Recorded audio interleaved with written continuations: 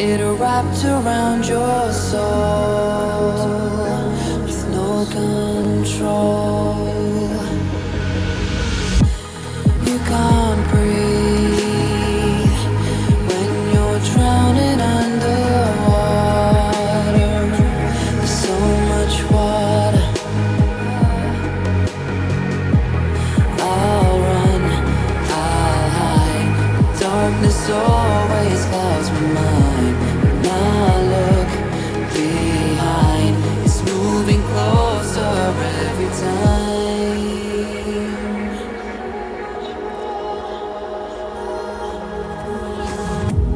I can't pretend that I have a strong defense. 'Cause darkness, my old friend, you get me till that's the end.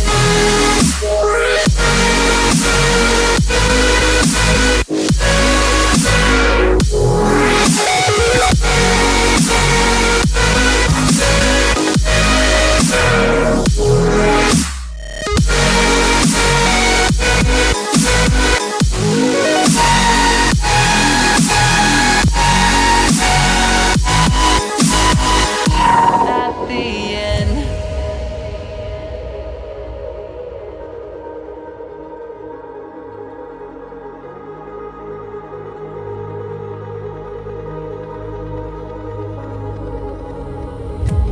Can you feel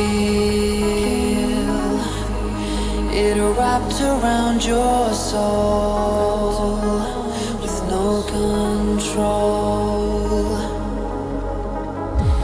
You can't breathe when you're drowning underwater. There's so much water. I can't pretend that I have a strong defense. 'Cause darkness, my old friend, you get me till the end.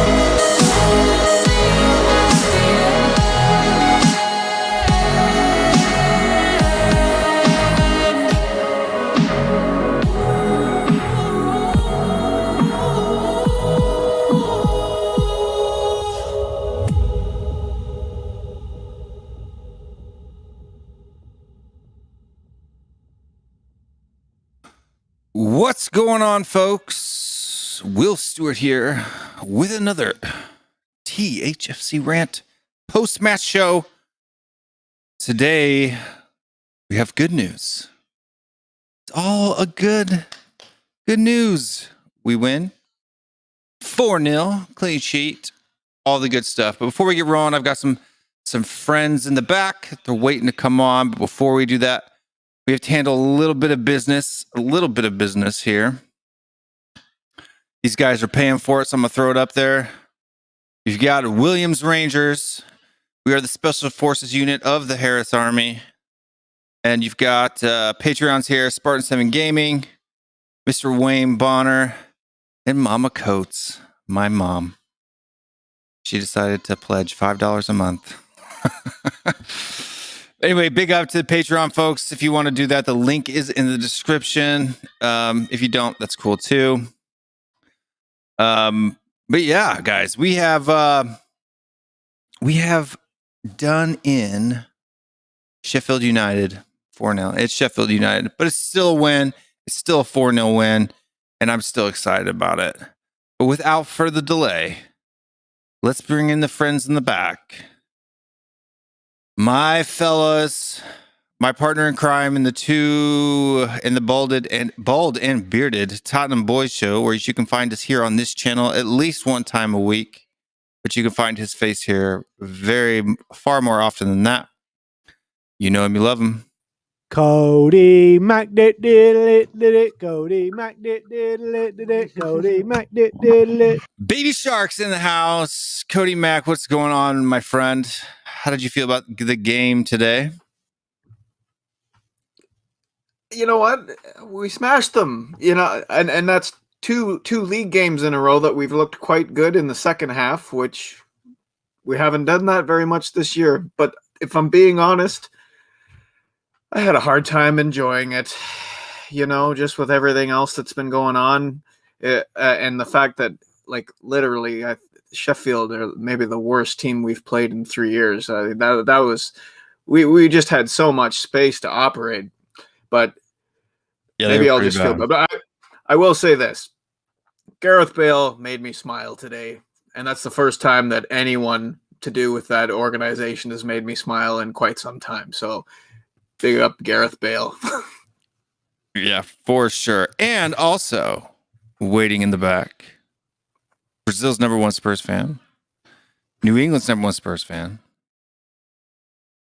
arguably the United States' #1 Spurs fan. He's conceded that title to me, but I don't know if I want to accept that yet or not. Marcelo. I'm telling you, bros. And I've already got permission. I've already gotten permission from Marcelo. There will be an "I'm telling you, bro" shirt hitting the shop, and maybe even by the end of this stream. Who knows? It depends on how rocking the stream is. He's also starring in the new film by Tottenham Hotspur that you'll be able to find on Netflix and all of those other places. Weekend at Joe's with Joe Lewis as Bernie. And I'm trying to get in the middle of there.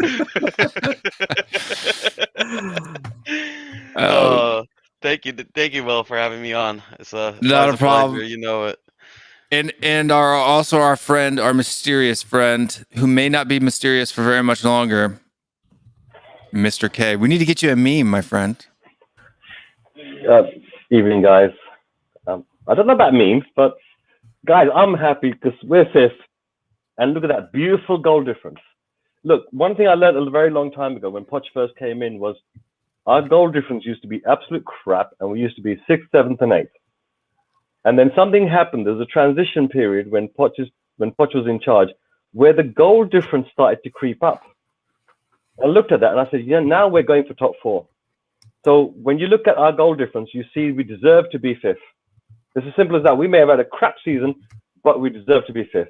But what I'm even more happy about is the quality and the class that Bale showed today, the composure on the ball, you know, the maturity that he has, the way he strokes the ball. All 3 goals were class. Please go away. Yep, they were a good one. Game. Honestly, pure class. People doubt Bale, but when he turns it on, oh my days, we get goosebumps. For sure, we do definitely do get goosebumps, and also too for people who don't know, right? This is one from yesterday's. This is one from yesterday's show, and I just want to throw this up there because he was pretty excited about it. You know him, you love him. He's not here himself, but his bun is, and that's it on a shirt there. You can get your very own bun shirt over at THFCRants.com. It's a class shirt. A lot of fun stuff over there. We've also got moon boots in the house. Oh my god. We got the moon boots in the house, and if you guys want to see what that looks like on a shirt, we got that over here too. Now, this one, I think, to be honest with you, this is what I think I'm going to get for myself because I think I might get that one, honestly. yeah, that's pretty funny. That's pretty dope. It's got the NASA font man. at the bottom, the old classic, moon. These are literally called moon boots. That's what these snow boots were called back in the day. Man, Kieran has to buy that. That even has looks to like buy that. NASA. That even looks like NASA. Well, that's class. That's Yeah, class. it's gonna be a pretty funny one. I'm also gonna be working on one for the Irish Hotspur too. He's asked me to make one for him, just for his stuff. Irish is number one fan. David's been a huge support to all of us here in the YouTube community. I think pretty much everyone here who's had a channel or thought about having a channel or thought about doing a show has consulted David at some point in the other. And, he's always big on, like, even, yesterday he was, he had the Paxton TV boys on and the Harris Army got him up to like 160s, 170s of subs, like 50 of them on stream. I wouldn't have, the 522 that I have now if it wasn't for him and the support that he's given us. 524. Wow, it's gone up even since I just looked at it 10 seconds ago. So thank you very much for that subscribe. Please do like and subscribe this video, like the video, subscribe to the channel, and then share it to your friends. Like if you enjoy the show, we have a lot of funny stuff, that goes on, and we couldn't stop, Will. You're not allowed to be successful under my reign. Get out of here. Oh my days. 425. Sorry, 525. 525. It's going up like fire. It's going up like fire. You're gonna have to do that. You're gonna have to collaborate where you go on David's stream when he does the 9:30 UK time, and then just one stream leads into the other, because I think you're getting the Irish Hotspur effect right here. Yeah. Speaking of that, we'll throw some comments. We'll do some channel shout outs here.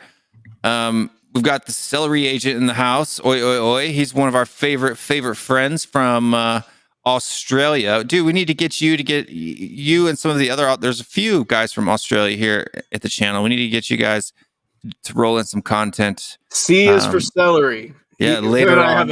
Him and I have an ongoing Sesame Street back and forth going. We ended David's stream, and I said that we can all agree that we're fucked, and he said F is for fucked. So I see you, celery. Let's see, you got it going on. We also got Nick Johnson in the house. What's going on? Shamu Van Spurs, all the way over from the Irish Hotspur. Teletubbies. He's giving some shirt ideas. Teletubbies sun with Sun's face in the place of the sun. I'm guessing like you overlay Sun's face. I can't put Sun's face on it because there's image rights. Yeah. I'd get sued pretty quick for that. But I might be able to do something for Sunny's face. But that's a good idea. Keep them coming. If you guys have shirt, go ahead. Yeah, you got to get in touch with Hyungmin Dad so you can get some rights. Yeah, I might have to do that. If the store starts taking off and people really it becomes really popular, then that's probably something we could do. Get some license deals going on. Right now, I mean, throw them 5% of $40 isn't a whole lot of money. But we've also got Tommy G in the house. Tommy G, what's going on? Great to see you in the comments again. Ronak Khanna, thank you for joining. He can't stay, but he's going to check us out on the afterplay. Hashtag Enoch out. You can also get the hashtag Enoch out stuff in the store. I don't make any money off that. That's all marked down to purely what the shirt company charges. There's no extra profit for me. I don't want to take money for that because I want to provide those things if people want them as cheaply as possible. Unfortunately, not as cheap as I would like. Lila Kim is in the house. Yasin Shakur and Lila Kim. 안녕하세요. Thank you for watching. Alex Burton, he's a channel favorite. Dan Davenport, yo, from England here. Thank you for staying up late with us, Dan. We appreciate it 100%. Big up, Dan. Big up, Dan. Internesh 1710, big up. Thank you for joining us again. I appreciate it. My favorite YouTube name of all time, the Rootin' Shootin' Tootin' Putin. You need to have your own show called the Rootin' Shootin' Tootin' Putin Show. Good name. Love it. 92 Flamethrows in the house, a channel regular as well. Tottenham teacher, what's going on, Mario? Thank you for joining the stream. Hey, Will, did you link the? Yep, it's the pinned to store? the top. Link the store. It should be in the description of the video. Yeah, I'm clicking on it. It doesn't the link doesn't bring anywhere. Did you put the right link? Yeah. I just want to say, if I ever open a bakery, I'm gonna call it Rootin' Tootin' Shootin' Gluten. I want to see if I can get that moon boots. That's the right link. I don't know why it's not loading. But here, I'll throw it in the chat too, and then people can grab that if they want to. And it may not do it like while the video's live or something until it's processed or something like that. I'm not 100% sure, but a link's a link though.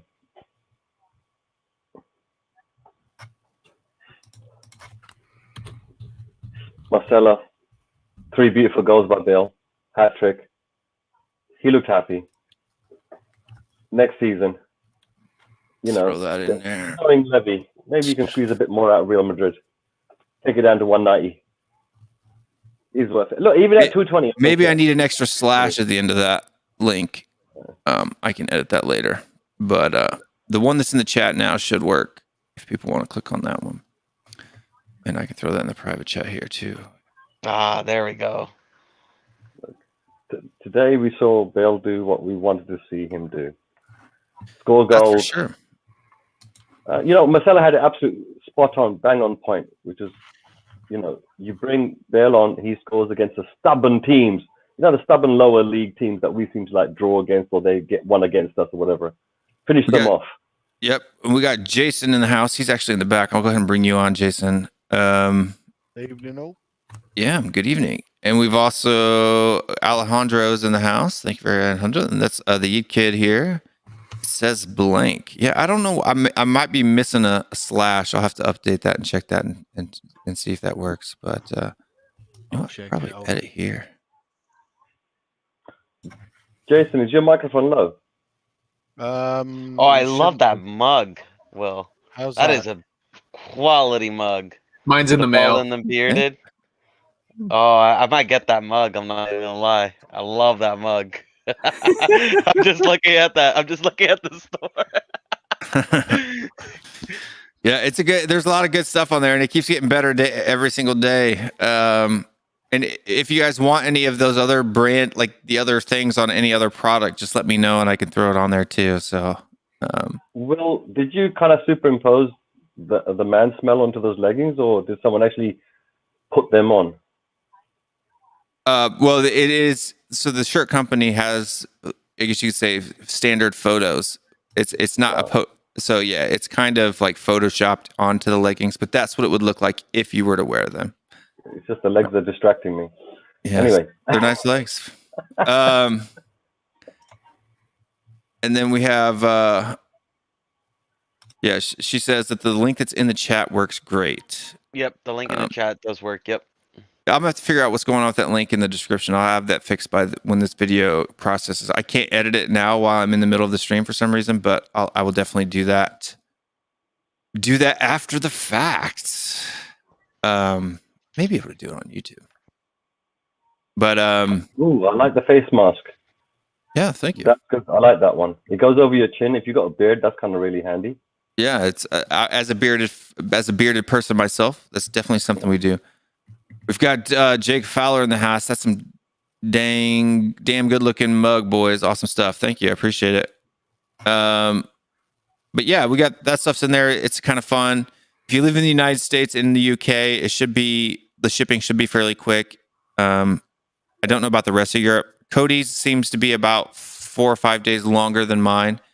And so people know this is a made to order type of a thing. So as you order it, they make it right then and there. So there is a 3 to 5 business day manufacturing time, and then they ship it out to you. So, and the shipping price in the US was fairly reasonable. It was only like $4. So I don't know what it was for you, Cody, being in Canada, but you can say if you know just if you remember what the shipping cost was. Shipping cost for I got a shirt and a mug, and shipping cost was like $20 Canadian, so $15 American or so. That's a bit high.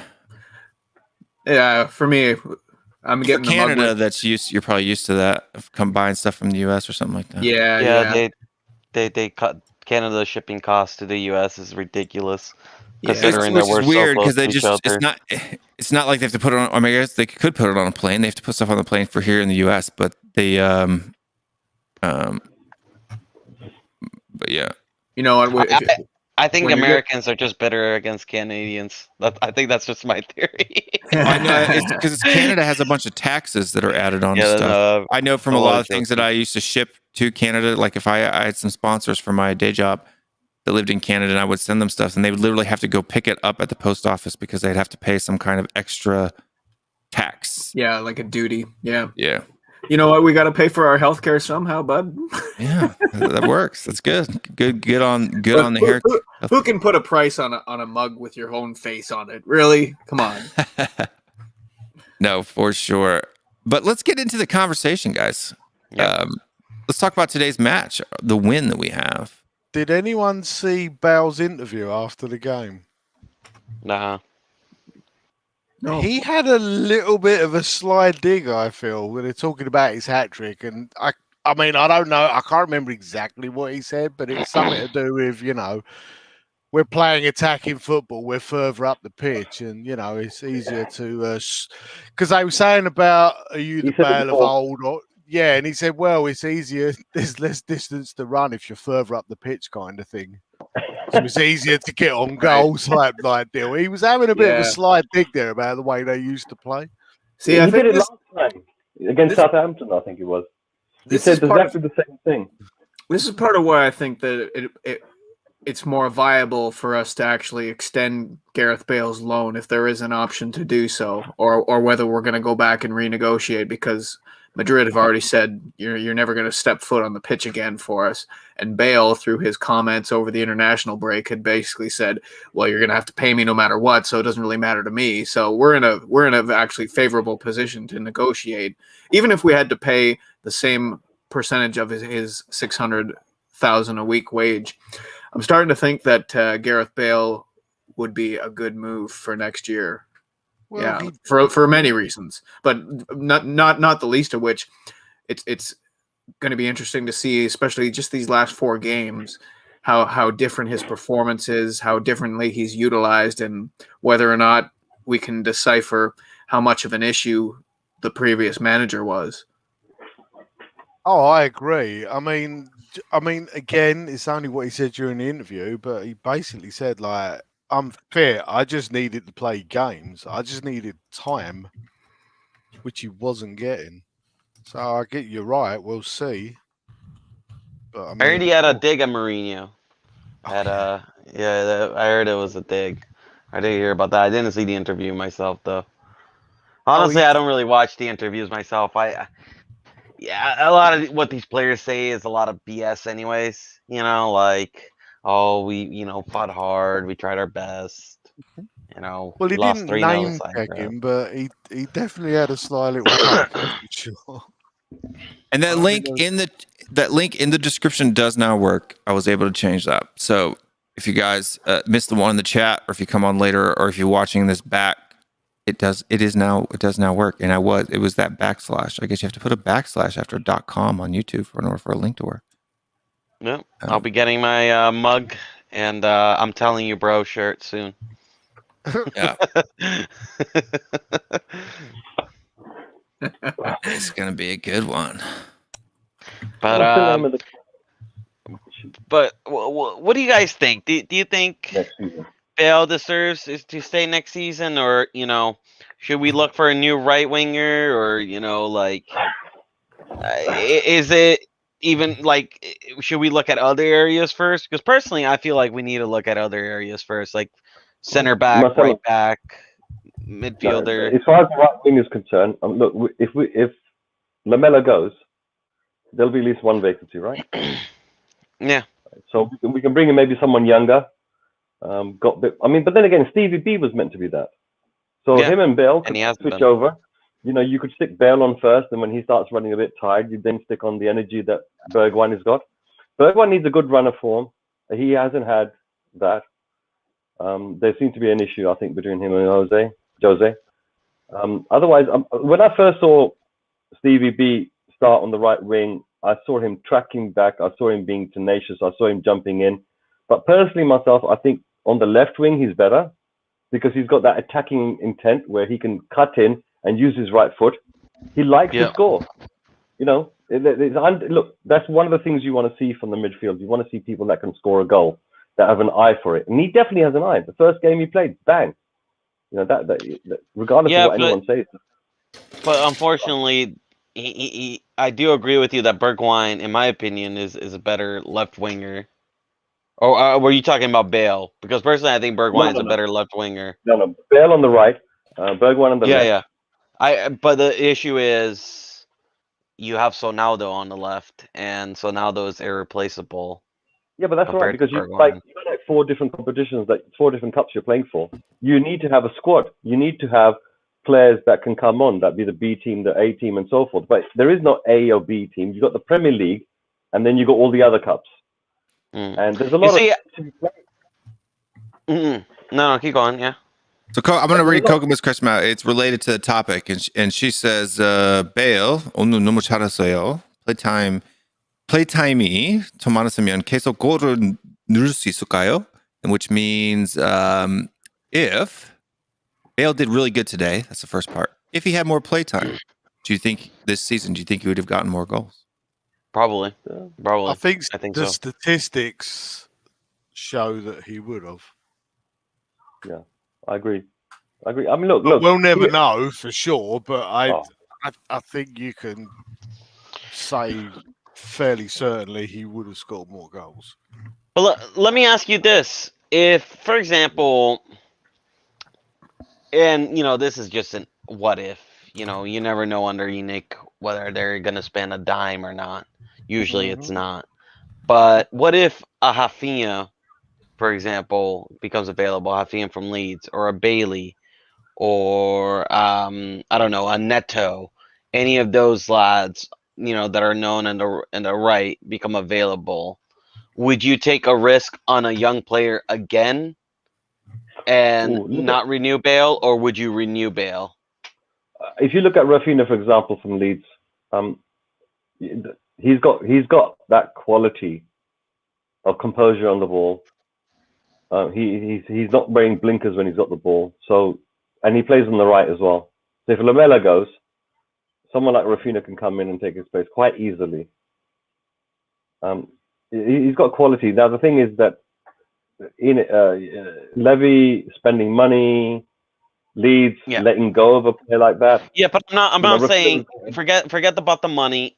Would you, if you had the choice between taking a risk on another young right winger, right, like a Bailey, like Rafinha, like you know, like I said, Neto, right, those young wingers, would you take a risk on another young player like we did for Stevie, or would you rather renew Bale's contract? I'd rather renew Bale.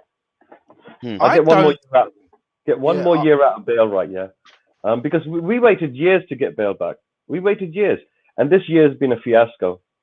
You know, with the whole debacle of, like, you know, Jose coming in, the players letting us down. You know, players are feeling vindicated.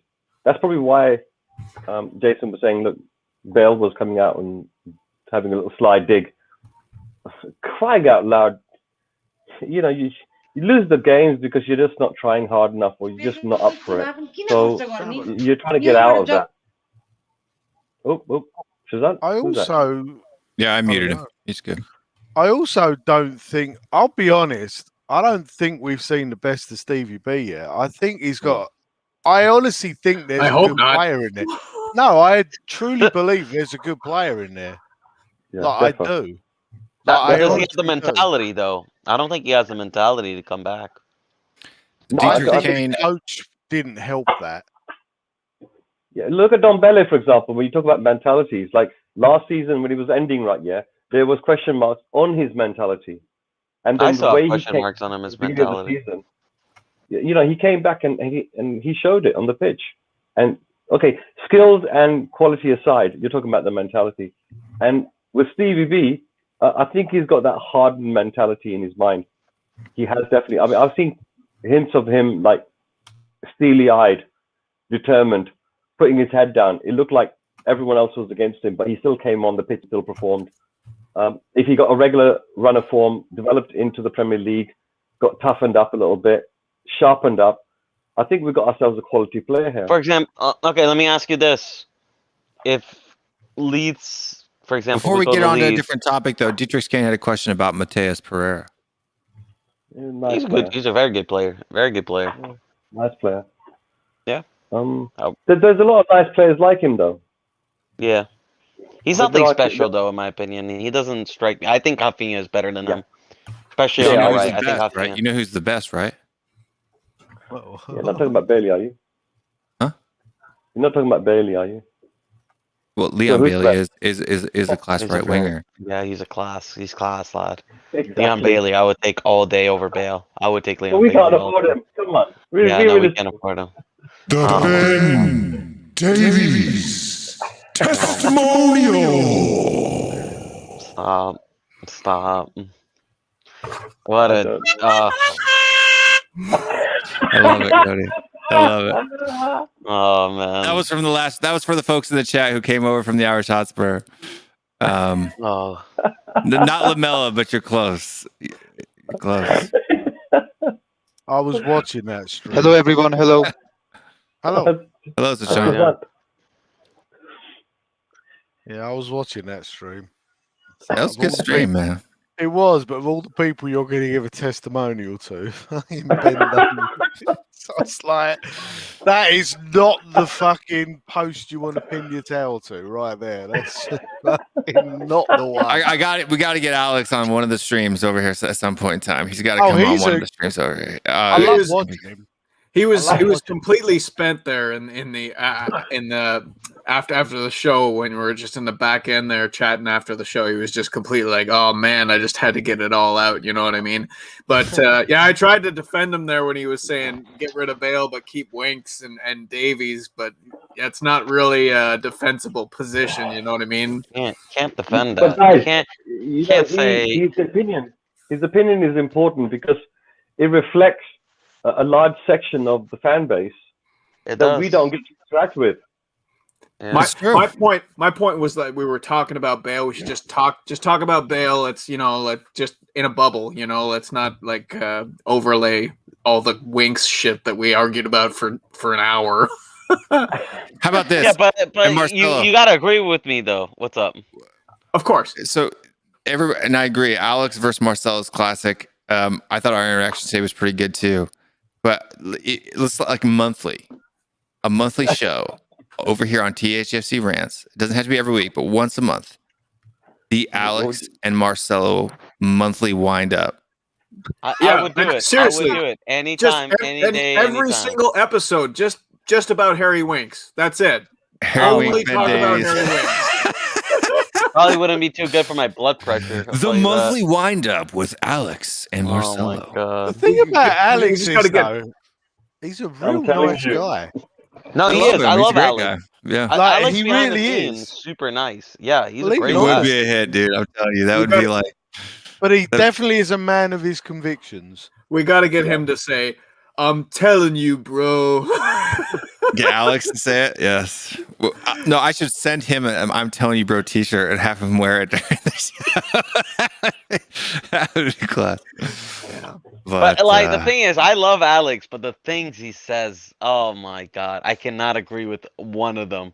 Yev and I, honestly, I don't think Yev and I can ever agree. I just feel bad because like every time that he's on a stream, it's just like it ends up like 6-person stream, all 5 arguing against Alex, and the comment section just completely slating him, and it's like, oh man.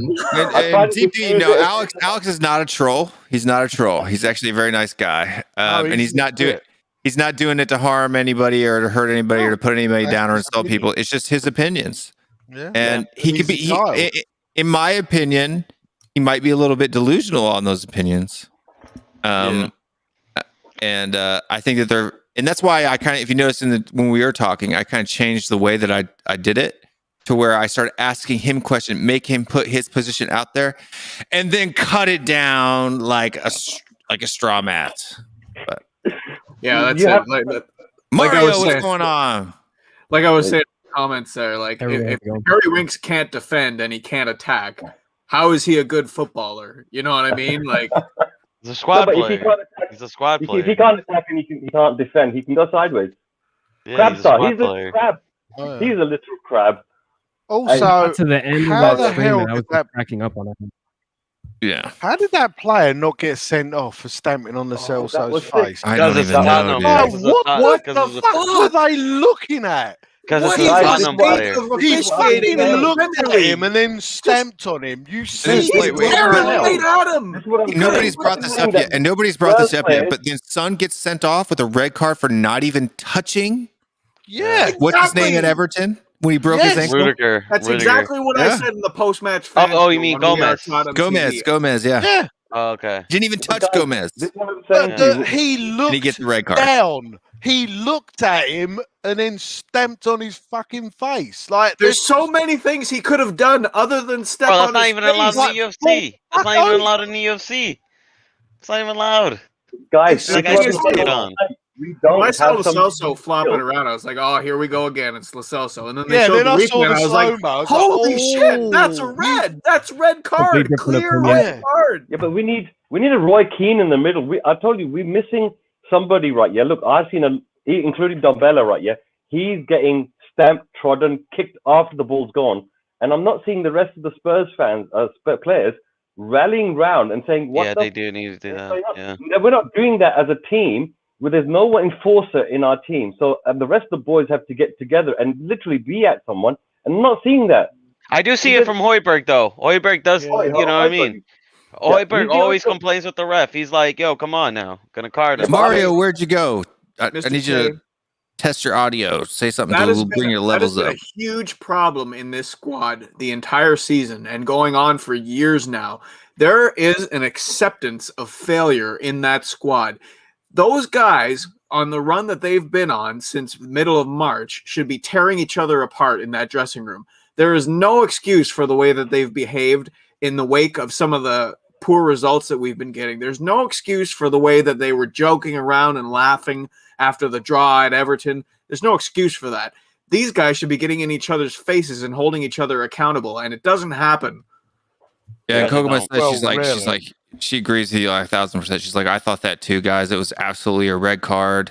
That's And then that's And honestly then she was like, VAR. his face was so scraped up. It was a super serious foul. VAR has had some He could have serious done it, whoppers yeah. in 2020, He- 2021, but that one takes the fucking cake for me. That Dude, is the did you worst see the one way that his I've head seen. got squished? I was like, he could have done him some He could have damage. taken his eye out. Could have It had a was concussion. fucking He probably He had probably a does have a horrible. concussion. I would be Anyway, surprised if he you gotta doesn't. prop that up. That was a red card. I don't fucking definitely. understand this league anymore. I don't know how the standard of officiating. And Cody, somebody should be losing their job for that. I'm I not don't even even gonna lie. blame the ref. I blame This is the point of VAR. Look, this is the point of the Spurs is that for over a decade, 2 decades, I've seen so many things being said by pundits, the media. There's so many things that happen on the pitch. The referees, it's almost accepted for Spurs to be treated this way. It's normal. We're the butt end of jokes. People don't take us seriously, and it's a consensus out there that you can get away with things like that with Spurs. Even if you're the Well, fucking well, worst well, team in the actually- league. Absolutely true. And Jason, Look, VAR is the officiating as well. There is it's No, it's, but it's, they're it's the referee that's in they're charge there of that to- review. Right, but the where the ref was, I don't know that he would have seen that actual incident as Yeah, it because run, VAR does have but to tell him. VAR, Yeah. they fucking watched that shit in slow-mo through 2 different angles. How the That's red card. Wow. That's- They still that's- miss it. It's an absolute disgrace. And he's No, laughing when it's- they ask him, "Oh, did I get your face? I'm very sorry. Yeah, but could you turn your face around?" I'm telling you, if he was playing in the late 80s, you would have counted about 10 minutes, and Pat Vandenau would have put him into Rose Ed. That's he the would have- point. Absolutely, have took him out. Højbjerg did take a trial yellow for card something later in the yards. game on Oh, no, Fleck. Yeah, he took it. He took it. That's what I'm saying. The players should all take a yellow card, giving him a kick on the shins. One Well, player, no, next player, 'cause- third player, fourth player. By the time you get to the 5th player, right? Yeah, the manager of the opposition would have turned around and taken him off. Yeah, well, first of all, VAR should do its fucking job and have that guy sent off. That's what really should happen. United and Chelsea. The reaction from the player should be on top of the actual red card. I was fucking disgraceful. Look, we've seen this so many times. It's happened time and time again, right? And we're going to carry on seeing it. It starts with the jelly bean management at the top, who've got no loyalty towards the players in the first place, or the fans, or the managers that come in, and that type of systemic behavior it trickles itself all the way down to the bottom of the club. Honestly, I've seen this everywhere. Yeah, but Dulux don't run. Dulux is just solid paint. It don't run.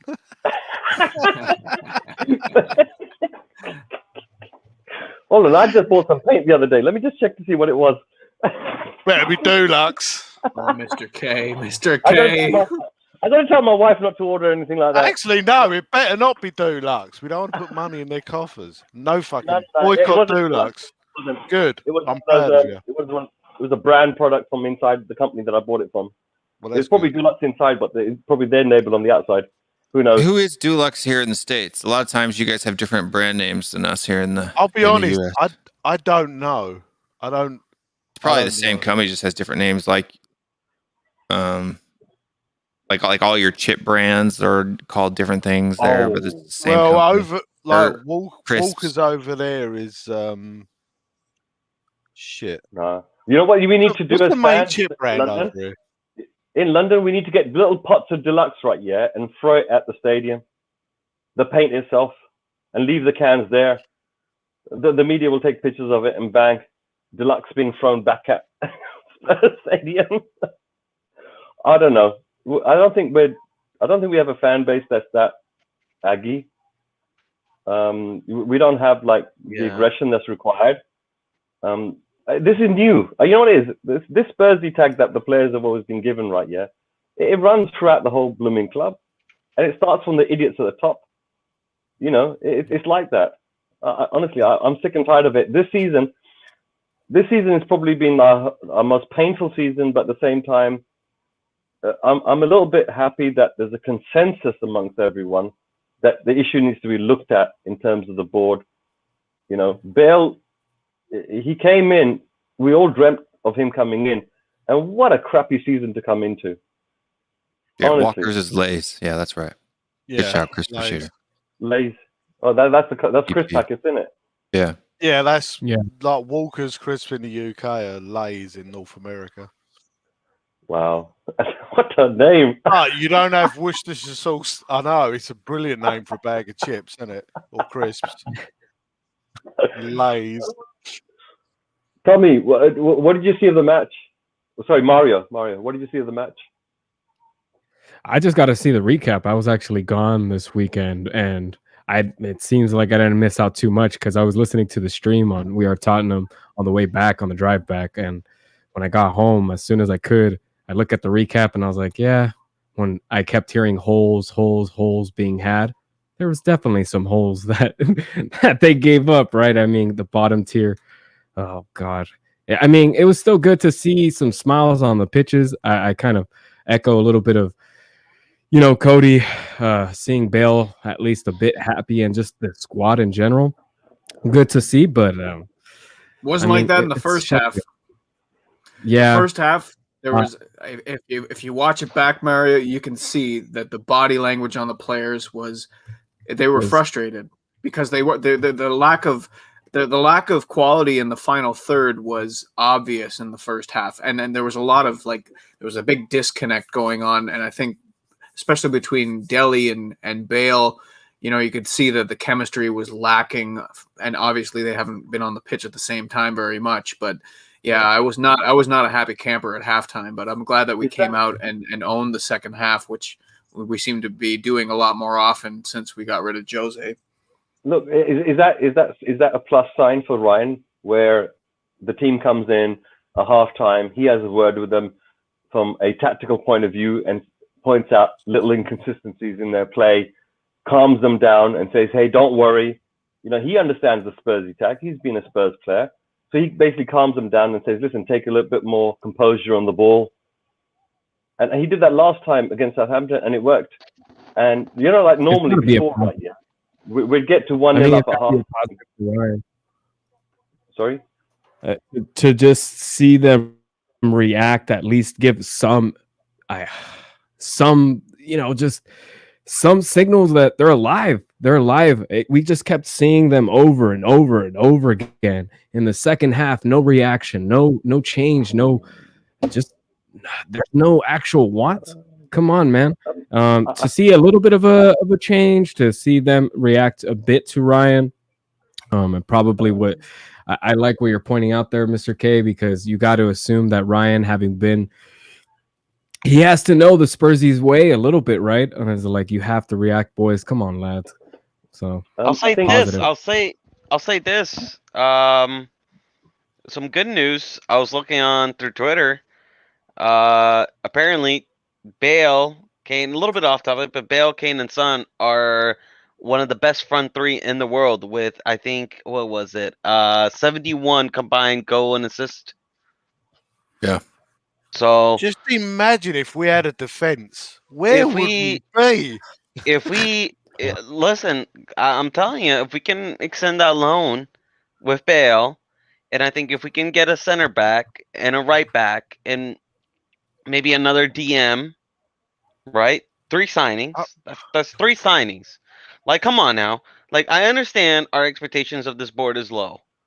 We still never replaced Ericsson for me. But like, let's be real now. 3 signings, we can do it. Just do it. Just fucking do it. Like, these guys, this board has got to just start doing their job. It's getting ridiculous now. Just saying, oh, we have to sell to buy. And then, just saying, like, that's the reason why we don't spend all summer is ridiculous. Okay, you have to sell to buy, then sell some freaking players. Just sell them already. Marcelo, here's the crazy thing, right? The board don't come out and say that. The manager doesn't come out and say that. It's the fans. The players don't come out and say that. So who the hell is saying that we need to buy to sell or this or that or we can't do this or that? Somebody is pressing these rumors and creating a hype, making excuses and putting it into the media. It ain't coming directly from the club. And all of a sudden, everyone in the chat, or not here, but everyone in the media chat will turn around and sing it from the same hymn sheet again and again. Then the Spurs channels will repeat it. This hype goes all the way through, and then it keeps us disillusioned. It keeps us away from understanding, no, this is a Levy hype. Mr. K, Alistair Gold has reported what was Alistair Gold. Okay, listen, I love Alistair Gold is pretty fucking spot on in most things he says. He is pretty much spot on, but so if he's saying the club mandate is they need to sell to buy it, personally, but you also gotta. I kind of one thing I do take about what, like, don't get me wrong, Alistair Gold does do the proper research.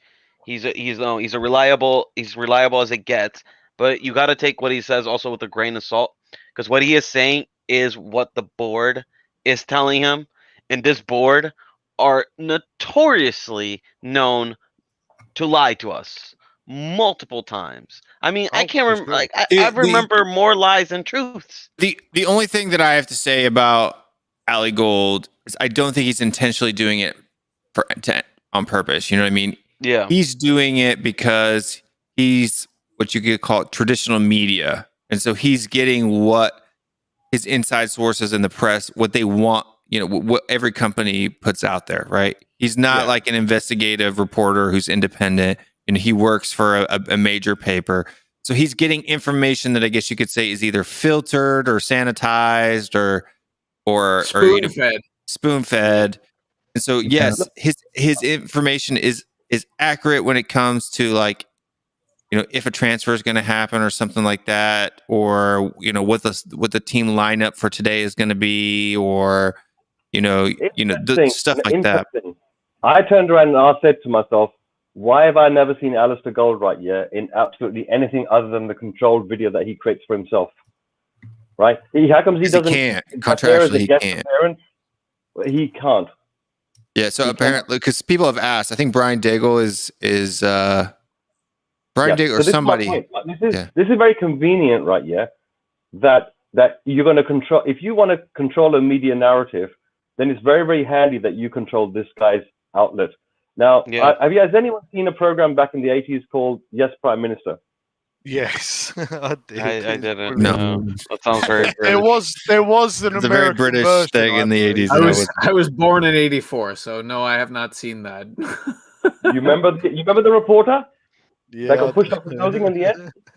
Yeah, she was bright-eyed and you know, everything was going through her. And the information was always spot on, 99% of the time. But that's how lies work. You filter one lie amongst 99 truths. And you keep doing that on a regular basis. I'm not saying as a club we shouldn't spend money. I'm just saying that's the narrative they want out there, and that's why it's out there, because they're pushing that to their sources. And but even then, if that is the narrative, right? Then just fucking do it. Like they're saying, oh, we have to sell in order to buy, but they don't sell anybody and they don't buy anybody. Like that's not an excuse for not doing business. Like that's just I'm at the point now where it's like fucking some of these players, if no one wants to buy them, pay them off. Just pay them off. Okay, here's a question. How many times has Delhi played this season, right? Yeah, especially after the January transfer window. And why is it that PSG put in 2 bids for him? And Levy still wouldn't sell him. So the question here is PSG a tight-fisted company, though? Yeah, but you know, were there bids for him, or was that paper talk? Dele Alli is a valuable brand. That's what he is. And you could see it today when he started. There was a huge swath of Tottenham Hotspur fans who were delighted that Dele Alli came into the starting lineup. There was a huge swath of Tottenham Hotspur fans that were defending the way that he played. He is a popular player. I liked him. I liked the fact that he turned up. I liked his new hairstyle. It fits Paris. I like that. Delhi. I'm not seeing the Delhi that used to play under Poch. You know, I'm not seeing that tenacity. I'm not seeing that aggression. I'm not seeing there was a couple of glimpses of it. Yeah, a glimpse. You can't stop your quality. He's a quality player. Trust me. Everyone's thinking that, he's reached his peak. No, he hasn't. He just doesn't want to play for the club anymore. Maybe Jose gave him a fair chance. He did. Yeah. When Jose came in, Delhi had that little manager bounce and everything, and then the work rate caught up with him, just like it has over the last 3 years. He just doesn't have the mentality. He doesn't have the work ethic. Cody, well, then that's the mentality. Cody, he was saying a number 10. Club, like he's done. He's stale here. He's stale here at just Delhi is not going to be the Delhi he was at Tottenham at all. Yeah. I could see him. I agree with Mr. K here. I think he's a quality player. He's just not going to be a quality player for us anymore. And even then, it's going to take him time to get back in form because of his shit attitude.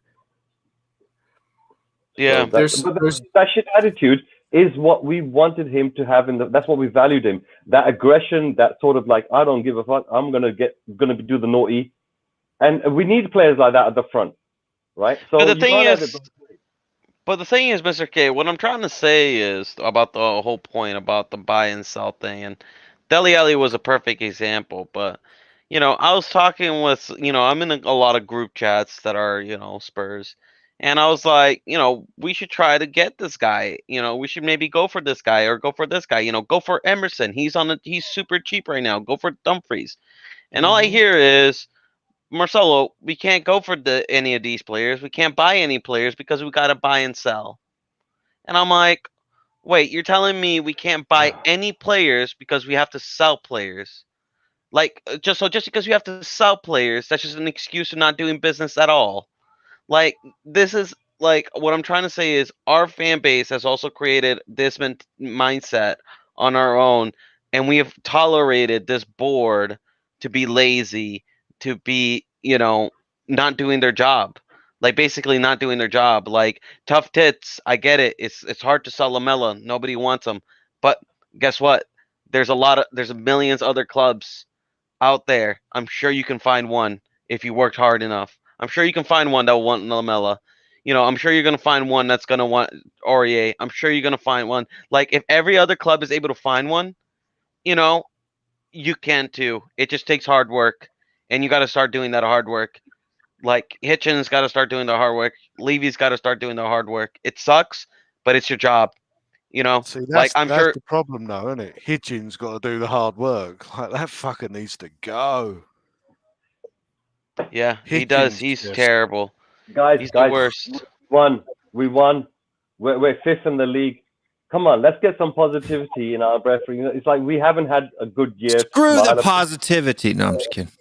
No, but that's fine. like sticking a band-aid over a sharp Yeah, bite. that doesn't. You know what I can't be mean? positive It's- because the thing is, that's the issue, Mr. K. Honestly, I hope we don't get top 4 because if we get top 4, we're not going to spend any money. No, we're never making top 4. Trust me. No, we can no. make top 4.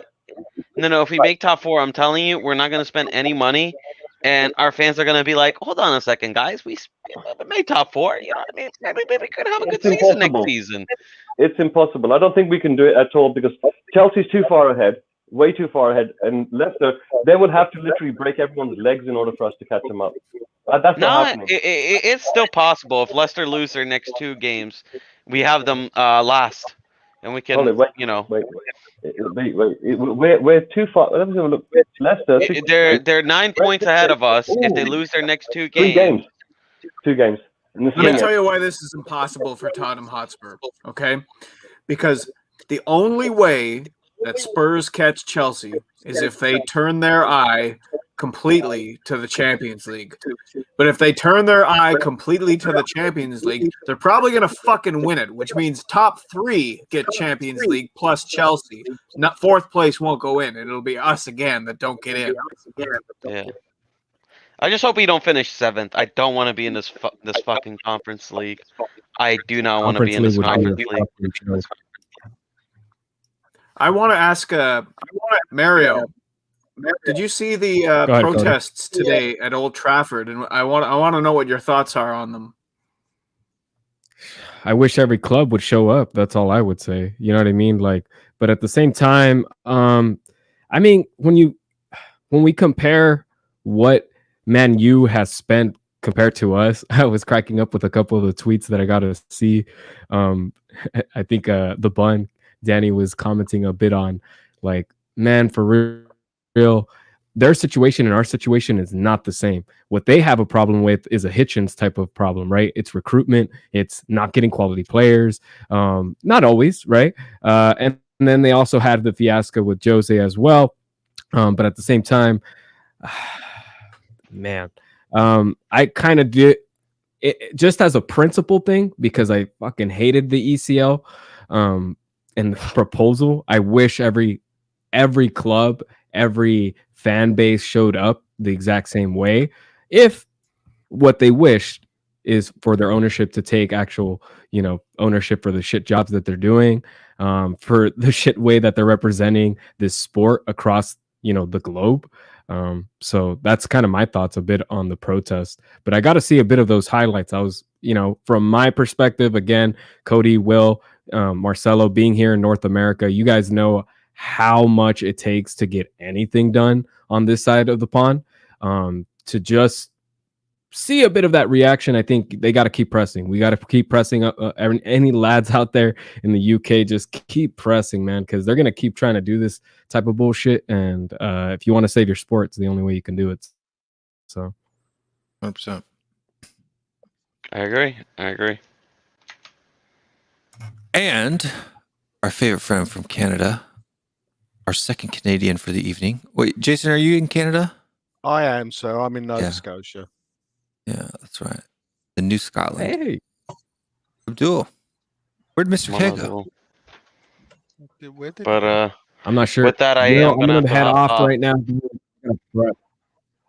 Everybody's heading off. Okay. I just gotta sleep for tomorrow. I gotta wake up in about like 6 hours or so. It's all good. If there's anybody else I in the just chat, got there's back from the 65 trip. people watching right now. So that's not a small number. If everybody else wants to jump on the show, hit the link at the top of the screen and join. I'll stay But for thank- another 20 minutes. I You guess. don't have to if you have to. Nah, I'll stay. Lads, I'll see you.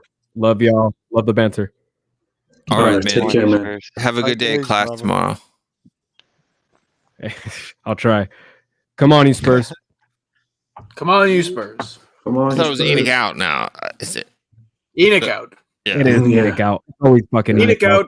Let's Mario hope in. we actually get enough pressure. Mario in. Let's hope our fan base has enough pressure because for real, yeah, man, fucking Enoch. We were Ugh, embarrassing I compared to can't- Arsenal and United.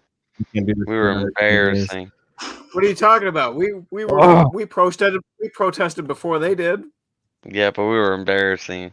Yeah, Our but you know protest was what? Yeah, but embarrassing. there's a big Arsenal one had a coming whole on week the- to prepare. It was a Arsenal Friday. There's Take a big take one coming 3-day on. weekend, No, you know. there's a big protest coming on the 15th. Like, don't get me wrong. I will agree like- with you, Marcelo. I will agree with you if the 15th doesn't go well. No. Like, I'll say this. Hey. Don't get me wrong. I hate the amount of stick. Like, okay, I'm gonna go on a rant a little bit here before I go because this is actually kind of bugging me. And actually, Tell me, bro. Arlod, I'm telling you, bro. Our fan base on Twitter are the biggest jokesters. Honestly, you lot are clowns for like trying to criticize Ben and Sem for the protest. Like, oh yeah, the only reason our protest didn't work out is because these two. Like, legitimately, I would like to see you try to form a protest. Like, if you wanna, like, a lot of these people live in England. Like, you can go to the protest too, bro. Like, you know what I mean? Instead of bitching, instead of crying and saying, "Oh, our protest sucks," how about you go to it or you do something about it? Like I just can't stand these people criticizing Ben and Sem for their protesting when they put hard work in, they put the time and dedication, they put the hours, they love the club, and you just get these guys just trolling them. It's absolutely embarrassing, and it's the fact that it's from our own fan base. Listen, if it was the opposition fan base, I can understand, but the fact that it's our own fan base criticizing them and like slandering them is absolutely pathetic. And if you ever slander the two boys for setting up that protest, you should be ashamed of yourself because they work hard every day, and that was the best they can do. They can't force people to come out of their house. They can't force anybody to come out. You know what I mean? They don't have that authority. Those people who came, they came in loud and they came in proud. So respect to all the people who did come out. You know what I mean? But I just want to say that piece. Yep. Absolute And, jokesters. I totally agree with I'm gonna everything. jump in real quick, Cody, because 15th is my birthday. Y'all better show up. Fucking show up to this protest. Get this thing done. Enoch fucking out.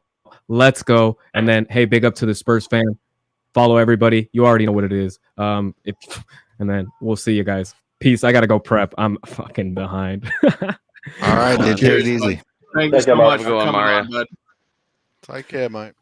Yeah, and the thing is, like, I really don't care what the other fan bases have achieved through their protests, which basically is nothing aside from the attention that they've garnered. That was for me, like, that was the proudest I've ever been to support We Are Tottenham TV, is when Ben and his group of hooligans came around the corner during that Sky Sports broadcast. This, a 5-minute broadcast that began with the interviewer saying that, oh, there's just a sparse number of, and then they friggin' crashed the broadcast and took it over. I have never been more proud of what those guys did. I don't care that we didn't come out in the numbers that we did. The circumstances are completely different. It's very difficult to compare them both. We'll just have to see how it plays out. But yeah, we just need to continue to hammer away on every platform that we can. We can't let the results on the pitch or the rumors about the managers or the rumors about the transfers, we can't let any of that detract from the fucking treasonous act that Enoch and the 12 founding groups of the Super League have just attempted on world football. Those motherfuckers just tried to steal Whoa. Tottenham Hotspur from the fans of England in particular, but the fans worldwide. And I do not support it one love bit. it. We all have to keep on with this. Use the hashtags every chance that you can. When we're talking on these streams, we need to be on point about this topic until we see some concrete change. Because if we leave these fucking billionaires in charge in the long run, they will be successful in stealing our clubs away from us. They will be successful in finally ruining the sport that we love so much. So don't take away the voice of the little guys, because we have just as much of a role to play as the people who showed up in droves at Old Trafford today. Absolutely. 100%. Well said. Love it. Well said. Love it. Yeah, perfect. You know, I had issues with We Are Tottenham TV from before, and one thing I've learned is that when somebody does kind of wake up to whatever it is that you believed in, and they start to propagate it, you should never turn around and say, "Oh, it's a bit late, mate." You should turn around and be encouraged at the fact that they believe in it just like you believe in it. It doesn't matter who's first, who's second, who's last. What matters is that we're all together in the same, belief and understanding. And finally, people are waking up to the fact that the issues, we point towards the players, we point towards the manager, we point towards the tea lady. It's nothing of the kind. The issue has always been and always has been greedy mofos right here at the top. Now, the question here is, if this is how they've been treating us behind the scenes for 10 years to prepare for this, it makes sense. Everything that's happened in the last 10 years, the way that Poch got treated, the way these players, it looks like, oh, they're the ones who got next man out. No, it's all been behind the scenes. It's all manipulation and distraction, smokes and mirrors, and hype. These people at the top of the game, they're billionaires right here. Do you think they became billionaires because they're stupid? No, they got clever people around them that tell them how to strategize, what type of tactics to put in, what type of connections they've got with the media, what's going to be filtered out to the social media, what type of fan bases are going to say what, when, and who they can influence. Look, at the end of the day, we know that if you look at, for example, William Hill, they're sponsoring parts of Spurs Club in bits and pieces. And then you watch some, for example, some of the YouTube channels, and you see, oh, well, it's the same sponsor. Well, that's convenient, but that was in the past. That's how people got started. That's how people got fed. Now it's a case of pride before glory. We forget the glory for a second. We need our pride back. Yeah, let's get some pride first in ourselves as a fan base and as our club, and then the glory will come. Right? The thing is that fans sometimes are so desperate for glory that they're willing to put their principles out into the dustbin in order to get it. Like, for example, let's get a billionaire sheikh to come along and change our zero club into a hero club. Our club has had to struggle all this way, right? We haven't had that type of injection coming in. They say we're $1 billion stadium. It doesn't matter. I don't see it on the pitch. I don't see it in the spending policies. I see the net spend being peanuts compared to promoted teams from the championship spending 5 times, 6 times, and sometimes even 10 times more than us in terms of investment. Listen, lads, Right. we're gonna fall behind, Mr. K. We're gonna fall behind. I already said it. We've already You fallen look at behind. no. It can get worse. Look at Everton. No, well, let's say fallen Everton. No, behind. hold on a Yeah, second. Hold on a second. Everton is already beating us in the Max Aaron's race. Everton. there you go. That's what I'm Everton. saying. Leicester It's are not beating even- us to they produce Samare. Max Harrison. Yeah. Well, we're Like- not producing. We've got academies. We've got brilliant training facilities, but we don't have the networking infrastructure or the pull to bring in the talented 12 to 14 to 16-year-olds. They're Like- going into Chelsea. They're going to Man City. They're going to Manchester United. They're going into Liverpool. They're even going into Arsenal before us. For fuck's sakes, know, we're now linked to, Rodrigo Verana. Like, don't get me wrong, he's a decent player, but like, for fuck's sakes, lad, like he's, he's like, he's not what we need right now. Like we need to be linked with some big guys, big names. We need to start getting linked with Leon Bailey's, Alex keeps saying, "Oh, this is not FIFA, mate," but that's exactly the problem right there. That's exactly the problem. That thinking of our fan base that says every time we name a player that costs more than 20 million, all of a sudden we're saying we can't afford them. We can't afford them. Nope, this is not FIFA. We're the richest club in the world. If we're one of the richest club in the world, we make profits every year. We still, even though they report, that, Enoch took heavy losses, they still made profits. It's just that compared to the profits that we're making years before when they were in the Champions League, and reached the Champions League final. Of course, they took a massive dip, and of course, without the audience, they took a dip, but they still made a profit. Like Well, the you got thing the other is, situation, Marcelo.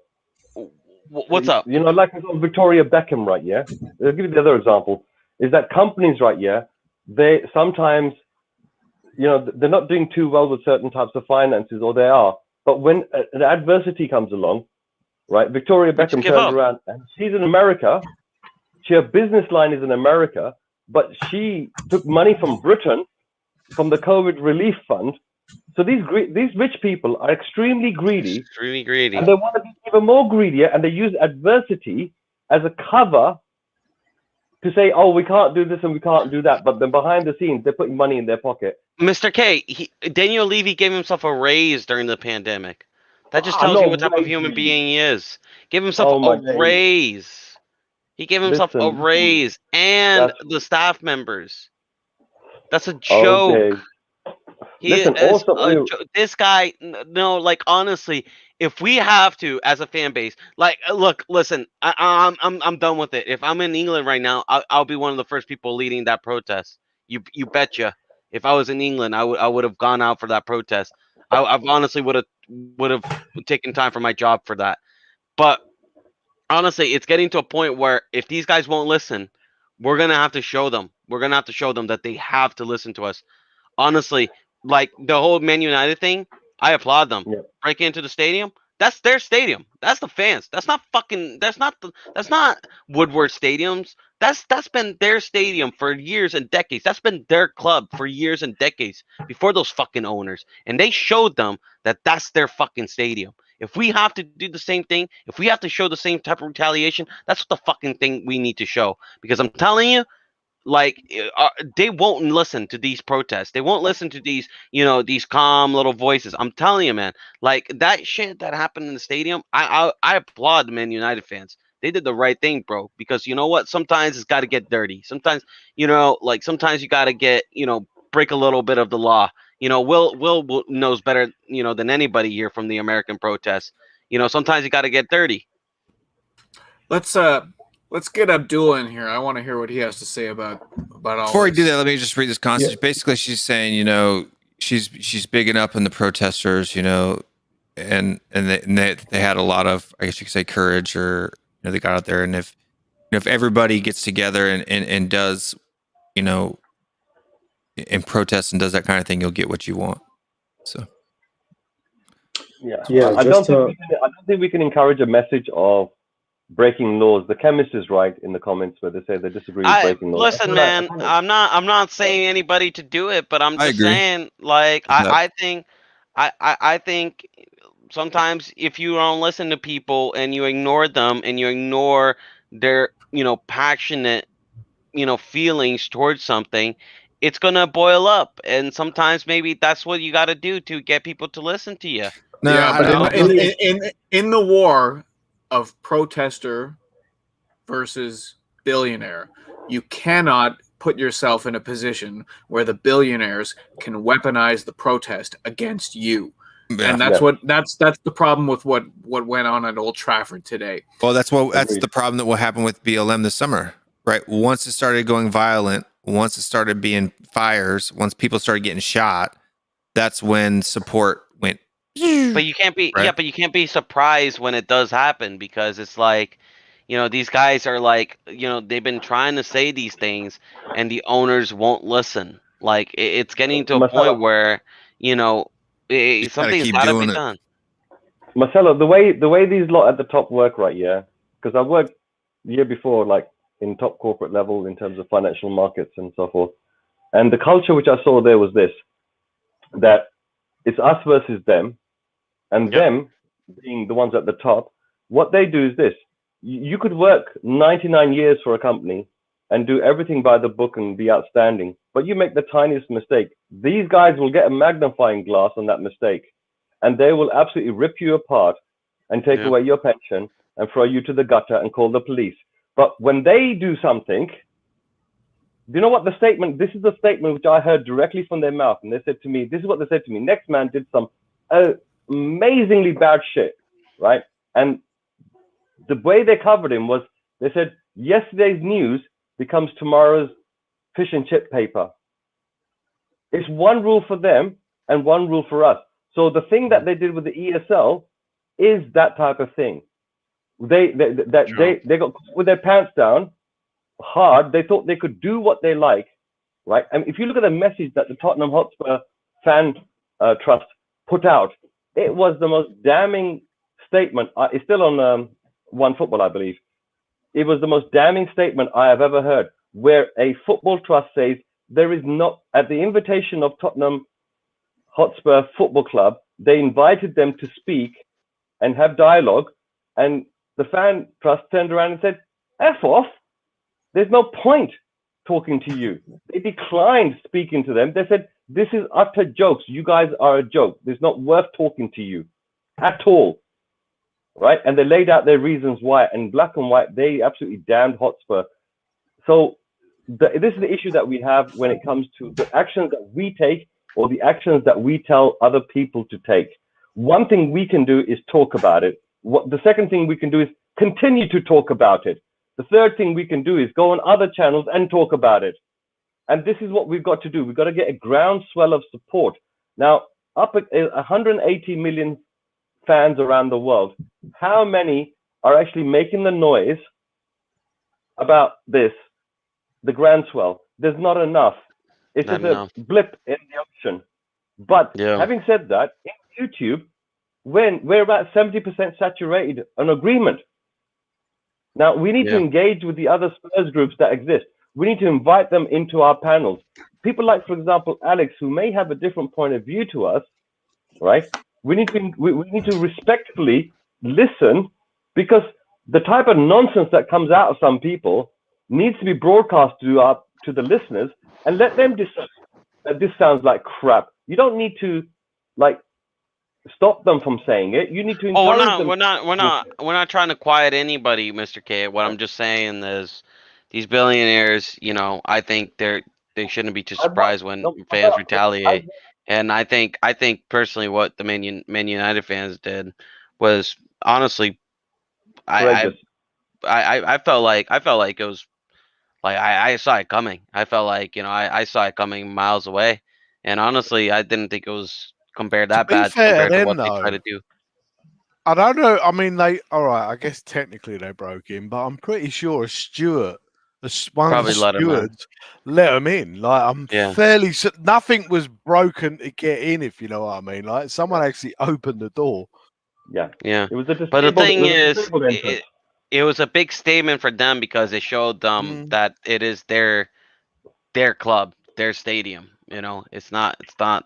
Well, it showed their conviction. They were willing to face whatever criminal charges may or may not have come to that to make that statement.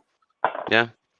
That's their conviction. That's how passionate they were about I think. Let me ask you guys this before I go. I think we're too numb to pain and failure for us to even build a proper protest. I think we're just become too numb to it. I mean, listen. The good thing of what the Man United fans did today, like what I got, the message I received was, this whole game, this football club, this derby between Manchester United and Liverpool belongs to us fans. And whether we want to cancel this match, we can. It's not up to Sky Sports whether they want to cancel it and rearrange it for a different day, whatever happens, if the weather's too bad or whatever. The fans took matters into their own hands, and they said, you know what? We don't want this game to be played today. This game will not happen. Believe us, it will not happen, and we're going to force you guys to rearrange this game for a different day. And it kind of signals the kind of power that they have, because you got to think about all the millions of dollars that went into televising this game, all the planning that went to rearranging it, all the people they had to hire, all the stewards and everything for this game to occur. You got to remember that they schedule this game, months behind. And they were trying to make sure that every game goes according to plan. But it just shows you the kind of power these fans can have when they can just totally rearrange the whole plan, the schedule, and just say this game will not happen today.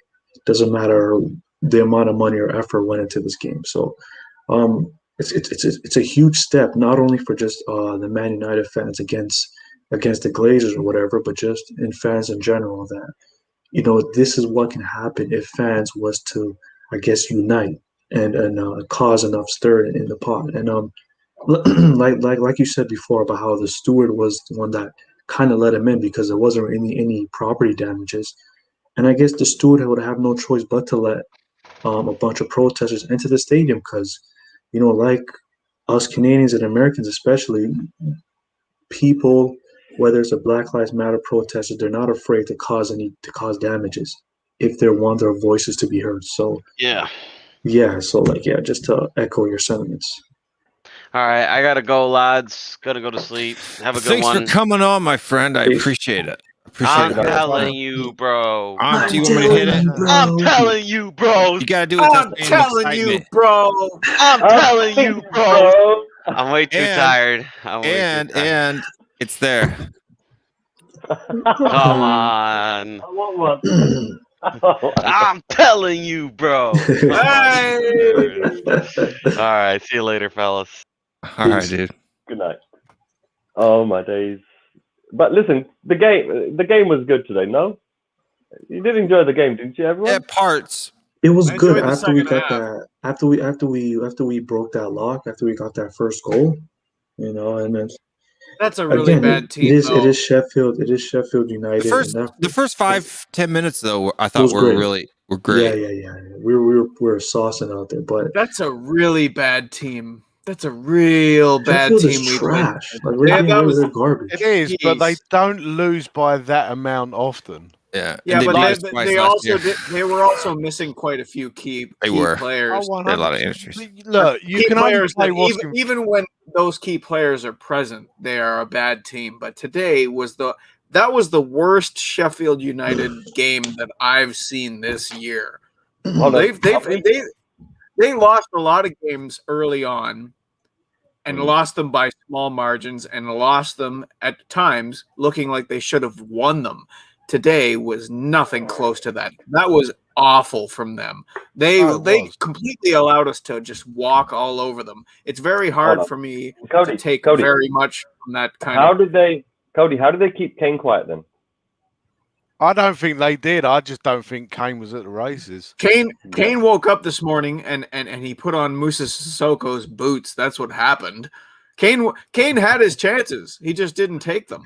You could see actually that was like when we were up 4 with 10 minutes to go. You could see that the whole team was trying to get Kane involved, whether it was get him an assist or get him a goal, because he's hanging on to his slim margin lead in both those categories in the Premier League.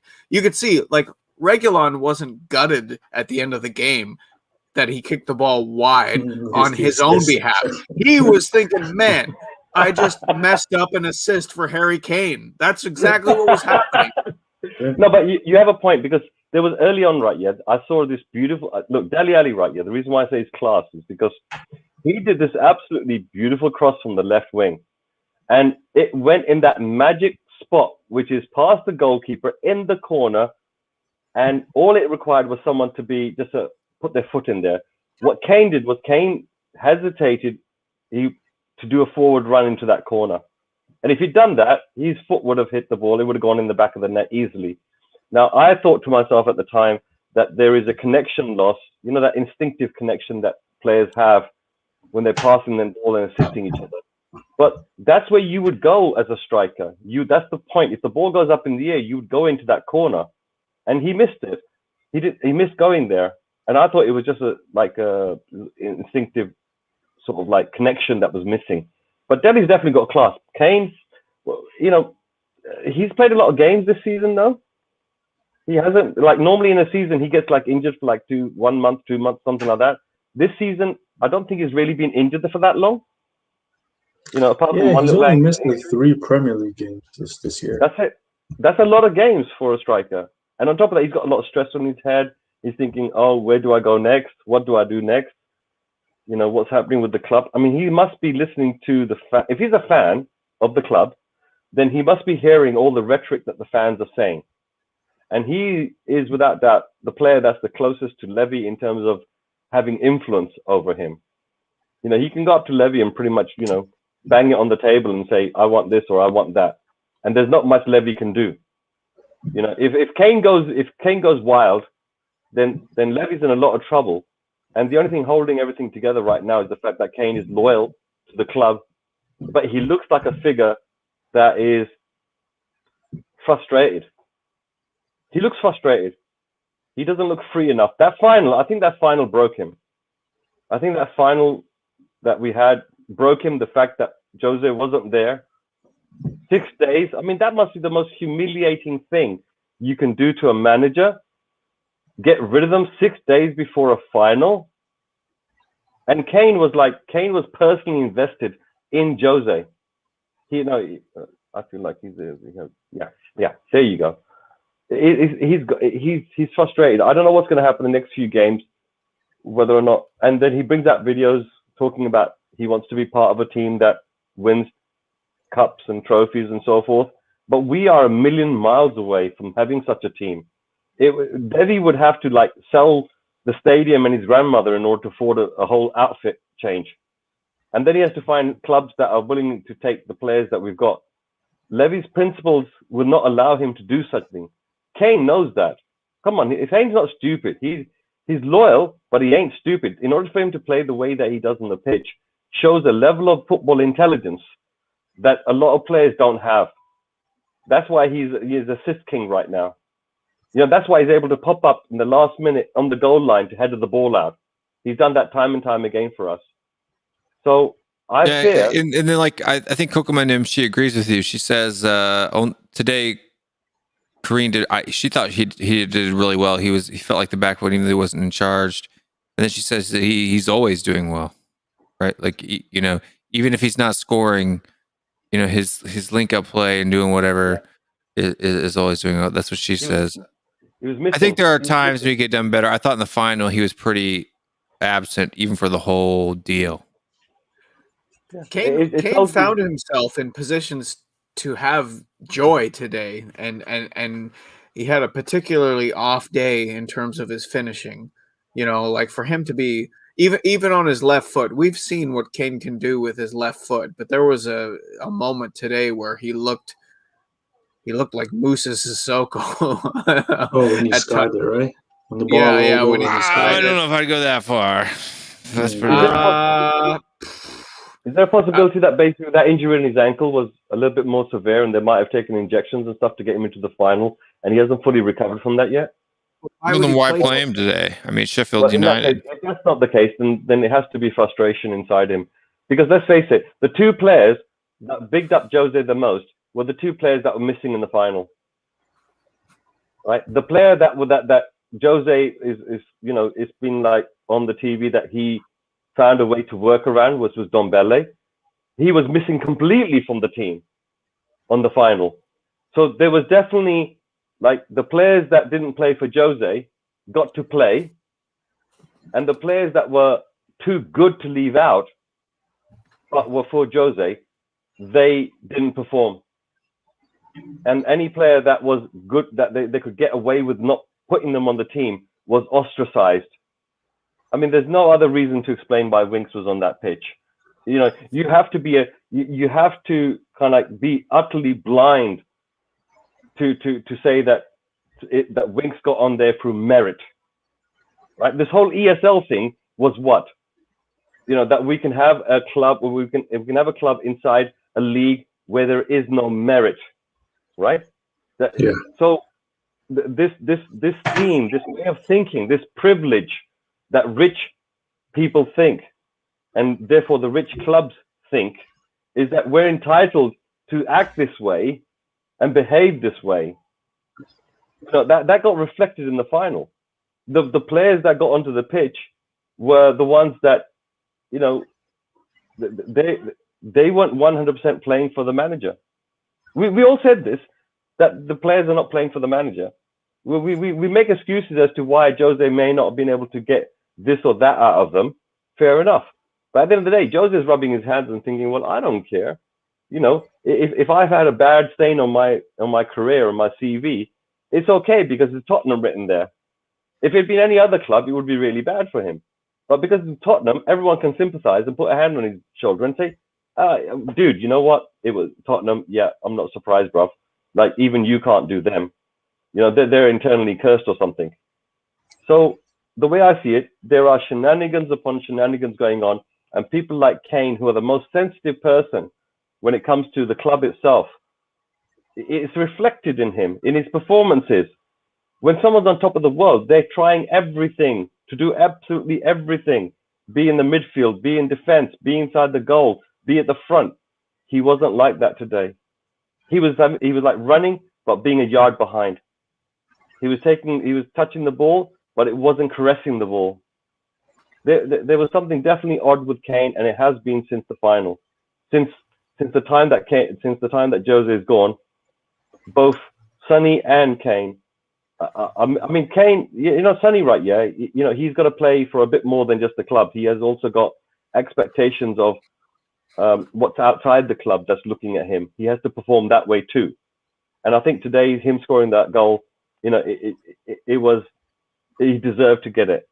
But with Kane, Mr. K, what do you think about Sonny's performance today? Because he also had a goal called back.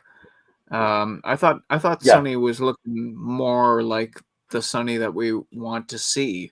But what are your thoughts? I think with Sonny, right? Yeah, he's got over his disappointment in the final, or the disappointment that Jose left. And I think basically he's tried to give a speech beforehand saying that it's not just about being happy to play in a final, it's about being happy to win one. And yet when he was in the final, we didn't see none of that crap, right? So he's definitely a professional. He's definitely will put it out there. But in the final, he didn't have the heart to do it, because if you feel betrayed, if you've been in that side, that team, and you've seen these players, and you know that these the same players that are in the final are the ones that didn't perform under Jose, a manager that you respect, right? I mean, behind the scenes, the stuff that's portrayed in the media, we've all seen it. There's no evidence of half the crap that gets spoken about in the media, and including some of the, you know, Spurs fan base that repeat the same lies again and again as if it's fact. Like, for example, they validate things by saying, "Oh, he failed. That's a fact." Well, every bloody manager's failed in our bloody club for 20 bloody years, apart from winning one cup or something. That's it. You know, so you might as well call them all bloody failures. You might as well call Poch a bloody failure. You know, he did all that crap, and then he got to the final and he still couldn't bloody win it. Yeah, that's a disgrace of a failure, considering he managed to change so many bloody players and still get. But I don't see that vehemence against Poch. But I see the vehemence against Jose, right? And that's media-driven, and that's also the fickle nature of the culture that we have in Spurs. I think forget about everything else. We need to. Yeah, but there's also a lot of Poch throwing players under the. Poch never threw players under the bus the way Jose did. Oh, yes. Classic. Listen, you know what? I will say that there definitely is a media bias against Jose Mourinho. 100%. But he is the author of his own demise in that aspect. He invites that because he's a fucking cock, and we all know that. He is an arrogant egomaniac, and everyone who was surprised at the way that things devolved with Jose didn't understand Jose when he came here, right? Yep. A spade is a spade, and we should not have expected Jose to be changing for Spurs in a way that he had never really displayed in his previous managerial positions. Jose invites that criticism because even in the face of failure, he puffs his chest out. So, yeah. Look, Jose at the end of the day, right? Jose, right, he is more decorated than our club. Single-handedly, by himself, one man, right? So as far as I'm concerned, he can puff his chest. He can stand there and hang it all out. He's entitled to. He's proved it. He's got the medals to prove it. So he can be an arrogant sod. You know, he's entitled to do so. But what he has got is a proven track record. And that is something we've decided, hey, let's just throw that away. Let's ignore that because our players don't like being thrown underneath the bus. Like, look, do we not throw them under the bus every friggin' day? Do we not call them out every single day? We have done so for a long time. So I don't understand where someone is spitting out the truth and trying to provoke the players into a reaction can be a bad thing. I mean, the people that needed the arm around them. There's a fundamental difference. Like, I'm not managing a football club. Yeah. Like, those players aren't playing for me.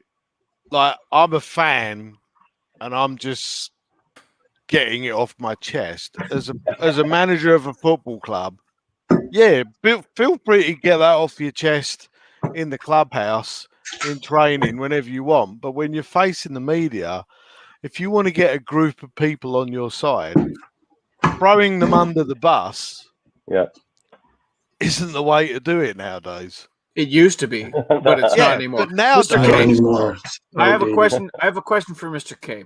Okay, the year is 2031. How are Tottenham Hotspur supporters looking back on the very short Mourinho era? Look, it's colourful. That's what it is with being a Spurs fan. It's colourful. We've had colourful characters come through. Look at Redknapp, Wheeler Dealer, right? But these are all characters, and we love it so far. We've had a good journey with Jose. It ended in sadness and tears. You know, I'm not upset the fact that he's gone. I'm not, sad. But at the end of the day, the problems that we had before he came are the same problems we've still got now. I just don't want him to be the main excuse to deflect away from what the problems that were there beforehand. And all of us, we can't turn around and say, oh, we would have had a much better season had some other manager been in charge. That's a lot of codswallop. Any manager being there would get a tune out of them, and then eventually they would fuck him up. So pardon my French, they will do the old dirty on them because they're incompetent, half of them. They cannot play beyond a certain level. Look, I'm not saying one thing or the other. It's like it's not all on Jose. It's not all on the players. It's not all on the fans. At the end of the day, the people that we need to hold responsible, right? Yeah, are the people that have been in charge of this all the way through. Managers come and go, players come and go, but the upper management has always been there. Their recruitment policy of what type of players they get in, what type of managers they get in, what they demand from the managers, how much money they spend, what type of players they bring in, when they bring them in. In football, there's something called momentum, right? A momentum can swing from one moment to the next. And all of a sudden, where you were below, you now go into the ascendancy. So this is what's happened with Tottenham Football Club. When we've had the momentum, the upper management has failed to act. And by the time they do act, it's too late. The barn door's flipped open, the horses run away, and now all of a sudden you bring the apple to say, hey, where's the horse? I brought the apple, you should be eating it. And then you turn around to the audience and you say, hey, look, I got the apple here. But it's too late. But that's the argument they'll make. They say, look, you got the apple, but the horses run away. That's the horse's fault. Had you brought the apple before the horse bolted out of there, the horse would have stayed. And that's what it is.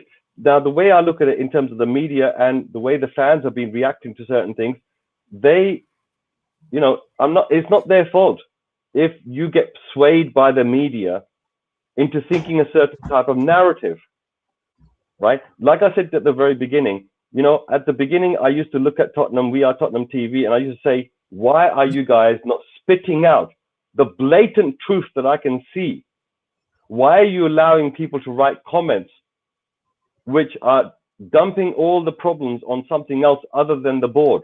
To be fair to them, they don't look at the comments majorly during their streams. And in fact, it wasn't until I would say probably, I want to say about a month ago that they even really had moderators other than a few people. I also want to make a point about this because I have seen not abuse, but criticism of certain Tottenham fan media. Some of these channels, some of these podcasts, they are molding themselves in the image of the likes of Ali Gold, in that, yes, they cover Tottenham, but that is what they do. They're not looking to insert opinion into what they discuss. It's not up to them to rail against Levy and Enoch and whatnot. It's up to them to display facts. So because I've seen some popular podcasts and whatnot come under fire for not being like Enoch out.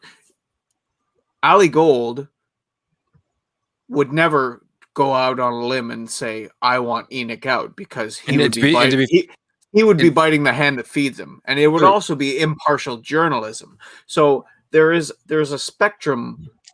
There's a spectrum to be respected here. There are certain channels and podcasts that consider themselves among, whether deservedly or not, they consider themselves among the media in terms of credentials. And while it was a part of the topic before, I don't think it was super clear to a lot of people. I mean, you had people like Stelios and Brian over there at Tottenham Away, and some people too.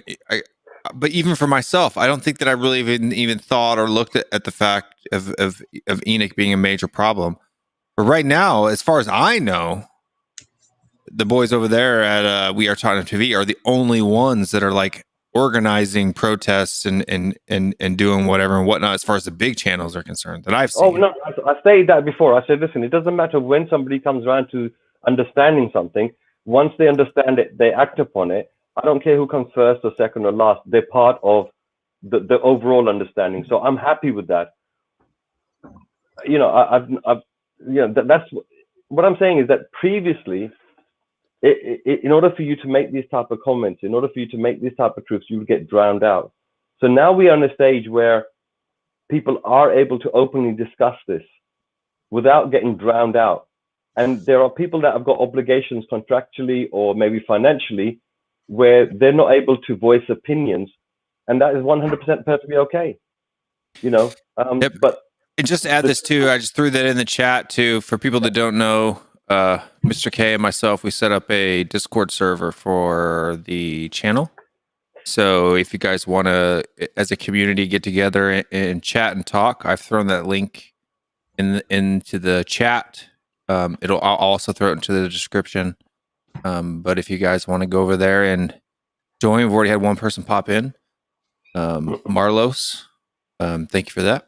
And if you guys want to jump into that and talk offline with each other and do all that kind of stuff, we have Ossis in there that just jumped into, so a bunch of different people. So if you guys want to continue as a family, as a group, as a part of Williams Rangers and chat and get on about different things at different hours of the day, that Discord server is there for you to be a part of. If anyone has anyone been in Discord before and has done moderating in Discord servers, please do let us know. Jump into there and just send us a message. I do need some moderators in there. If anyone's done any Discord server designs, basic designs, let me know. Otherwise, I'll source them myself. We just literally put it together the other day, and it will. Yeah, it was like last night when after the stream last night, we were talking about it and we just set it up real quick. So it's still pretty bare. If there's anybody out there who loves Discord and wants to help run that, just hit us up either on Discord or on Twitter, and Discord would be the easiest way. Well, there used to be a function within Discord before, right? Yeah, you could have these add-ons in there which allowed you to have, like, you know, you've got a main chat room, and then what you can do is you can create another chat room which is for a different language, and then anything that gets typed in there in a different language gets translated and then put into the main channel, and vice versa. I'll see if I can dig that up and see whether or not those translate bots are available. But this is brand new. We just literally put it together, very, very bare bones. So it's a community thing. So come in there, jump in there and contribute. You know, your say is just as important as my say or anyone else's. So please do come and join. I think to a certain degree, people can comment in there things that they maybe like to get discussed later on in different streams. That's always handy, because at the end of the day, all the discussions we have here are primarily what you guys are thinking about already. You know, so that's why you guys agree or disagree with us, is because these things are important to you as well as they're important to me and Will and Cody and Abdul and Jason. But look, I'm not against bashing any of the fans. Honestly, God, I'm not. I want the fans to come together. I want them to stop bickering with each other over small points, which the water's already gone underneath the bridge. Jose's gone. There's no point arguing about the rights, the wrongs, the goods or the bad. He's gone. He's now part of the history of the manager lines that we've had at Tottenham. What remains is the board that we have, the players that we have, the passion that we have for the club, the love affair that we have with Tottenham, which a week and a half ago, 2 weeks ago, was in real jeopardy. Honest to God, there were so many fans that were thinking, oh my days, this thing that I love is breaking my heart. Because what's breaking is the fact that I may have to walk away from it.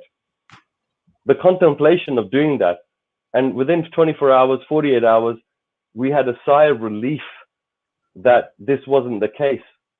We had hope in our hearts that the fans can get together, rally with each other against this monstrosity called the Super League, this money grab that these people at the top, that we've always suspected they're out for themselves, but now blatantly they're showing their color. But what I've also seen is the media within 4 days distracting and deflecting away from the main issue into some other issue. And fair enough, those issues are important, but we were dealing with one issue. Now all of a sudden, we have to forget that issue altogether and deal with racism, extremism, or whatever else, mental health and so forth that will come along, which in their own right need to be discussed. But our issues are not going away. We're going to sit here every single year and feel the same way. And then come September, August, we're going to have hope in our hearts. Honestly, Levy will do this to us. He will do something. He will bring in a manager, right, and make us believe that there is hope. He will bring in a few players, sell a few players on, and he will give us hope that we're just missing 1 or 2 players and we can do this season. And all the while, the teams that are doing it, winning cups, competing for the leagues, they're laughing at us. Honest to God. There was a time when they were afraid. Trust me, they were afraid. How do I know they're afraid? Because they started putting respect into the word Spurs. They started to give Spurs respect. And those days are now looking like a distant memory. Honestly, this is like, you know, it's like, I've got hope that the youth that are coming through the Spurs Academy that we've produced, you know, even if 4 of them are what we hope them to be, that's a fantastic investment if they can come through. Now, are they going to get messed up by Levy's little antics? Maybe. You know, it might happen, but let's hope that as fans, we've started to talk about these issues strongly enough that we force people in Tottenham to start actually doing their job. Because that's what I see. I see a level of incompetence and a level of greed and the agenda which is their own being carried through regardless of how we feel as fans. And as without the fans, there is no club. Honestly, I'm telling you straight. All you guys listening over here right now, you guys are the club. 100%. This club is yours. And 2 weeks ago, it felt like that wasn't the case. That's why we were heartbroken. It felt like the club didn't belong to us, you know, because there's no certificate that says, and our name's at the bottom of it. Are we going to be able to campaign and have some sort of meaningful progression in pushing the club? Well, when you look around at the fan base, that's really where your strength needs to come from. And we have to turn around and stop thinking that, no, we can't do it. We can do it. If we are Tottenham TV, can go out there and protest in front of Sky News, then if they can do it, then so can everybody else. I think the Facebook channels are probably the next thing to tackle. But like I said, you know, this might require people to get together in an intelligent way and to bring their qualities and their skills and their intellect to the front. You know, I can't think of everything, but I've got heart and passion, and I've got tenacity, and I can consistently be here, and I will see this through.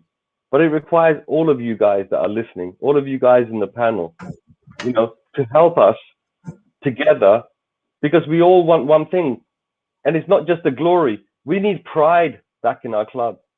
Pride comes first, and then the glory will come. I guarantee you, if we've got pride in the badge, the glory will come. That I totally believe in. For sure, 100%. And Jason's got to head out today. So Jason, let's hear your closing thoughts, my man. My closing thoughts. I'm glad we won.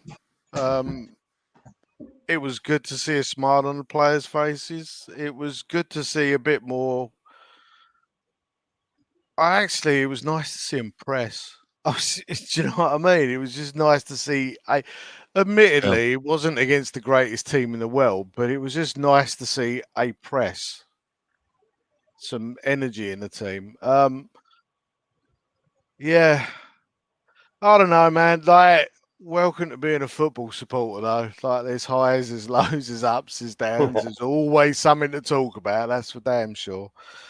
But yeah, Enoch need to go, man. Like, something needs to change. For sure, 100%. But yeah, I've got to go to bed. I've got to get the kids up for school in the morning. But it's been emotional, gentlemen. You take it easy and have a good night. Good night, Jason. Peace.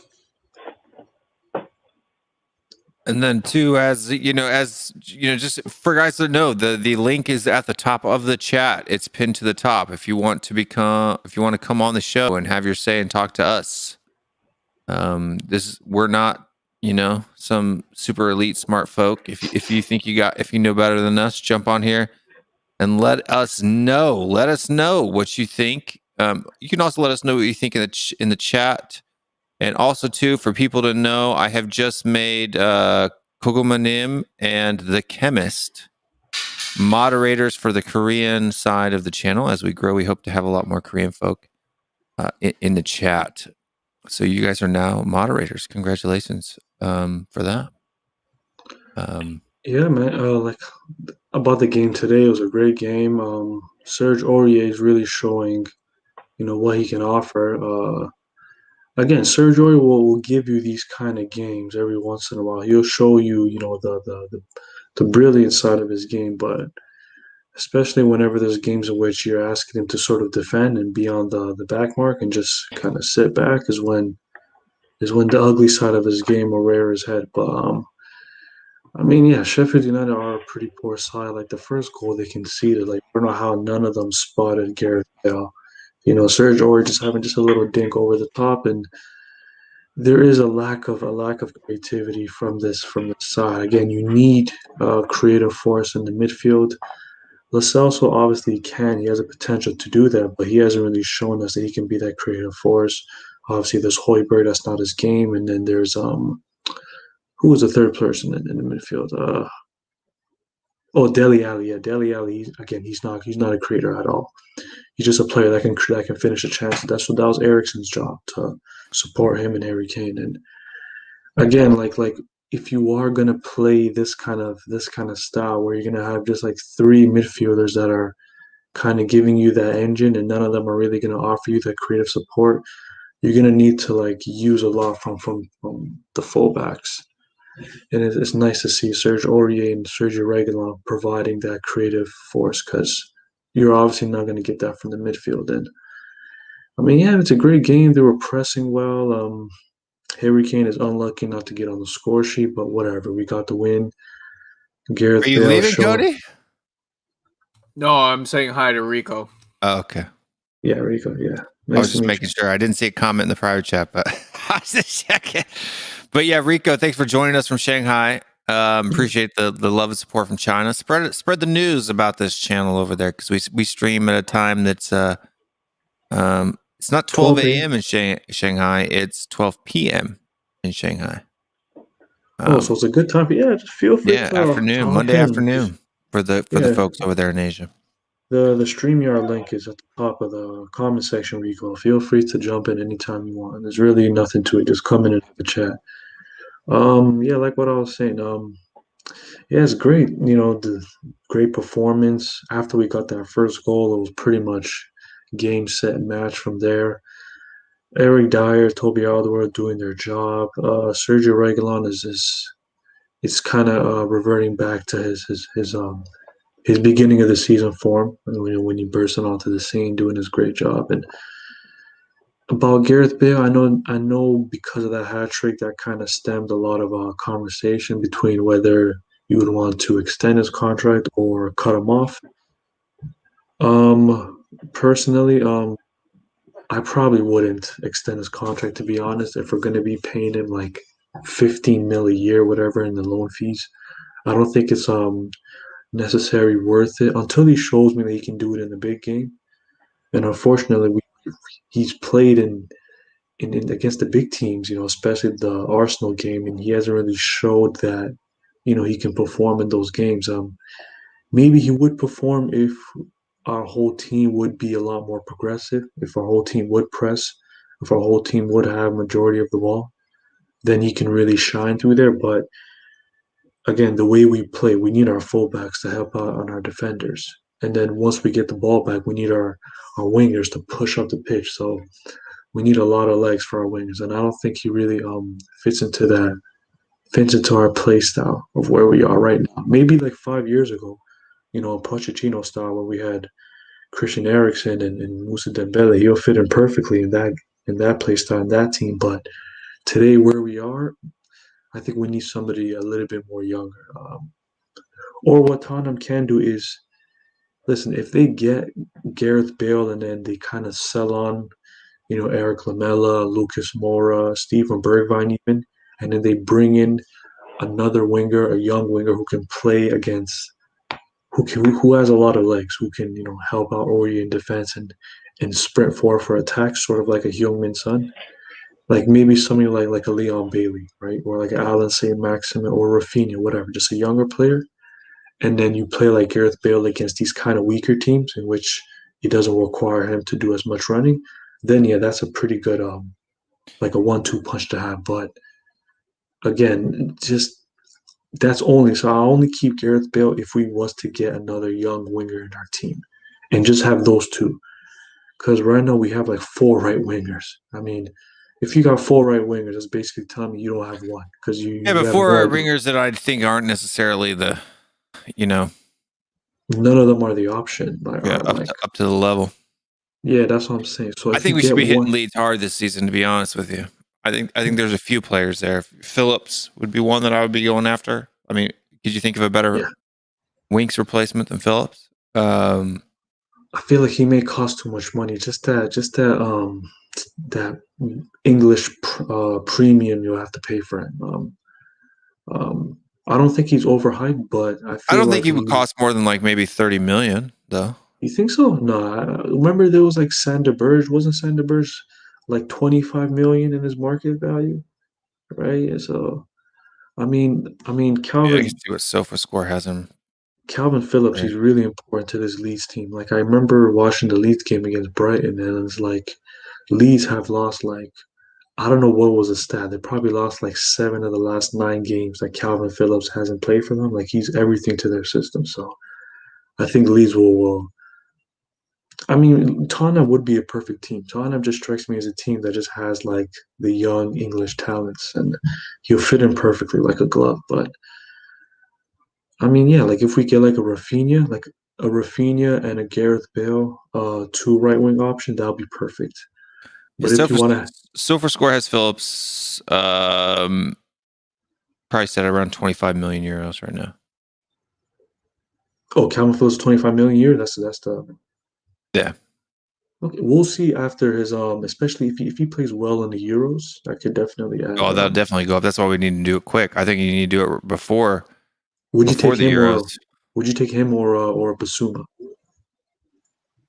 I mean, I think Bazuma is a better attacking, but if you're looking for like a defensive-ish player who has just like his statistical map for this season is, high 60s and everything except for attacking. So I mean, defensively he's better than Winks, tactically he's better than Winks, creativity is better than Winks, technical ability is better than Winks. Those 4 sections alone are better than Ndombele right now this season with Ndombele only beating him out in the attacking segment of that. So Yeah, but is he better than Basuma in those categories, though? let's see, That's the Basuma. thing, right? Because I mean, Somebody, Calvin Phillips. somebody said in the chat that Arsenal was beating us to Basuma. Yeah, anyway. yeah. I was just about to say that Arsenal's looking like they have like a firm grip on him, but again, those are all like he say, she Rumors. say. Again, if Tottenham were serious, you can definitely make them more competitive. I don't. Yeah, but that's the problem though. Tottenham being serious. You know, I mean, serious is like we were serious about Fernandes. We were serious about this. We were serious about that. We've proven time and time again that we're just not serious about diddly squat. I mean, we were serious about Reguilon, though. Well, Reguilon came as a special package, isn't it? We got that relationship with Real Madrid. Come on. I mean, it's like at the end of the day, what were they going to do with Reguilon? They might as well let him out, and it's like a loan deal that's but very expensive loan deal. You know, it might cost them a bit of money to get back. Look, I say that Real Madrid and Barcelona heavily in debt, but they still have money to spend if they need to spend it on players. So they still have the pulling power. They still have the spending power. Yeah, Can so they buy Phillips, players with the 200 million? Well, I don't think they've got that type of spending power anymore. so Phillips right now, or I mean Basuma right now is valued at 15.7 million euros on SofaScore, and he's better defensively and tactically than Phillips, but lower in creativity, technical ability, and attacking. Coach. Okay, and he's also a lot bigger too.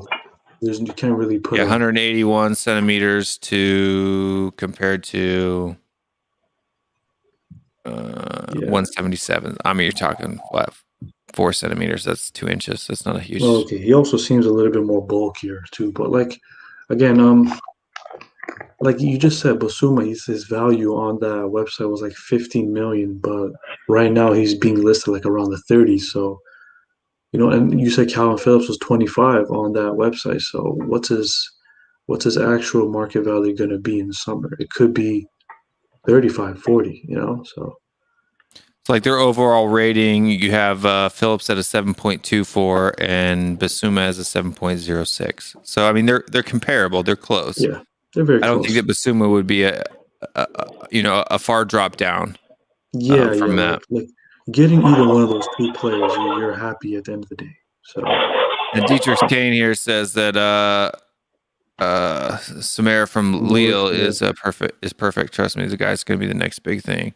yeah, he's going. We got Leicester, Ndombele right? from Lille as well. Yeah, Leicester's looking like they're getting their hands on him. I mean, just the fact that Leicester's getting him tells you everything. I hear you, Dietrich Kane, but people said the exact same thing about Ndombele before we signed him. Yeah. I mean, true or false? Before we signed Ndombele, people were saying he was the next Paul Pogba too. Yeah, he was more Yeah, sorry, Leon. like high. He Both was more French. rated than Samore. I mean, when Ndombele got him, he was like the next big thing. You know, he was everything you need. He was technically, he was athletic, agile, everything. But I mean, if you want to talk about, like Alex was talking about, like, the homegrown player quota and all that good stuff. I really think that, I think Phillips is going to end up being another Jack Grealish, but in a little bit more of a defensive role. I really do. He's a young dude. It's only his first year in the Premier League, but he was a staple. He's been a staple in that team.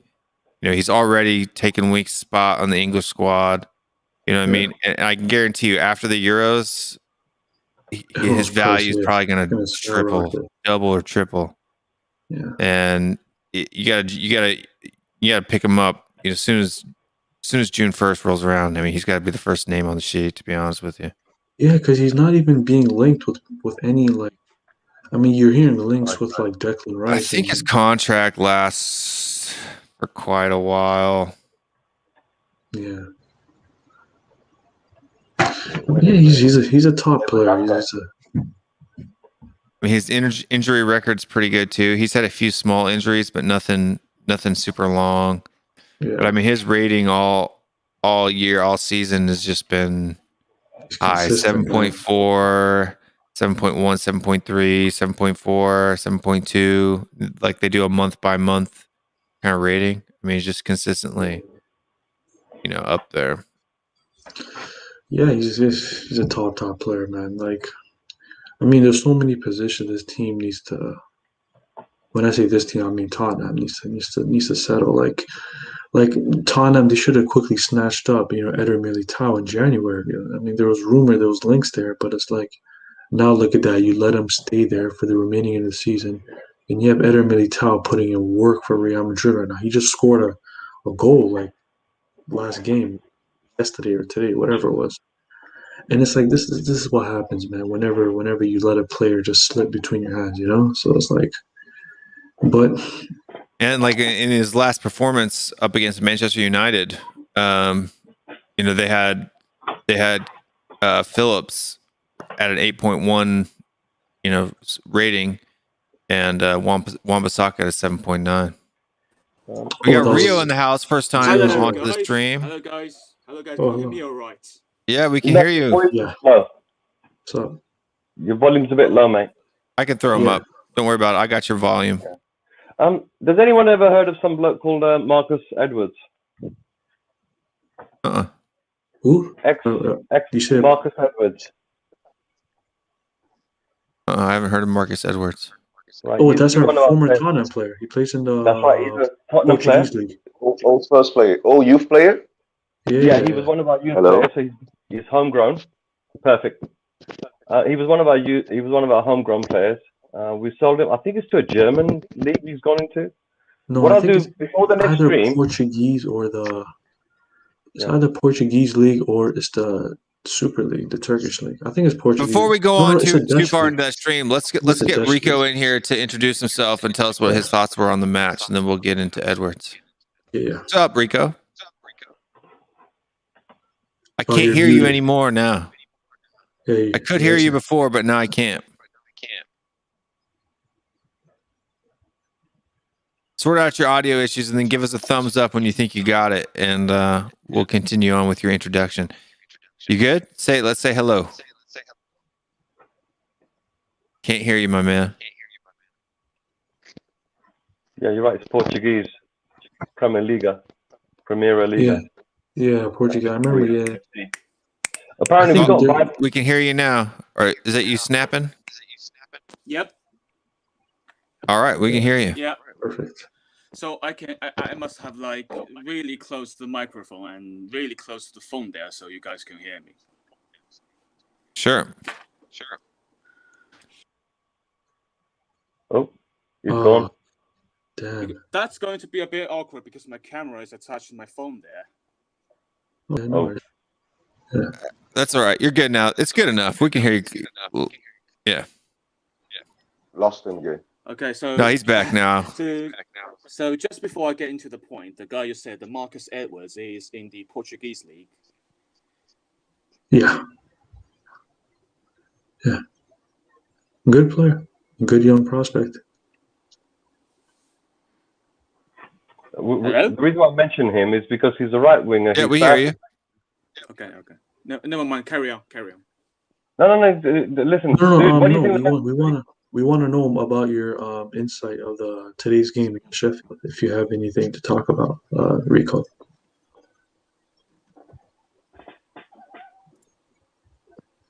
We got a Chelsea fan here from London locked in. Thanks for watching on Twitch. We appreciate that. Thanks for finding us. New Gen Coffee. Yeah.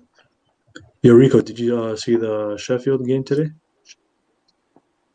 Yeah. Yeah. Do you have anything to say about that game, or are you cool? So, I mean, I don't want to come on to the positive side because we all know how Gareth Bale come on to the hat trick and how Sonny finished us with the long shots. I just want to come on with some chances that Sheffield United got created because we saw in the second half or the first half, like they had a chance created by the winger. I forgot who their name was. Like they dropped a ball. They put a cross in the ball from our 6-yard box, and they basically almost put that away only because their striker couldn't find the ball. And also Eric Dyer and Lloris had a like a brain fart moment, like we saw from Yeah, I remember that games moment. earlier, Yeah. just before the 90th minutes. So I don't think if in terms of the quality is like Sheffield United, they're seriously lacking. So if we go into a bigger opponent, I think those two chances they could easily put away. Yeah, I feel like Lloris needs to be more commanding. Like I think it was Eric Dyer who was like telling him to come pick up the ball, but Lloris was kind of hesitating, right? And I feel like but Lloris that's been a weakness of his for a long time. Yeah, he doesn't go forward enough. I think it's his size. Maybe he's way too small for a keeper. You know? He just needs to be more commanding. Like when the ball's there, he needs to go out there, just pick it up, and just say, this is my ball. You know what I mean? But I know the moment you were talking about. Yeah, I remember that moment. So that's another issue that we've got next season, isn't it? That Lloris is like as a brilliant player and a servant he's been for our club. You know, there's a ticking there. It's just so many. The more you think about it, the more you begin to realize the mountain of problems that we've got. But this mountain was created way back 4 years ago under Poch. You know, he produces the best defense in the league, and then we stopped buying anything, and then everything got delayed and pushed backwards, and now this mountain's built up. The players that we could have got out before, now their values dropped. It's harder to get rid of them because of COVID. So we're pretty much in a predicament where, as much as we like to turn around and say, oh, this, that, and the other, we have to turn around and say, well, this is the reality of the way we live in right now. This is the situation that currently we're at.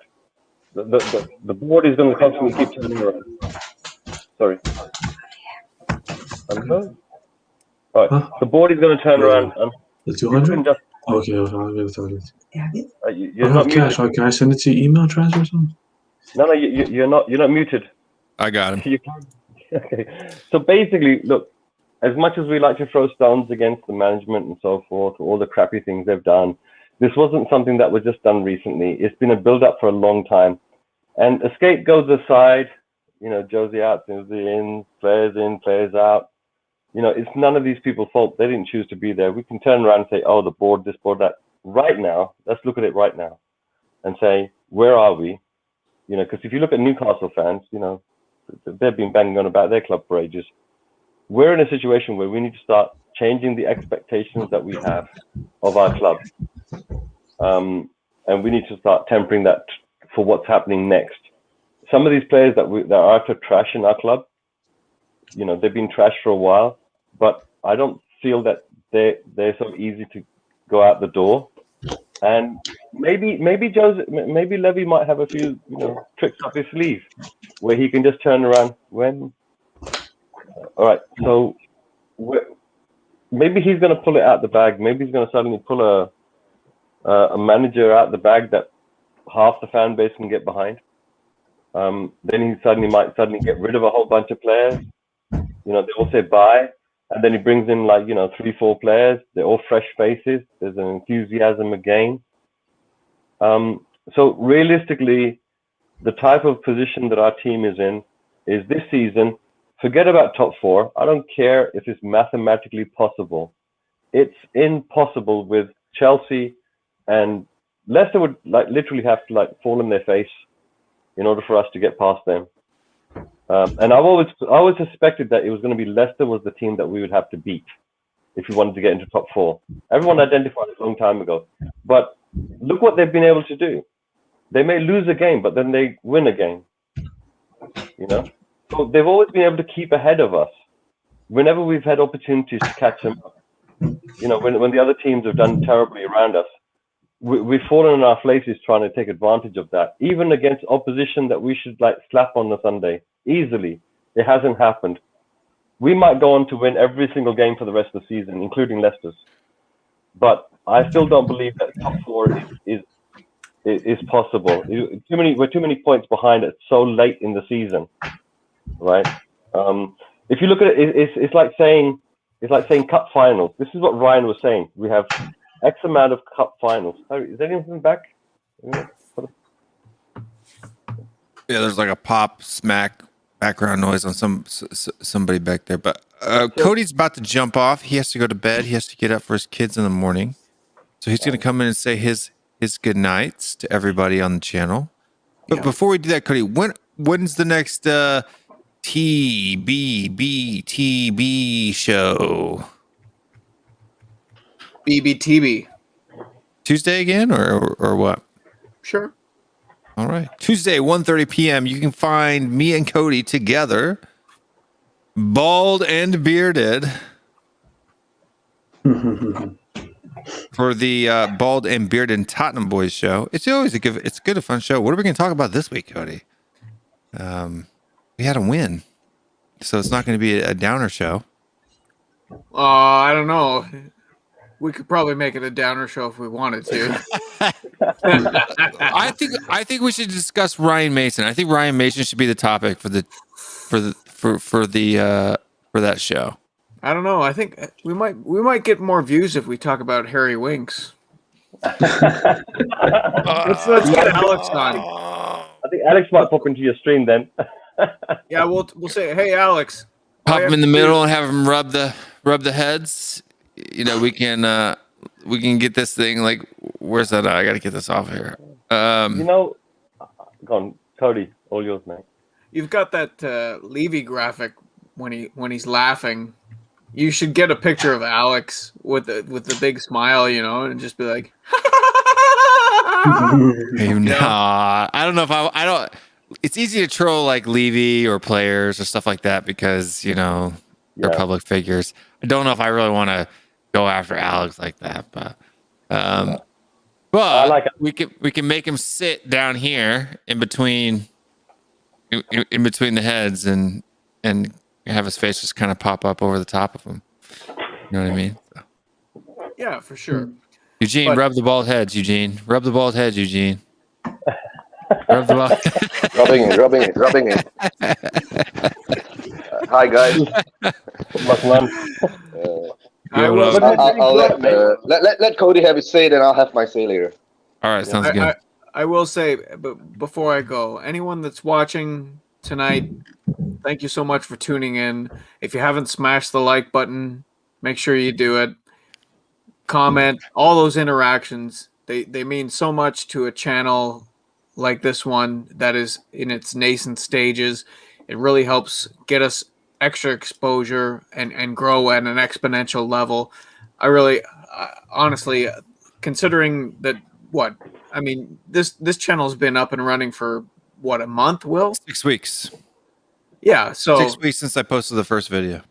I think there's big things coming for this channel, and absolutely, just keep the interactions. To be honest coming. with you, not even just the size of our channel, but correct me if I'm wrong. Anybody knows, because I don't mind being wrong. I don't know if there's another channel out there that has as many things available.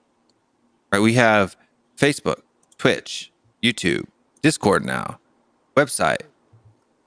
Where you can get merch. Patreon, where you can come on and support the channel, and that all the money that goes to Patreon goes to getting me and Cody over to the Tottenham Hotspur Stadium someday to glory Tottenham Hotspur with everybody over there in the UK. So let's roll. Anything that we can do, anything that you guys want to do. If there's any platform that you guys are a part of that you want to have a THFCRants presence, just send us a message on Discord or on Twitter or on anywhere else. And we're on Twitter as well. I don't have an Instagram page yet, but I should pop one of those up. That's easy. Yeah, for sure. But yeah, I gotta head off because I've got a 3-year-old and a 1-year-old. So it's 20 after 12 now, so they're gonna wake up in about 5 hours. I really do appreciate all the positive comments that I've seen. I try and respond to as many as I can. And let's just for 1 second sit back and enjoy the fact that we won a game that we were supposed to win, and we look good doing it. Glory, Tottenham Hotspur. Peace out. Peace out, Cody. And we got the chemist here, and he's saying 혹시 한국 Cody. 분들 보고 계시면 좋아요, 구독 눌러주세요. Right. So if you are Korean and you want to come on the show and you want to jump on here and have your say, don't be afraid. Even if you don't speak English, you can always say what you want to say to me. I can translate that out to everybody here.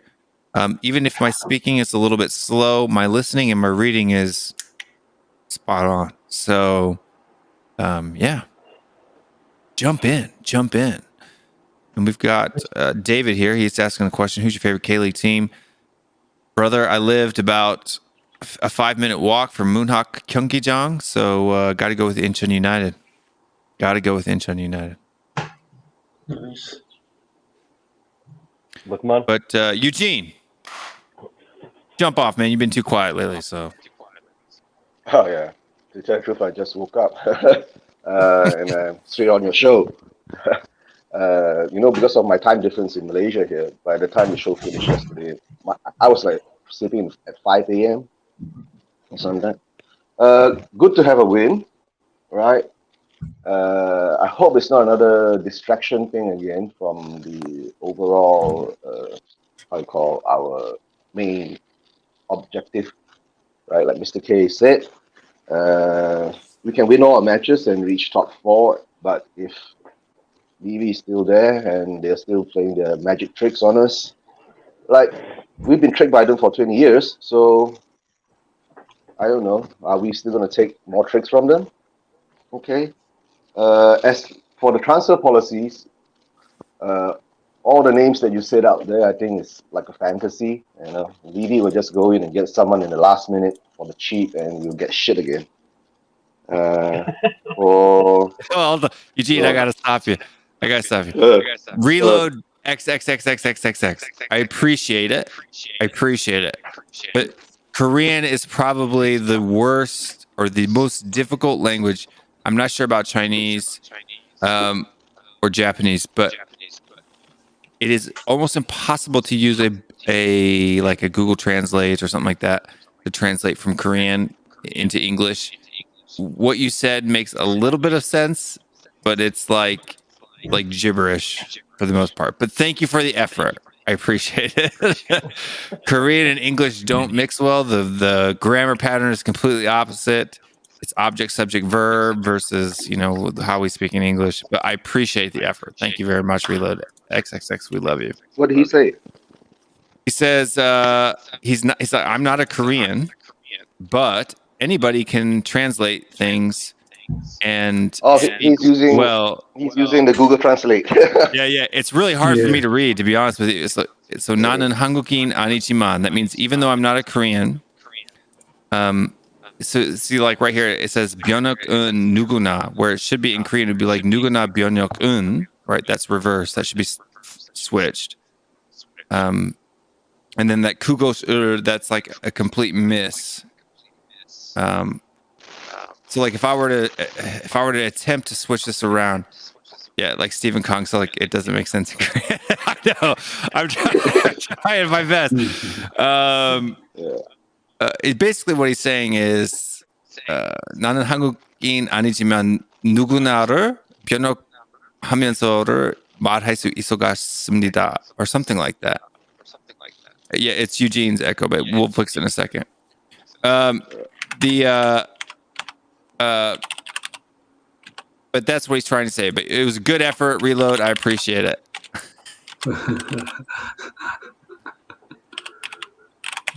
He says, I'm not Korean, but translate means anyone can speak it poorly. Okay. Yeah. But, all right, Eugene, continue on. I'm sorry. I just thought it was funny because he gave it a good shot. No problem, Will. Where was I? Oh, sorry. We come back to the same thing again, right? We're just going around in circles. So I think the main objective now is that we have to focus to try a way to get back our club, but not like in the way what the MU fans did yesterday, right? I mean, there's too much ugliness in it. Protest has to be. I mean, for me, I'm an international fan. For most of us, I think on this panel, we are all international fans, correct? We can't be at the stadium, but we can give support to those who are there to be at the stadium. And sometimes, like Brian Daigle, right? He's an international fan too. But I understand it's difficult for us to mobilize all the people to be at one spot at one time. Everybody's got their things, but sometimes I see that the other clubs show more passion in it. But to be at the stadium, I'm not saying it's I'm not blaming anybody for not being there like every day. Like if you said, like Will said yesterday, right? The Million Man March. Like, what if all the three fan base in London got together and united to show that shit, we hate each other, but we are still united in this thing and make 100%. march from each stadium. Yeah, correct. Yeah. And yesterday I was going through some YouTube channels and I ran across a Korean one on Spurs, but I don't know whether they are purely Spurs channel, but this guy was doing the watch along for the match. He's got like 400,000 subscribers. Yeah, I think that Who's that? A guy with a mustache.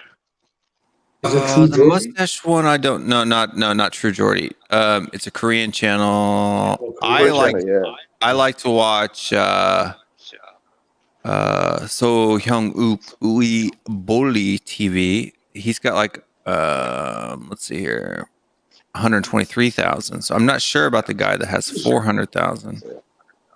Some of the Koreans, yeah, some of the Koreans in the chat may know better channels.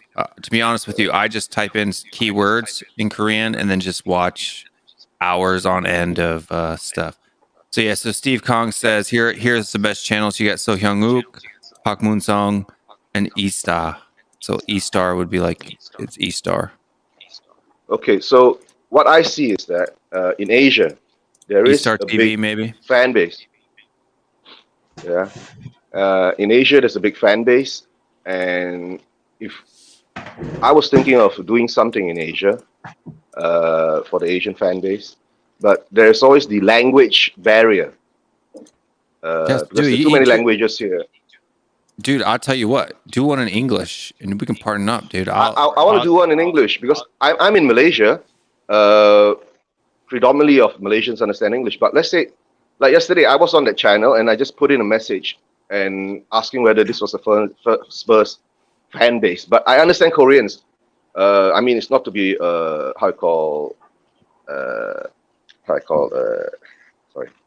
offensive, but they just ignored me when I typed it in English into their web chat. I understand. It's like the French. Yeah, you don't speak English. So we got to partner up with some of these guys, like Lila Kim. She speaks really good English, or Kogaman Nim. She speaks really good English too. They type English. I'm not sure if I've never heard their voices, so I'm not sure if they speak it or not. But both of those two ladies there. I was thinking of starting a channel where English is maybe the main base, but other languages, a culture. I mean, in Asia, that come together. Because as I see it now, right, like you said, during the ESL, we had to hurt them where they hurt, right? Complain to the sponsors, pull out from their sponsors, get the people. Maybe, when Chelsea pulled out, they said the statement they had was that there was something like a global outcry and global fans also weren't happy about this. So I guess they had tapped into a certain thing that they found out that, hey, we thought that the global fans will accept this, right? But all of a sudden now the Premier League global fans are going against it. So maybe for Spurs fans, why ENIC is so bold and doesn't give a shit about the local fans in UK and all that, because maybe, like you said, they're they're a small part of their market. The Asian fans are huge, right? You're saying that you got like 3 million in the UK or Britain, but you have like something 100 million globally. So maybe they're not afraid of them. But if we as international fans get together and pool ourselves together and say, come on, right? Are we still going to accept all these mediocre actions done by our club? Or are we going to stand up? Why the hell do you build a $1 billion stadium and still be mediocre? Right? And maybe, like you said, COVID hit BB's plans, but maybe that's karma, correct? No. And all the shitty things that he's done in his life, right? Yeah, and to tell the truth, guys like Steve Kong and Koguma, I think I have set my channel to auto translate. I don't know if I have to do it for each video, but maybe I can throw in some auto translation CC in mine. My Korean writing is not near as good enough to translate an entire 3-hour stream, but Too much work. Jeez. I know that the English subtitles are auto. I'm not sure if the Korean ones are not. I do have that language selected as a channel default, but I'm not sure if it pops up or not. Let me see. And but Mr. K's got to bounce, so we'll let him run his outro, and then we'll. Oh yeah, okay, all right. Continue on. Okay, Mr. K. Mr. K, go ahead. No, I'm sorry. I'm sorry, guys. I've done my back in a couple of days ago, and there's a hard floor waiting for me to lie on. So That's the best for a bad back. Yeah. Mr. K, I've got slip disc. Yeah. Well, for me, it was more of a case like I was standing outside for 4 or 5 hours every day for the last 2.5 weeks and 3 weeks now, and doing some security work. And the cold weather's traveled up my heels into my legs and gone into my SI joint. And then I must have knocked it somewhere. But yeah, Wayne Bonner's in the house. Fantastic. Listen, Lokman, you're absolutely right. I really wanted to stay and listen to what you had to say and your ideas. But right now, it's a case of now I've got to rest this back a little bit. But listen, thank you very much for having me on the show, Will. Abdul, it's always a pleasure. The gentleman on the bottom left, I've forgotten your name, but please do get a better microphone. Because Nico, I think it's Nico, right? Yeah, Rico. Oh, Rico, that's it. Rico. Yeah. Yeah, Rico, absolutely brilliant having you on. Please do your voice is clear, articulate, and your mind seems to know exactly what to say about the game, which is what we need, honestly. Yeah, come on more. It sounds like you've, did you spend a lot of time in Hong Kong? If you're living in Shanghai now, did you spend where did you learn English? You have a little bit of a British accent with your English. Oh, speaking about me, eh?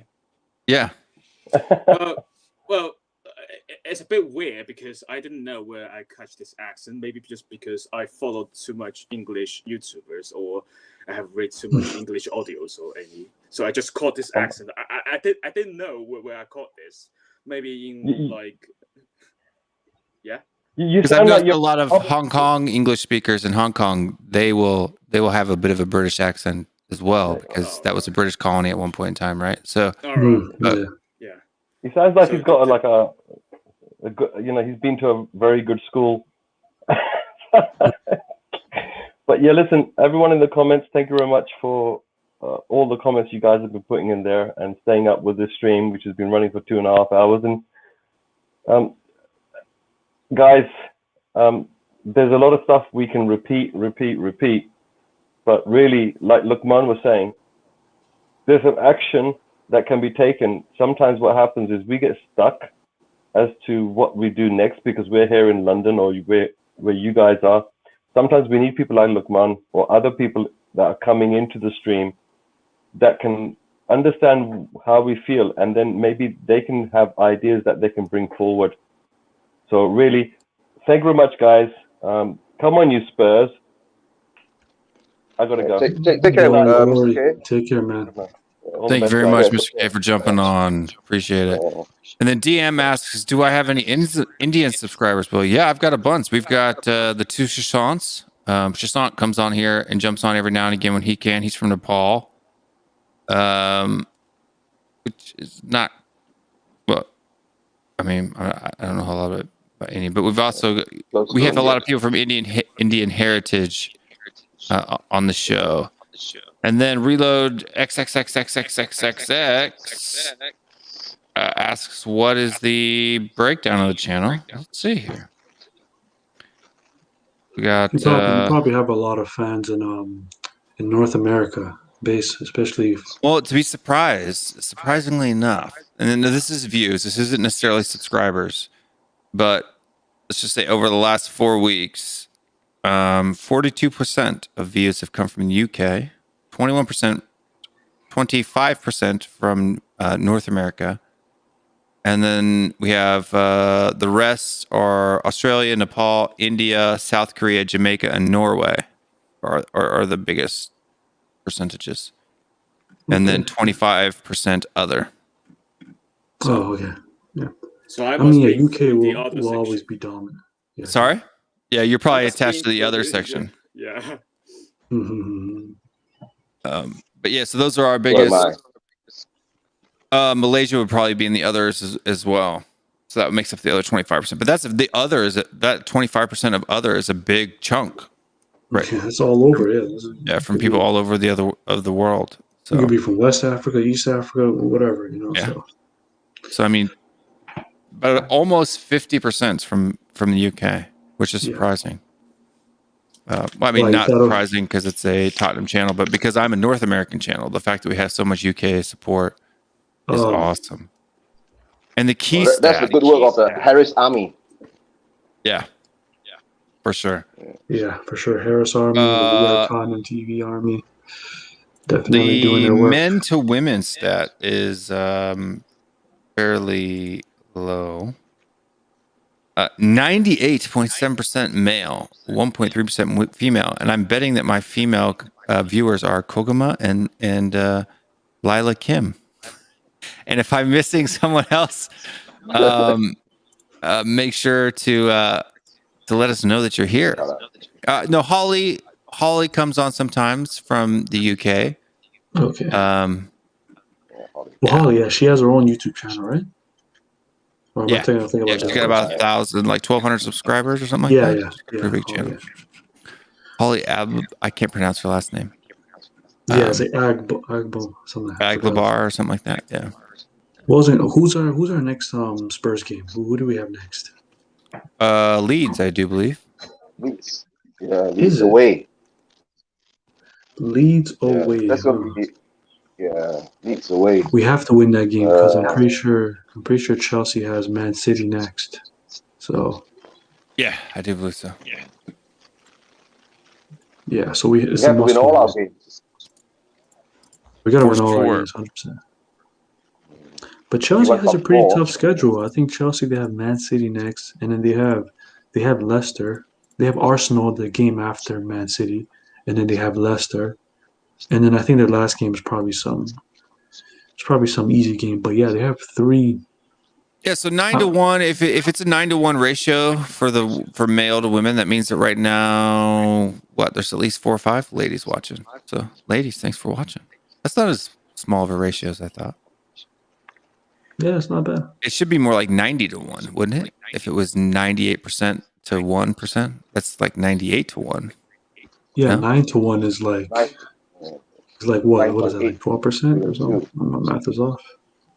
Like if there's 100 people watching, then only 1.3 people would be female. But right now we have 2 females for sure that I know of. So, maybe more watching. If you're a female, jump in the chat and say hello. Feel free. Do you also are you also inviting fans from other channels? I mean, fans supporting other teams, so like rival fans. Yeah, DP. My mom says one is your mom. Thanks, Mom. Why are you still awake? You usually fall asleep way early. Thanks, Mom. There's 3. So there's 3 ladies in the chat. Yeah, for other DP, he's DP. You're a West Ham fan, correct? We had that one. Let's see if he's still on. He might have jumped off because it just dropped. You had that one Chelsea fan, right? One Chelsea fan watching on Twitch. We have some Gooner guys that jump in here every now and again. Some West Ham fans that jump in. There's a few fans from other clubs that jump in. Nobody that really watches on a regular basis, I would say, other than DP. DP, he's always here. Yeah. And he's not a Tottenham fan. West Ham, you said, right? I think. I'm not 100% sure, but I think so. We have Danielle Stewart. She's not a Spurs fan either. She's a female. Oh, that's right. He said Sheffield Wednesday. Sorry. The Sheffield Wednesday fan. Damn. Okay. And Danielle Stewart, she comes on into the chat sometimes. She's not a Spurs supporter either. I don't remember what club. She might be the West Ham supporter. I'm not 100% sure. But yeah, man. Well, that's because somebody banned him. I think it was Cody. I'm not sure who banned him. I guess I could unban him if I wanted to. She said, "Welcome, Mom. Will's mom." Yeah. But yeah, we got about 20 minutes left in the show. Rico, let's hear some more of your thoughts on the game as a whole today. What did you think about the game on a whole? Sorry, your voice is broken up a bit. What did you think about the game as a whole? Can you not hear me? I can't hear you all right, but it's a bit broken up. You're crystal clear. Is my voice broken up to anyone else? Am I having audio issues that I don't know about? No, I can hear you. No, you're clear. I can hear you clear, loud and clear.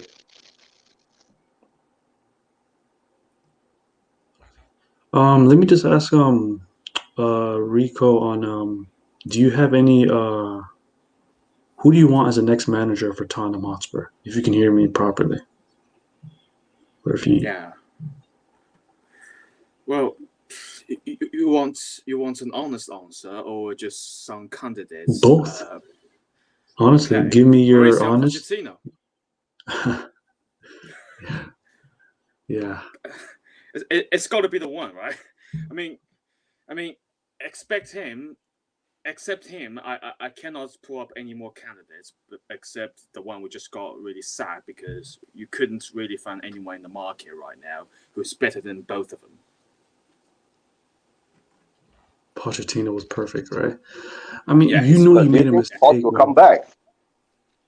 Not anytime soon. With In Levy the around. future, I think you'll see him. No, with It'll Levy take at around. least 10 But years. I heard a rumor, right? He's still in contact with Levy, you know. Yeah, but it's going to take 10 years. He's about to get onto the Champions League final. There's no way. Yeah, I mean, if he wins the Champions League, PSG is down to MCT, right? So maybe give him one more year in PSG and see what he can achieve there. And he can't achieve there, then maybe there's something wrong with him too. Yeah, we I think we break managers, I tell you. We really break them. This is a sad part. Daniel Levy just puts him in a chokehold, man. Like he just puts way too much restrictions. He makes their job like twice as difficult, you know. No, I think when a huge mistake when Daniel brought Jose in, right? I mean, I don't go back to the Jose thing. He must have told Jose something that brought Jose in. But when COVID came in, it screwed up his plans, and Jose couldn't get what he wanted. So I think Jose in the end just accepted that what he had with and let it go down the drain. Imagine we played. I mean, for the first, more or less 10 games of the season, the first 10 games we were not bad, but all of a sudden everything started to crumble. Right, and maybe because we didn't get a defender for him and we got Bale. I'm sure the Bale, his wages could have paid for a decent defender for Levy, for us, but I don't know. Yeah. You know, Levy, like I said, we don't know what Levy's thinking, but all I know now, what Levy's thinking is he's still trying to con us, right? He's still pulling the wool over our eyes. He's doing all these magic tricks, distraction. Every day there's a new distraction. Now the distraction is who's going to be our manager, right? So all the fans are talking, who's going to be our manager? But he's still, just finding ways to, I don't know what to say. We've been in this. I've been a Spurs fan for 40 years. I mean, from young age of time, we don't understand that much. As you grow older, you understand a bit more. And until now, it's like we understand what's happened and we let it happen for 20 whole years. But of course, maybe the first 10 we were like a feeder club. We're trying to build up, right? And then in the end, we build a big stadium and we think, oh, we are the top 6 now. Let's join the ESL. I forgot about you, Eva. I'm sorry. Eva's from Hong Kong. She's also female. I'm sorry, Eva. I forgot about you. Eva, Hong Kong. That's nice. I said maybe Will, if maybe after this chat in the back, is it too late for you? Oh no. Yeah, it's already 3 a.m. on your side there. Yeah. Maybe you can have a chat or something after this on how to build up the Asian community, Spurs community, to fight back against all these tyrants. It sounds like I told you, it's like some kind of dictatorship, and we are like the pawns of the dictators, and we've been suppressed, oppressed, and but what to do? The love for the club. Yeah, I mean, to be honest with you, I'd reach out to your Korean brothers and sisters. They've done a pretty good job with protesting over the years. Not so much violently wise, but also some violent stuff back in the day. And they've been able to get some change there.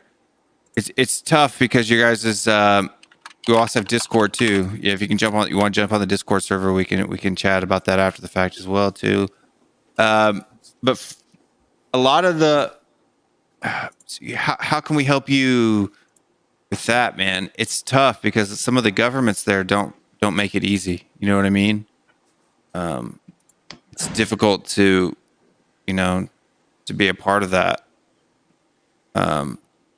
Yeah, Kema says way back in the day, but yeah, some of like the Gwangju, student protests and stuff like that used to get pretty violent. Not so much anymore.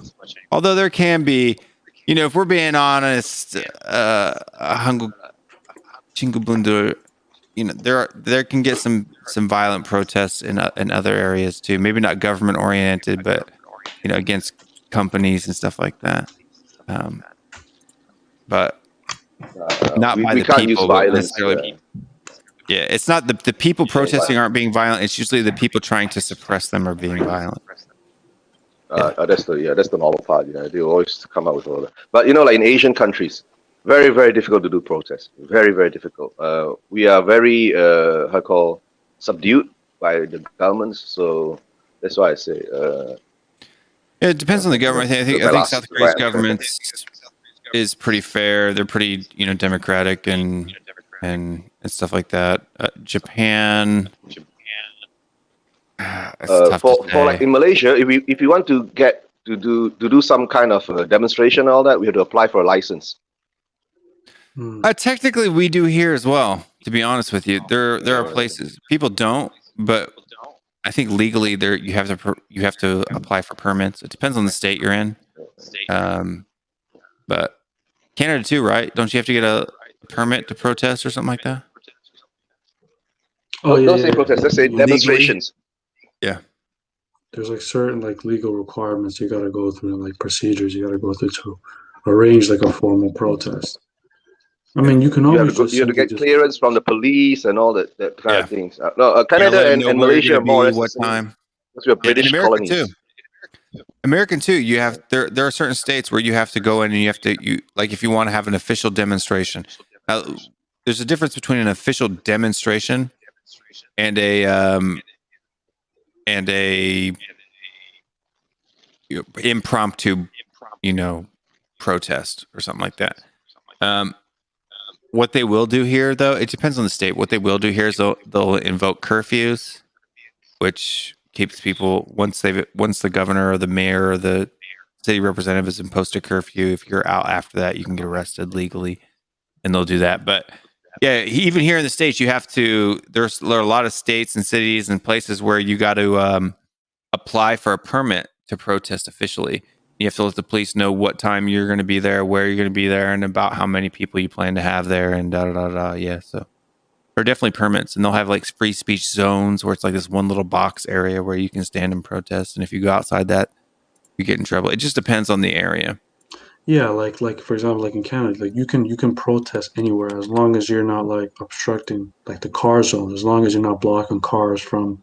As long as you're not on the street, but you can always go to like a park or a sidewalk. Yeah, same here. And organize, a peaceful protest. Do that. Like a large protest, you tend to have. Like if you're going to have a stand where you have a mic and you do other stuff, you have to get permits. Yeah. other than the police can just tell you to move out the way. If you don't got those permits and if you're blocking the cars. But yeah, man, pretty much same standards over here in Canada. Just do what you can do, and then I mean, the power's always to the people. But I mean, especially there are other governments that I guess you could say aren't necessarily democratic in nature, and there's whether it be a monarchy like Japan or a non. Real democracy has sold out. Yeah, I mean it's sold out. It's sold out over here too. But I mean it's the best thing we got, right? So. But we must find a way to change that. I mean, the thing is, like, it's a slow and gradual process trying to remove the board members. It's a very long process. But again, whenever you do make these kind of huge, like, whenever you do what Man United did today, just successfully locking off the entire game, that's how you can definitely speed up the process. So. Yeah, so like and again, how could they have broken into the grounds 2 times already? There must be a mole in there. That's what I told Cody. Yeah, there must be somebody at the gate. They're opening the gate and come on in, guys, come on in, right? Like who was saying that just now? Maybe Eric Dyer and who was being the gatekeeper and letting all the MU fans in. But the violent part was not good. Yeah, the ugliness of that wasn't good. I mean, it portrays a bad image on what we're trying to do, right? But usually when a protest starts, you can't control it. It has its mind of its own. If it turns violent and it gets nasty, right? So for me, is that if we Spurs fans go out there and protest on the 15th, we have to do it in a proper way, non-violent way, because we have always used violence to get our objectives done and heard, but we have to change that kind of mentality, right? We have to do things to change the mindset of the people that violence is not always the solution, because after the violence, it begets more violence. That's all. Well, yeah, and then the people who are in charge make it worse, right? Like I'm totally not for violence. Oh yeah, of course. David Marcello can get rambunctious a little bit, and honestly, I don't think that they mean for anybody to hurt anybody either. I think they're just passionate about their position. But I mean, if the cops push back, you push back, I push back. Then after the pushing is punching. Then after the punching is kicking, right? Then things get thrown. Come on. Yeah, like so for the United protest today, I think it was a great thing to protest. Yeah. Do I think that it got out of hand? Yes. Yeah. Right. And when you start to get violent, you start to destroy things. It makes it really difficult for people to legally. Then you get into a lot of trouble again. And someone was saying, I think there'll be more arrests for the MU protesters today than the Capitol Hill protests. But the thing is, like, listen, whenever there is like a violent protest, the sad truth is, your voices are heard. You create a larger, like a bigger voice. Awareness. You know what I mean? You get more awareness. Yeah, that's why using violence to get awareness is not the good example. You see, because I mean, imagine a kid sitting there, right, looking at something like this, and he doesn't understand what's happening, but he sees the violence, and then he sees that, oh, this is the objective. And maybe using violence, I can get this objective. So it's like imprinted and nowadays, with social media and all the information technology, children access all this very easily. And it's shown on the news, and media will hype it up. Yay. Yeah, but it's like, you can say the same thing about like a bully. A bully will never stop bullying you until you actually get physical and show him. Yeah, right? I understand. Yeah, I understand that part. Yeah. You have to understand this is football too, and they're not bullying you. Right. Yeah. This isn't about. It's a completely different thing from like BLM with you're talking about people getting shot by cops, right? This is not. This is two different things. Like if you had like a government or police walking into your neighborhood and doing that for that, like they're hitting on you or they're doing anything, and you want to stand up against that, I totally agree with that. We are talking about football here, and I don't know if people need to be killed or hurt or wounded for a sport. I think that's going a little bit over the top. Protest, block the ground, keep the players from coming in, keep the opponent's buses from coming in, do all of those things that you want to do. But let's not crack skulls and damage property. Like if you want to damage the stadium, maybe I could. I don't agree with it, but maybe I'd be understandable. But like if the protests are getting so big and bad that like houses in the neighborhood or businesses in the neighborhood are being damaged, I'm against that 1,000,000,000%. That didn't happen today. Like, was there anything violent about the protest that happened today, though? Yeah. There has. Was it? Steward got injured. Yeah. Oh, yeah, sure. in the hospital, and then they damaged some of the things in the stadium there. Yeah. I mean, they went overboard at that point. So did someone know that those people got break into the stadium, or they just got into there because the door was straight open? It wasn't open. There's actually a video of them knocking it down. Oh. Oh, really? Yeah. I mean, I don't think it's knocking that it down. Really. Come on, it's MU. The door can't be locked properly and can be knocked down. And is the door so small to be knocked down? I think there's something more going on there. Like I told Cody, we need a mole in our stadium. We got Miss Kogaman here. She says that you can protest, but don't go over the top. I agree. I think there's protests, but there's not going over the top. And I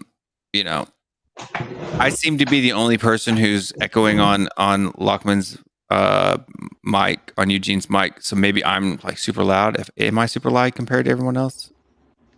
No, I mean, it seems normal really. to me. No, I don't think so. I don't think so. Maybe it's my yeah. Yeah, but when Abdul talks, though, there's no echo, which is weird. It's only when I talk that I hear an echo.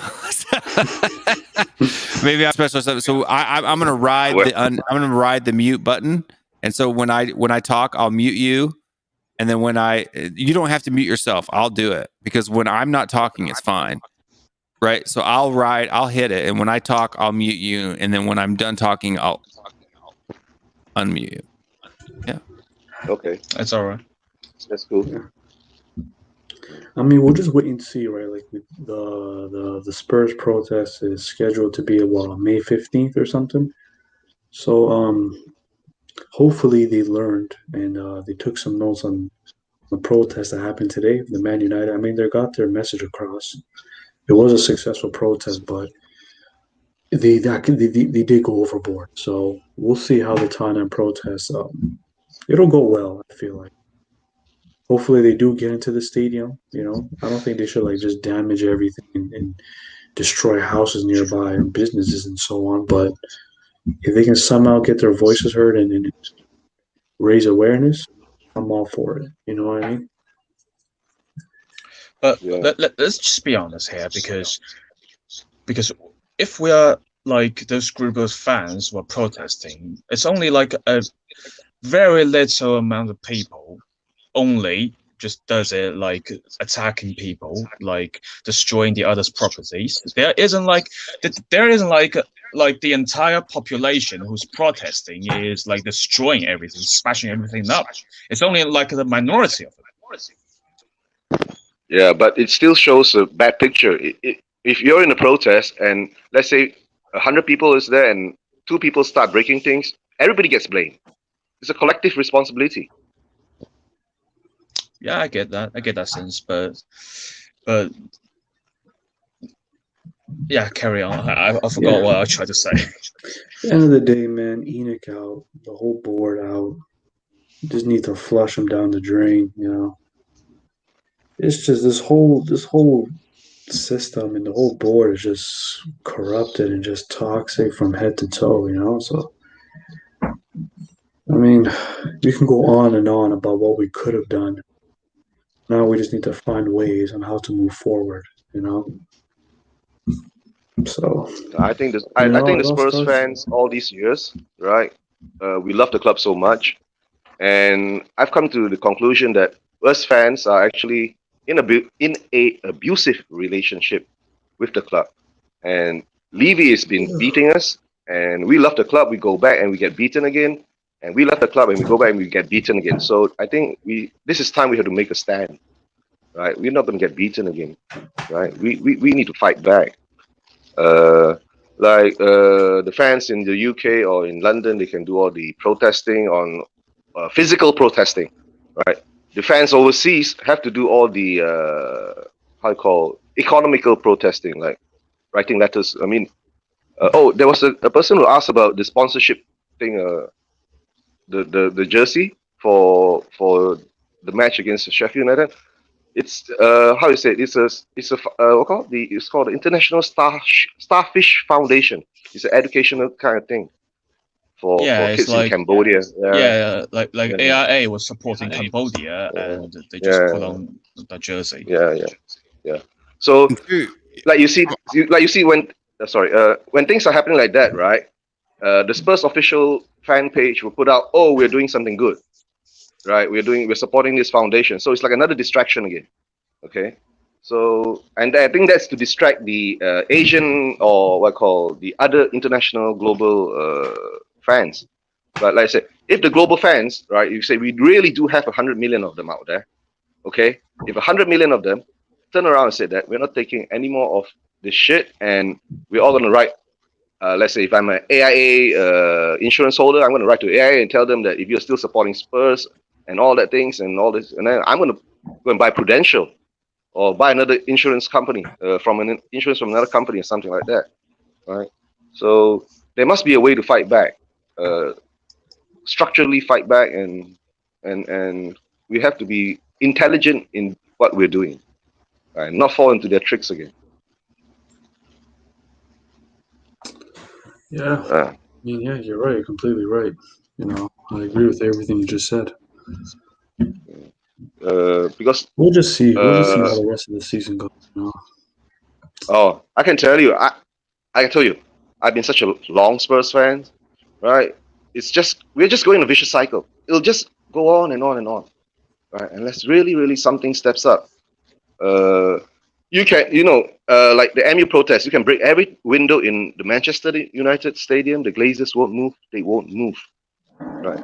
My only hope is that if governmental intervention comes in and says that we have to do the 50+1, then that gives us hope. But the government ain't going to do that, right? Most probably the government's already in the pocket of these guys. To tell the truth, right? That's it. I mean, democracy is that's the truth, right? Because the taxes they get from them, right? You think the government's going to say, right? The taxes and all the money that goes into football now, especially the EPL. Okay, EPL is like the biggest football league in the world. We've got fans across. Yeah, we got like the EPL itself has got over 1 billion fans. 2 billion fans worldwide.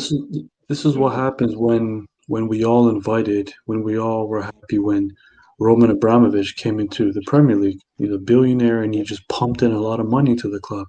And all of us fans, we were okay with it. But do you remember we allowed these billionaires to take majority take over our clubs and all that, and that's when money ruled.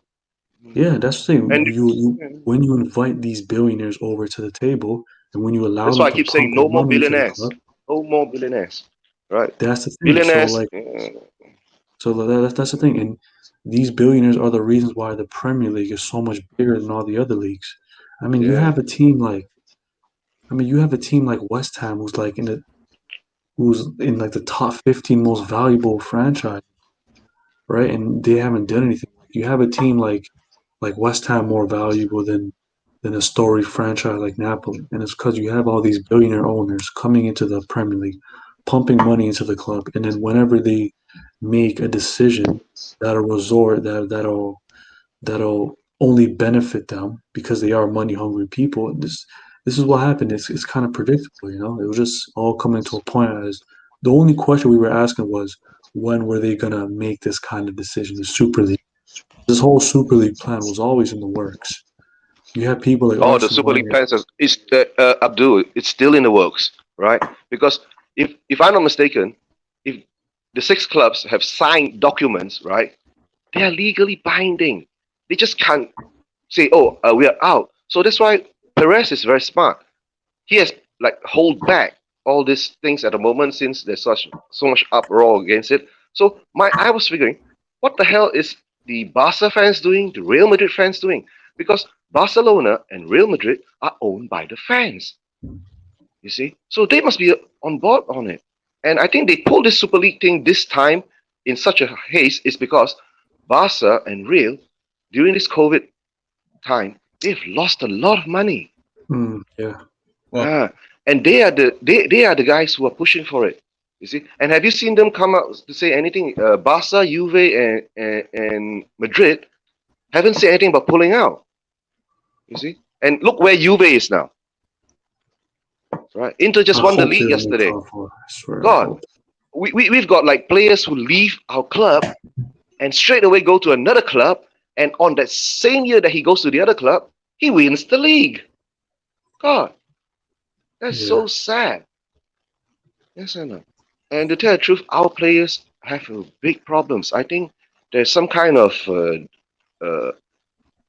there's no harmony within the place itself. Yeah. Looks like they're Rico, you're breaking up, Rico. Yeah, the connection is a little wonky. Yeah, Rico's connection is a bit wonky. Yeah. So like we're saying things like how you go?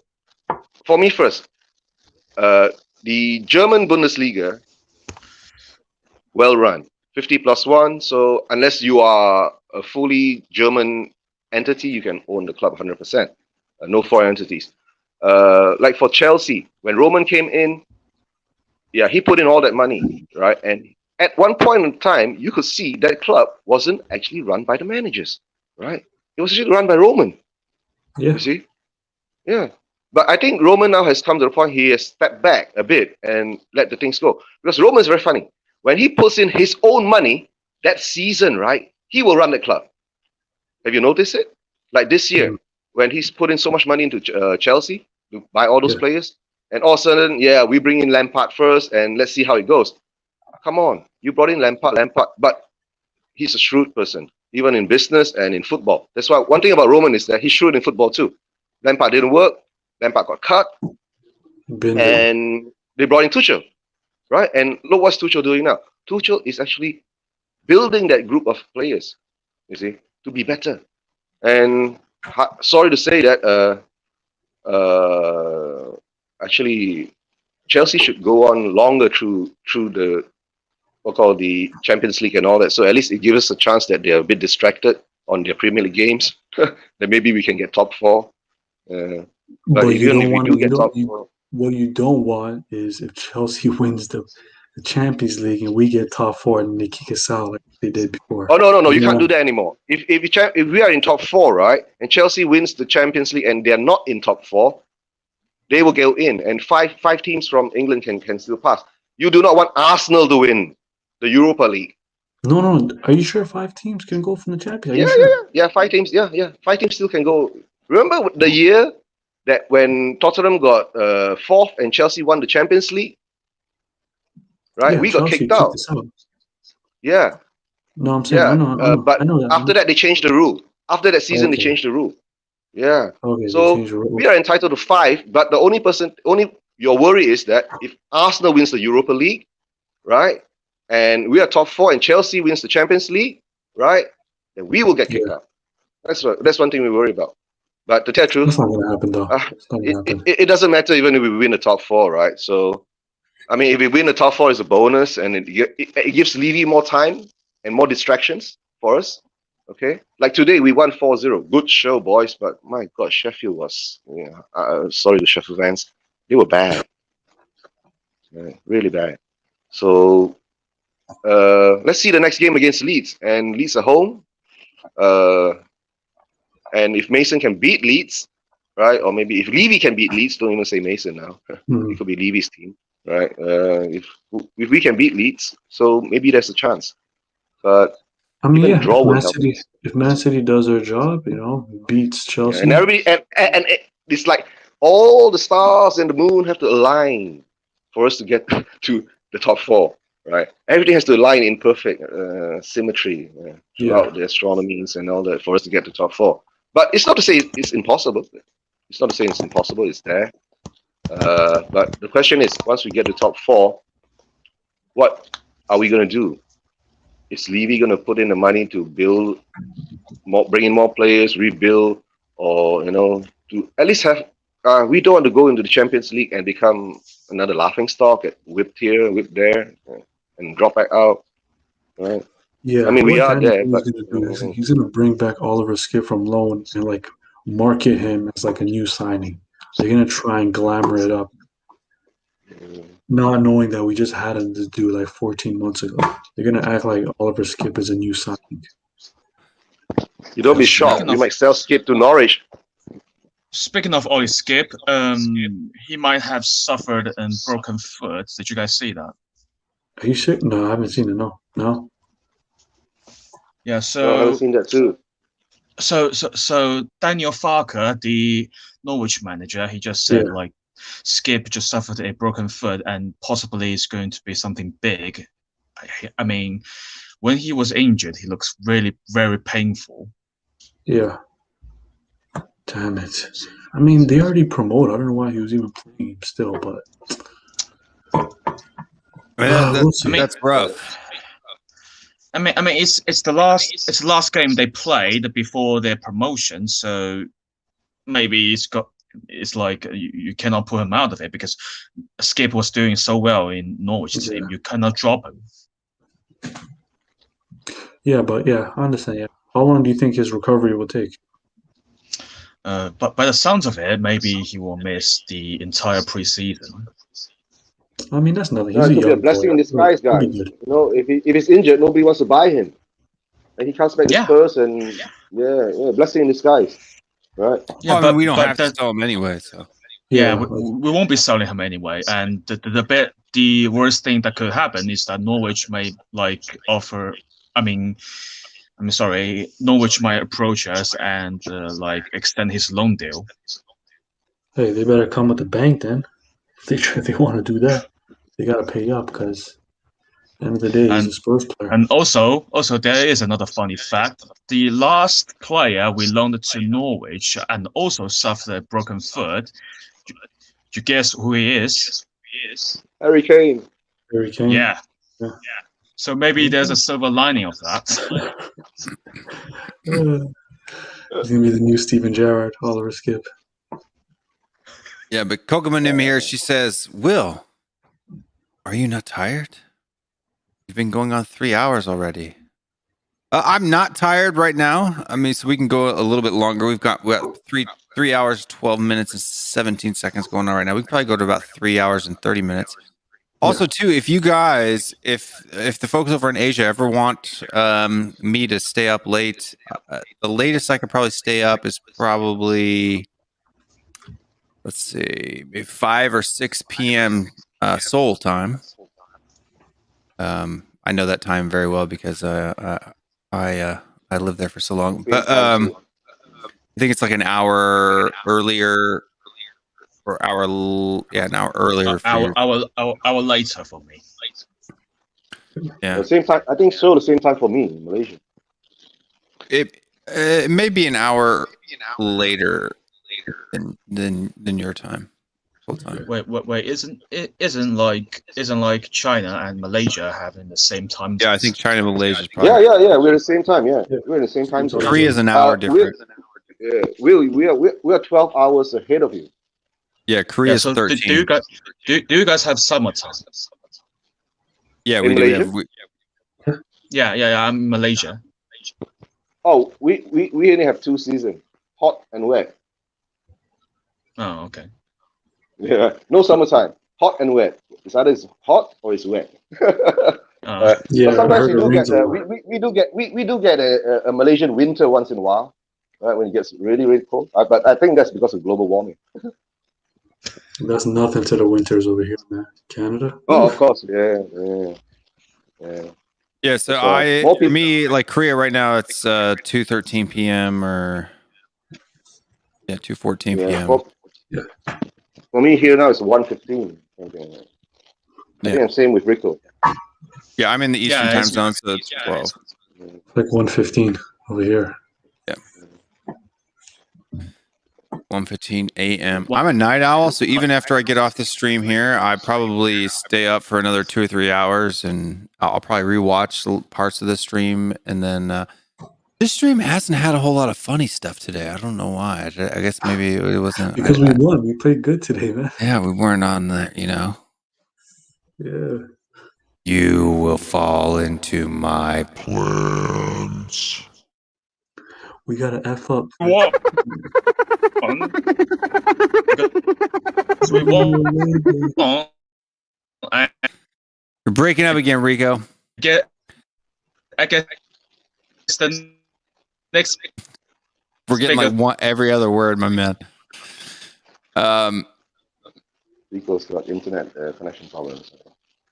Yeah, to be honest, I'm surprised you can get a good signal at all. The internet in China can be skeptic. I used to spend about 3 or 4 months a year there for business, but it can be a tough thing with Wi-Fi over there.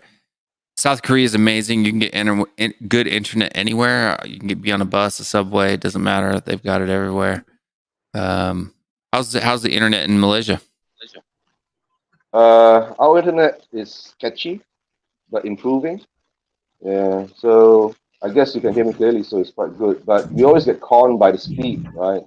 They always say you get 100 Mbps, but somehow or another, you can't even run a video. But it's getting better. It's getting better. Will, have you ever been to Malaysia since you were in Korea, South Korea? I haven't been to Malaysia. No, when I was living in Korea, I for my job, I used to go to. Well, obviously, I lived in Korea for like 13 years. I've been to Thailand. I've been to mainland China, primarily the Guangzhou area, Shenzhen, the south, Weihai, stuff like that. And that's primarily. I've been to Beijing once. I've been to Weihai a lot of times. I've been to Guangzhou many times, Shenzhen a lot of times, but I've never been to Malaysia. I've been to Thailand. Mainland China, Japan, and Korea. You talk about 10, 15 years ago, a lot of people in the world don't even know where Malaysia is. Oh, no, man. I had Malaysia friends even when I was like 4 or 5 years old. Not that quite that young. That's a lie. It was more like 8 or 9. Okay, 30 years ago, nobody knows where Malaysia is. 30 years ago, yeah. And Malaysia only came on the map when the Formula One brought it more international exposure, I think. Right. No, there was a family that went to the church that I grew up in. They were missionaries to Malaysia. So the husband was a white man. The wife was a Malaysian lady, and they had two kids. Yeah, Josh was his name. I can't remember the girl's name. His sister. As you know, Malaysia is a very multicultural country. Yeah.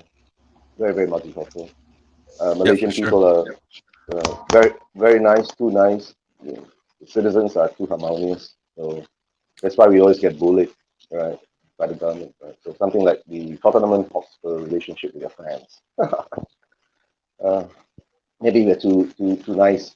That's why. The Spurs fans, I think, are great. Say it ain't so, Mr. K. I'm not going anywhere. Mr. K is back. No, he said he was going to miss. Oh, he's going to miss Lamela. Yeah, I'm going to miss Lamela too. 8 years. 8 years. Come back, Lamela. Rico. For some reason, we had 2 of you in the chat. And so, or 2 of you on the 2 different things. I talk about all this, you know, China has got its issues too. So, but every country in the world has its issues. So I guess we're all quite equal on that. And then Koguman says that Malaysia has good food. What is the cuisine like in Malaysia? I've never eaten Malaysian food before. I've eaten a lot of. Okay, Malaysia is like this, Will. We've got 3 major ethnicity here: the Malays, Chinese, and Indian. So you have Malay food, and our food are all basically spicy based. spice base, right? I like Because of all spicy. the spicy base and all that. And because also you have from the northern side, you have some Thai influence in our food. The main three, of course, is the Malay, Chinese, and Indian cuisine. And then you have the fusion of the Indian, Chinese, and the Malay cuisine too. But of course, the Chinese cuisine now is coming up in the market because they found out that if you do halal because halal as the food is like kosher in there's no pork, no alcohol in the cooking and all that.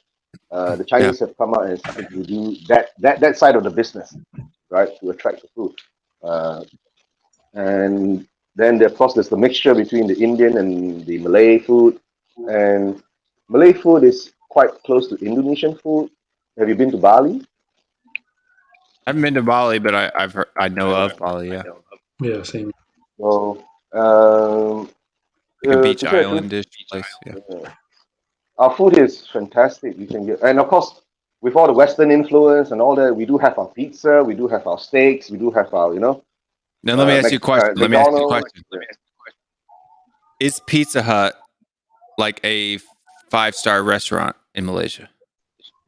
No, Pizza Hut is a fast food restaurant in Malaysia. It's very well marketed.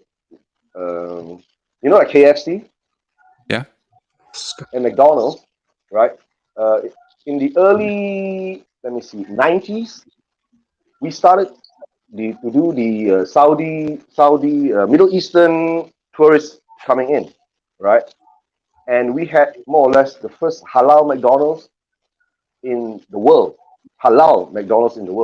and they loved it, For like I mean, because Malaysia is like a majority Muslim, right? Yes, correct. And to tell you the truth, my background, right? I'm ethnicity is Chinese, but I'm born in Malaysia, so I identify as Malaysian. I'm Chinese Muslim too. Right? Yeah, I'm Chinese Muslim. I'm Muslim too, right? What time? What time? Yeah, I was about to say, what time do you guys break your fast in Malaysia? Like, my time here, right? Breakfast time is around 7:22. 7:20, 22, 25. I think now it's 25. Yeah, PM. My time PM. So it's about your time, US time. I think 7 a.m. Right. But breaking fast time depends on the sunrise and sunset. So for us, it's quite stable. We get that 8 hours of the constant rotation of the sun and the moon and all that. But for like in Europe and in America, when you have 4 seasons, right? Your fasting time can be pulled out until 15 hours sometimes. You hit like over here we in Canada you we hit summertime. break, Yeah. we And break yesterday, like, Serge Aurier had to break his fast halfway through the game. Yeah, like over here we break like around 8:20, but when it gets to like winter time, we break like then it's shorter. 4:30 p.m. in the winter time. Yeah, you break shorter. That's when the sunset is. We follow the sunset. The sunset early. Sunsets and the sunrise when we fast. Right? Oh, the good old days. So that's why we, the race show thing. Yeah. So maybe the next time we do that, we'll talk more on that, right? Yeah. So, and Koguma name says Bali's Chuego. That means it's really good. So what's funny is in Korea, like a lot of the Korean dramas and stuff like that, they always go on vacation or they always go to escape, like a beach to get on the beach to Bali. That's where a lot of Koreans go for vacation. Oh, my wife is a Korean what called Korean shows. She's into all the dramas, all the reality shows, and all that. She loves it. I love it. And actually, you know what? Thanks for reminding me. I need to end the stream here in about 7 minutes so I can go watch the last 2 episodes of Vincenzo. I'm really enjoying that drama, that Korean drama, Vincenzo. Right. You read it through subtitles or what? Oh, you understand it. Oh, sorry, I muted it before you finished. Yeah, I don't need to necessarily do the subtitles. I can do it. I can listen for the most part. It depends on the drama. A lot of I guess you could say the dramas of like ancient Korean history and stuff like that. I tend to need subtitles if I really want to. But modern dramas with normal speech, I don't need to use subtitles. I can. So what is this? Like soap operas or something? It's just like Korean TV shows. Yeah. Drama is it drama or game show kind of reality show? Or? Well, like the game show reality shows they call over there, they call variety shows in Korea. Oh yeah, variety show. Yeah, but I remember there was one. What was that show called? Silent Library. It's like a Korean show where they're in a library. They're just doing all these stupid tasks. I remember that was really big over here. that'd be like a variety show. Like my favorite variety show of all time is probably like Muan Tojan. So it's like Infinite Challenge is what it's called. That show was amazing. It's not on anymore, but UJ Suck is hilarious. Show, Silent Library, man. That show was hilarious. You're aware that the Korean has shows. There's one that they show all the foreign spouses. Foreign spouses. I don't know. Like I haven't been in Korea for probably, what is it now? I left in 2015, so it's been almost 6 years, I guess. So I'm not too up to date on the newer variety shows. I really only catch what's on like Netflix or Amazon Prime. You left Korea when Sonny came to Spurs, bro. Well, yeah, like just after, like he was signed just after or just before we moved to the US. Shortly after, it was 2014, I think. It was the 2014-2015 season was his first season at Spurs. So, and Daniel Levy hit gold, man, when they got Heung-min Son. Yeah, 100%. Koguman says that Muan Tojan was great. It was a great show. It was a really good show. And then for the old school Korean variety shows, you had X-Men, and that show was a good a favorite of mine as well. No, it's not like Marvel X-Men. It was a Korean variety show called X-Men. And it was kind of like there was a secret person who was the X-Men, and they had to do all these different stunts, and it was a good show. But yeah, like I like a lot of Korean dramas. I usually watch anything that's on Netflix, Korean drama wise. I'm not so much for the lovey-dovey like love drama shows, just simply because I'm a dude, right? He says the chemist says you're dating yourself there a little bit. Well, yeah, with X-Men, yeah, that's definitely dating myself because X-Men is pre Muan Tojan, right? So it's a lot of the same cast members from Muan Tojan were from the X-Men series, and that's a bit. Yeah, man, I'm dating myself. Kim Bum-soo, Pogo Shipta. I can sing that. Okay. He says, what does he say here? He says, X-Men.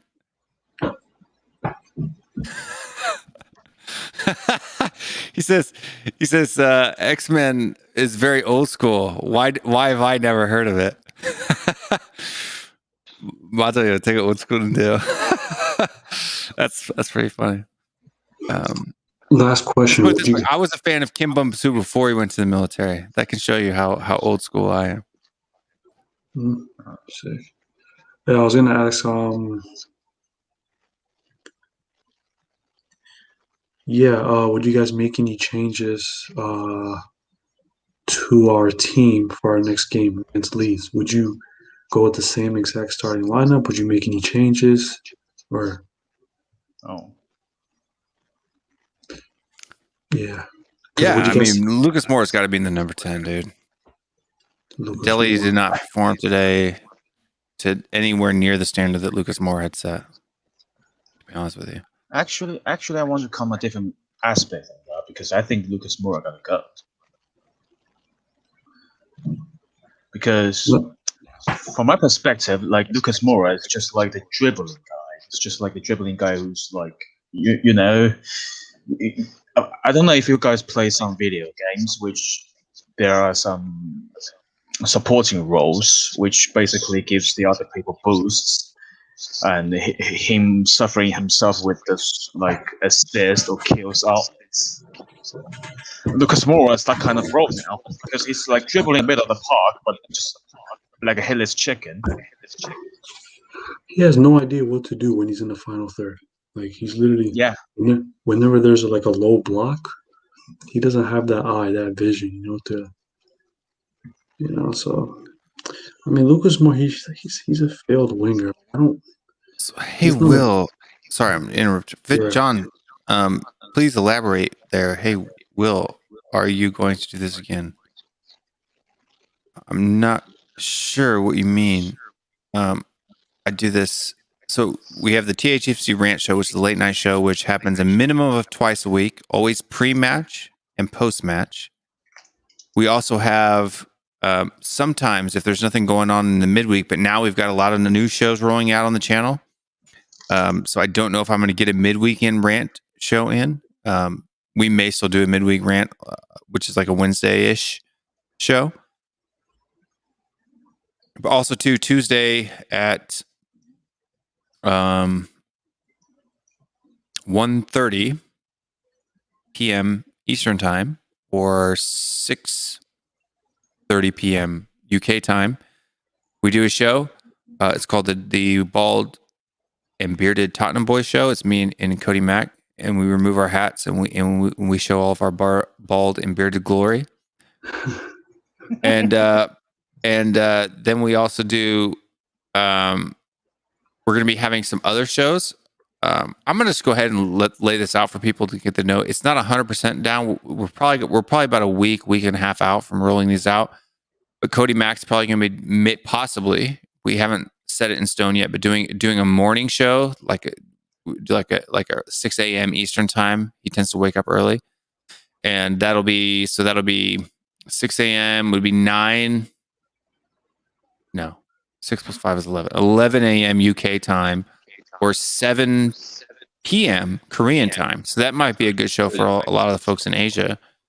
Good time for me. Good time for me. That would be 6 p.m. for you, Eugene. Yeah, good time. 6, 7 p.m. is a good time.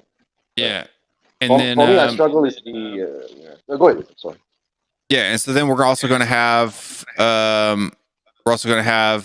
a show coming out with some other people. I don't know exactly what time it's going to be on, but it's going to be called, it's going to have 3 individuals, and they're going to be talking about a little bit more of, I guess you could say, the business side of things, finances, stuff like that, as well.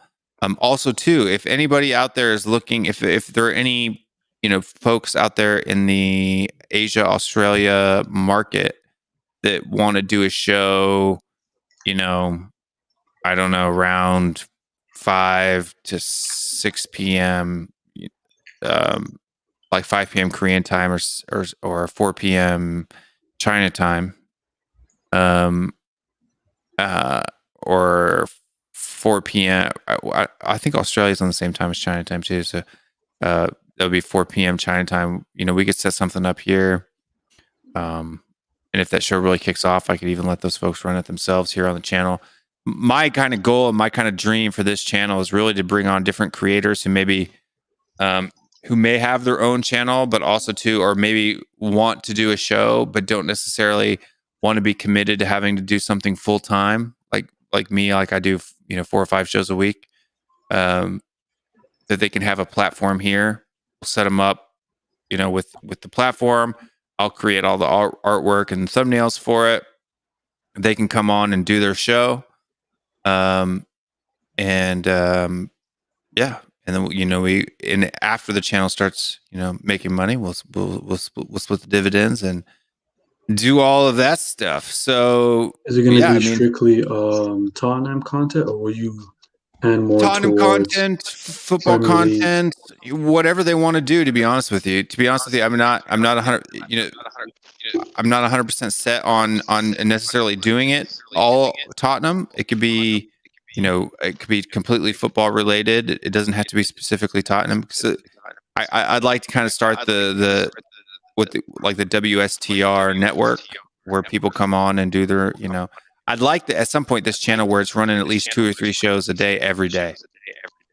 So bring in people who have an interest in doing it, but not necessarily doing their own channel, and just allowing people to have content. Yeah, if you want, like Abdul, if you want to do a show or do whatever, just kind of keep the whole channel rolling, and those people who do the shows would get a high percentage of the ad revenue or the super chat revenue, depending on how big the channel gets, and not have to worry about doing all the legwork. They can just be a what do they call that? A contributor. So. Yeah. Okay. Yeah. So like, kind of turn this into like a kind of like a sports network where you just have constant, football content just constantly rolling, keeping the ball rolling. Maybe one segment will have the Tottenham content like what we're doing right now. Maybe another segment will have a stream where we're covering the big six clubs. Another segment where we're going through, I don't know, maybe like the financial side of business, just keeping the ball rolling at all time. Yeah. So basically like the football terrorist type channel, everything about football from different teams. Yeah, correct. Exactly, Giannis. Because it can get kind of tiring, constantly talking about Tottenham, like at one point you may run out of stuff to talk about it, but not with Tottenham. Never enough. Never enough. Plenty of content to talk about for Tottenham Hotspur. I'm telling you. No, but I mean, that's why I love Will's channel. We just not just talk about Tottenham. We talk about a lot of other things too. Yeah. We talk about culture. And Will, to tell you the truth, I'm interested in setting up a channel. Food. Yeah, if you want to do your own channel, set it up. We'll help support you. If you want me to come on your channel, let me know. Even if it's a weird time of the day for me, I'll do my best to jump on. Yeah, I'm in the midst of starting something, but on starting up a channel, but it's not focused more on football, but more on some other issues that we have to go through in life. But of course, as a Tottenham fan, I'll bring it in.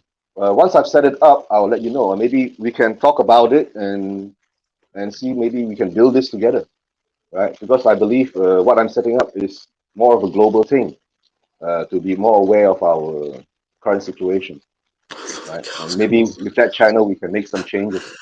But yeah, and two, I mean, like I'm saying, you can have your own channel, but if there's a certain segment that you'd like to do on this channel, I mean, obviously now I'm a small channel. I'm like 525, 28. Yeah, we have to start small. I mean, for 529 subscribers right now.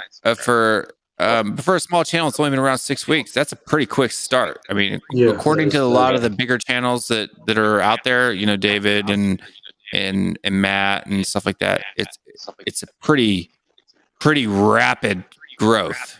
Yeah, 500. Yeah, that's when the according to YouTube them. algorithm hits, you never know how bigger you can grow.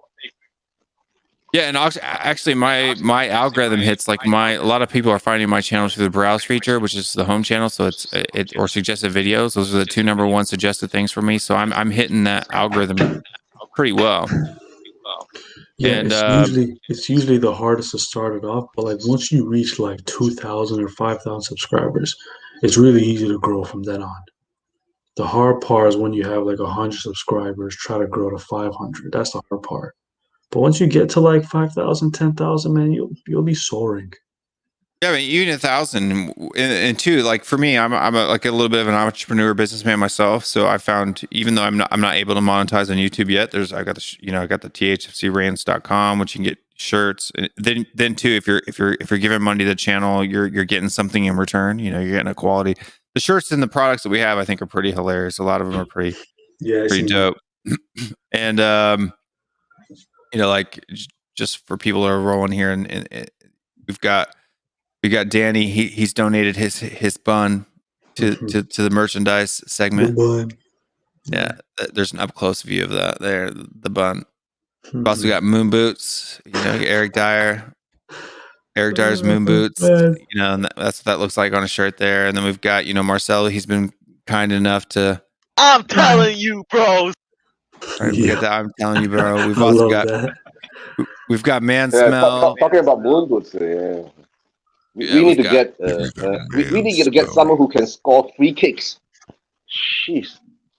Well, we just need to keep Kane from kicking them, is what it is. He's great at everything else, but he shouldn't even ever take free kick. I don't know why he keeps never take free kick. Gareth Bale should do it. Son is actually a very good free kick. Yeah, He just never takes them. I think somehow another Kane overrides everybody. He doesn't want to step on anybody's toes. I mean, they have a pretty good technique in their foot, but they just don't have the vision of picking the passes or picking the long hits. Yeah, so we got Gogumi here. She's like, oh, Danny's hair. That's amazing. She's like, that's hilarious. But yeah, we got all kinds of merch out there. We've also got the Bald and Bearded Tottenham Boys logo shirts there. So like the middle section of this overlay right here. We've got shirts and mugs and masks for that. We've got Enoch Out stuff. We got all kinds of stuff. The two globes. Yeah. And that's probably our next stream. It will be Tuesday at 1:30 p.m. Eastern time, or New York time, is what I'd say. Bald and Bearded Tottenham Hotspur show, boy show. The Bald and Bearded Tottenham Boys show. We do it all around lunchtime, and that'll come on around 1 p.m. China time, 2 p.m. Korea time. It's a little bit late for the Korean viewers, but a lot of them come on because a lot of people are late night folk like myself. But I mean, yeah, I'm excited about the channel. I'm impressed by the amount of love and support that I've gotten from a lot of the folks out there, and I just want to keep going for you guys. I mean, I jump on this not so much for myself, but for the other people that want to come on, especially for this show, because this show is meant people to click the link that's pinned to the top, come on and have their say. The less I have to talk, the better. I mean, I think some of the best shows that we've had have when we've had so many people to come on to the stream that I've had to kick myself out of the show to let everybody have a chance. Yeah. So yeah, one day you'll have other Tottenham creators, like maybe what's the guy, Tappin' Tobes. Maybe one day he'll hop on the stream. Obviously, Expressions, and he'll one day hop on the stream. It's just kind of turning this whole Tottenham community into like uniting there, basically. Yeah, and for me too. No. Expressions? No, he's Jamaican or Jamaican, but British Jamaican. Yeah, British. Yeah, I'm pretty sure he's lived most of his life in England. I don't know that for a fact, but Big X. You know, damn way, Deb. Yeah, funny show. I like his stuff. Comedy. It's good. It's classic. But yeah, I mean, hopefully I get to a size where those guys would love to come on.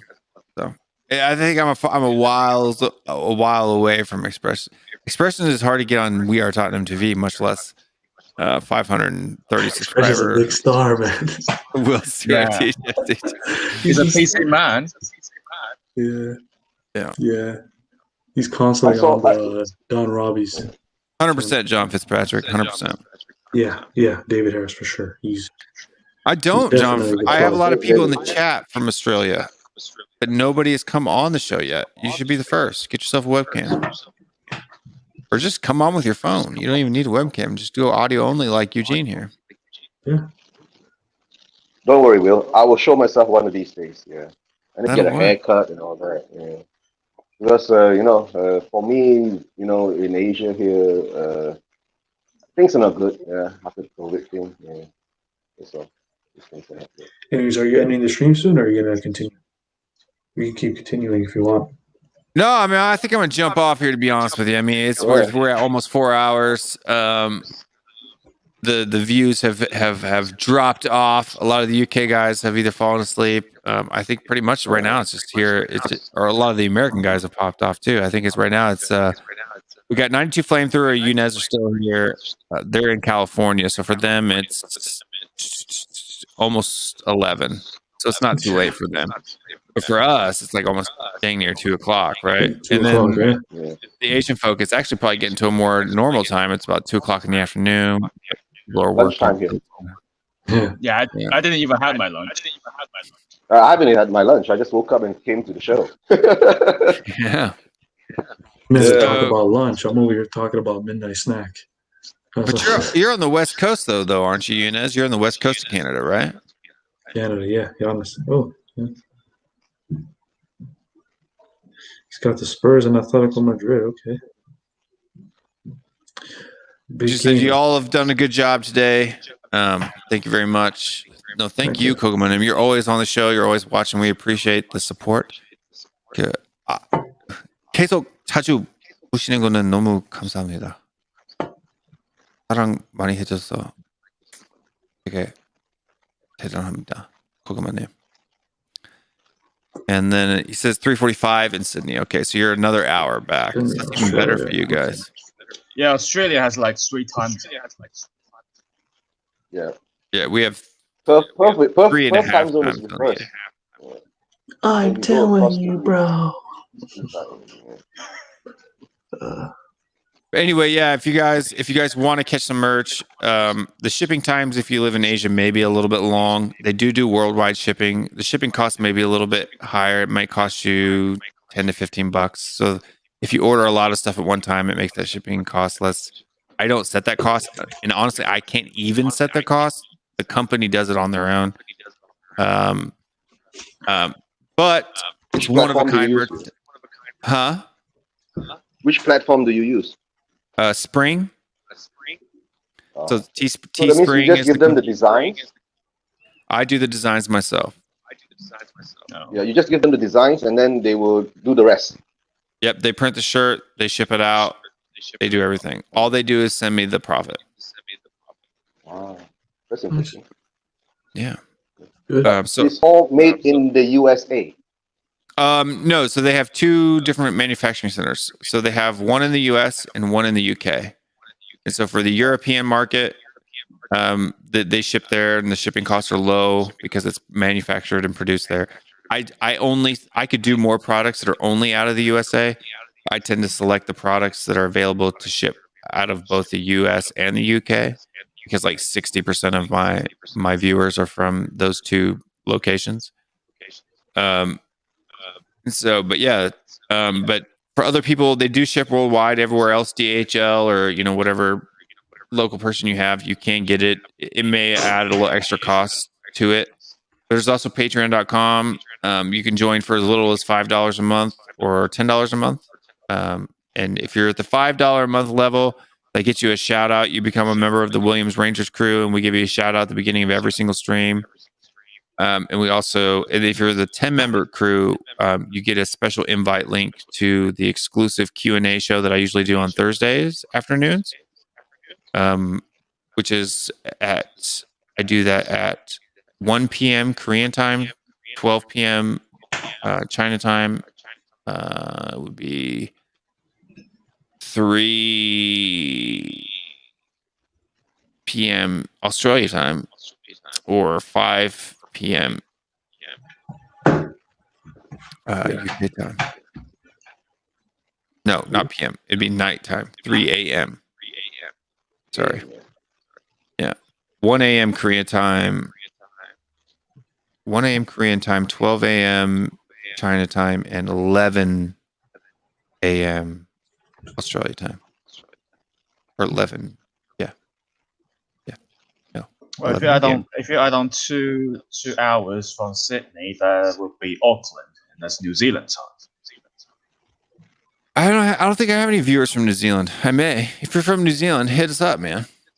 But if you're a member of the $10 a month crew, you get a special link single to that. You can come on and be a part of that show. That's usually that Q&A. I don't know if you guys have watched it back after the fact or not, where I do, and I'll throw up the whole YouTube comments up in the screen. Yeah, I've seen that. Yeah, and I do that I answer it's just me versus the comments for about an hour, and then I'll bring on like Bob Spur or Danny or some of the other guys from the UK that can't come on to this late show. It's a good show though. Show. But anyway, folks, thanks you for coming on. Remember to like, share, subscribe to the channel. You guys give your outros, and then we'll go. So, Abdul. Yeah, shout out to Will Stewart, this channel, this platform. Shout out to everybody still watching. There's probably like 30 people still watching. You guys are soldiering it through.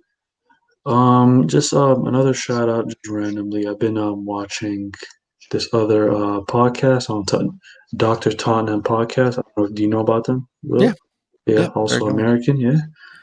Maybe I wish they'd come on this show. Yeah, hit him in the comments. Tell him to come on the show.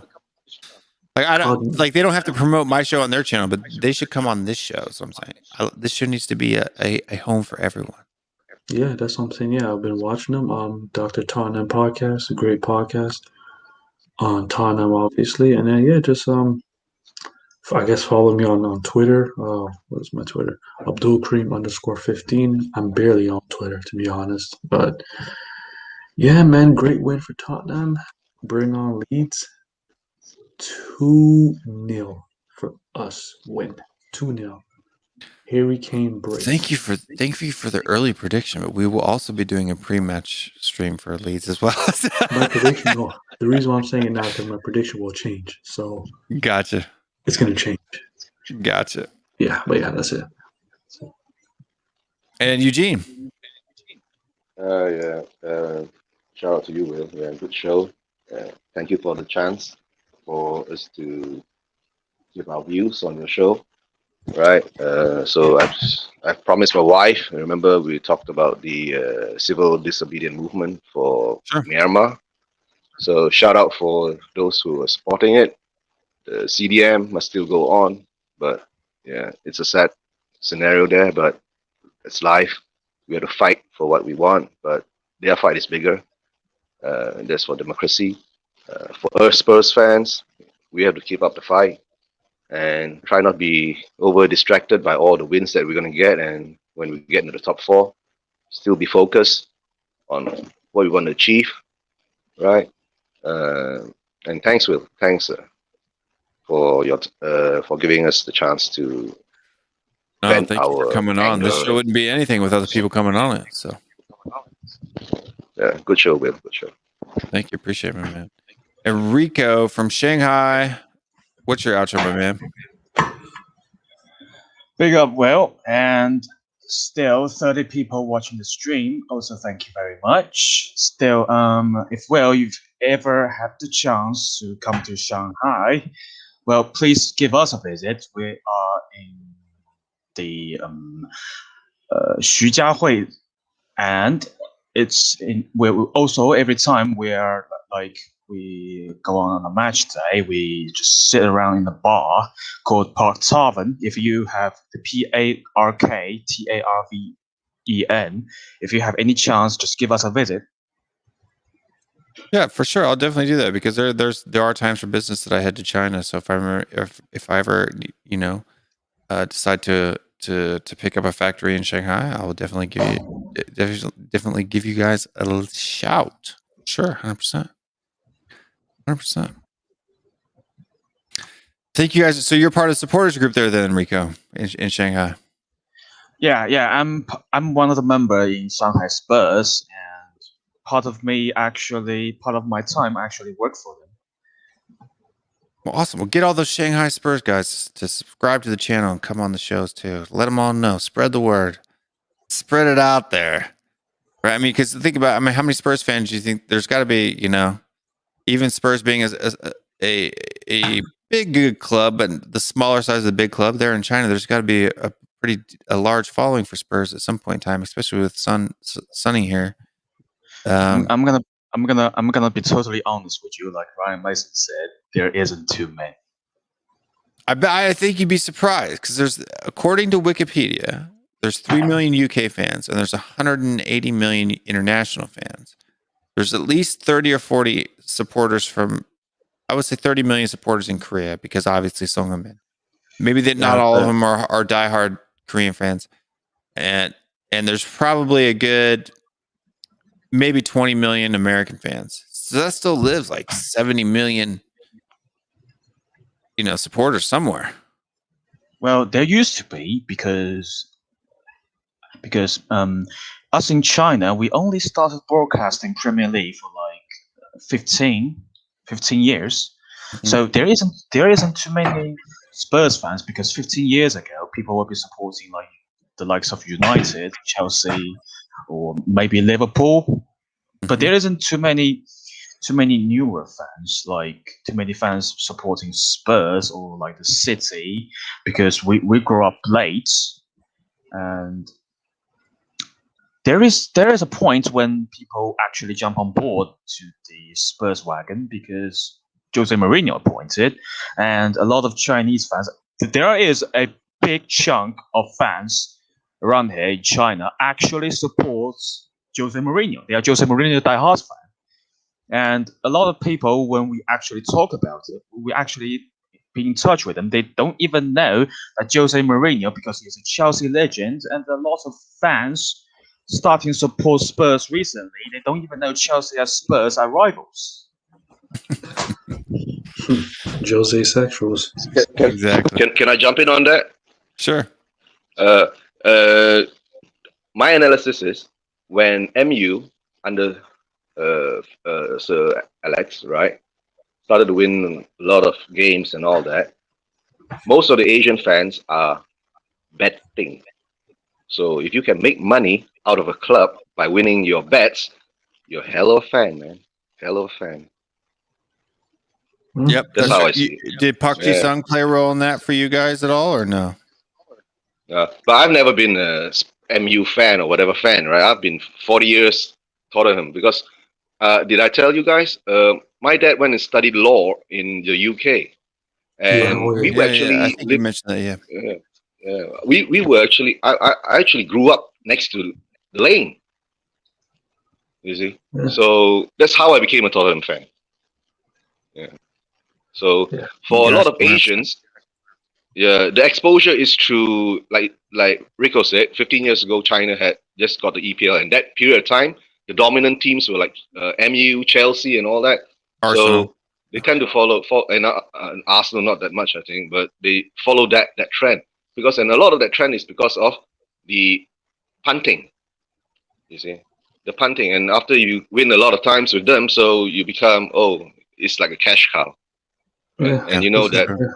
Betting is actually and Park Ji-sung, of course, the South Korean side, right, and the Asian side. He had an engine on. I remember that one game against when he had to guard Pirlo. This man followed him all over the pitch in that Champions League game. Yeah, Park Ji-sung, what a player.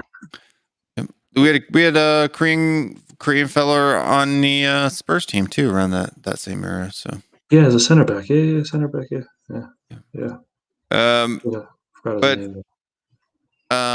Anyway, fellas, Koguma says, Rico, happy to see a new face on the stream today. Shizasaza Nong, I hope that's correct. She's trying to relate. Yep, chemist Youngpo. Of course I know Youngpo, but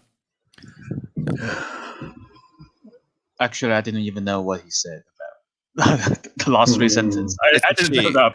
Koguma means sweet potato in Korean, and Koguma is a she. So she. Yeah, Koguma name. But I don't understand it. No. Yeah, I don't. Sasha, no, I don't understand either. So you got that wrong. Koguma name. Yeah. And the Ianko who played for Tottenham. Oh yeah, from class of 02, yeah. Yeah, 02 we weren't anywhere, but we were feeder club, man. Yeah. Anyway, folks, I'm gonna call it a night. Thank you. We're hitting right at 4 hours. It was a great stream. Thank you guys. It's great to. Good show, Will. Good show. Shishi. Yes, Shishi is correct. Yeah. Bukuch. Sorry, it's Bukuchi. Timbudong. That stands for no thanks. No, I'm sorry. It's not no thanks. It's like Bukuchi. It's like you're welcome. It's like you're welcome. Yeah. No problem, maybe. Yep. Yeah, no problem. Yeah. No problem. It's Timbudong. I don't understand. No, yeah, Bob's we're going home, man. You can watch it. Oh, Bob's in. Come on, Bob. He's been in my ear with something. Brilliant as always. Don't lie, Bob. Like a dead horse, man. I'm just teasing Bob. Here we go. Look at this. Lopa and Mimi TV. Okay. 라이브는 처음이다. 환영합니다. 와주셔서 감사합니다. He said it's his first time catching a live stream. Yeah. Oh. First time catching live. 자주 오세요. 예? 제가 한국말 할 수 있으니까 창피하지 말고 만약에 같이 대화하고 싶다면 위에서는 링크도 있어가지고 같이 대화하도 됩니다. 챗에서도 한국 분도 많이 계시고 자유롭게 편하게 보십시오. So. Okay.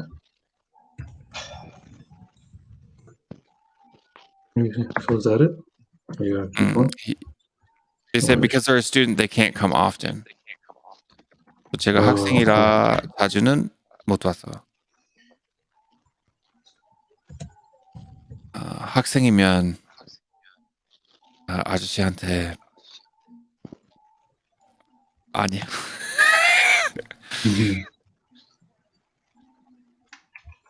No, I don't want to embarrass him or her. Yeah, go for it, 고구마님. 구독과 좋아요. See, we have 한국분 많이 계신데요. 그래서 올 수 있으면 자주 오십시오. Alright, check this out. 안녕기. Going with that, Will? 재밌어요. Right there. 아니 학생이면은 제 나이는 몇 살인데 반말해가지고 미안합니다.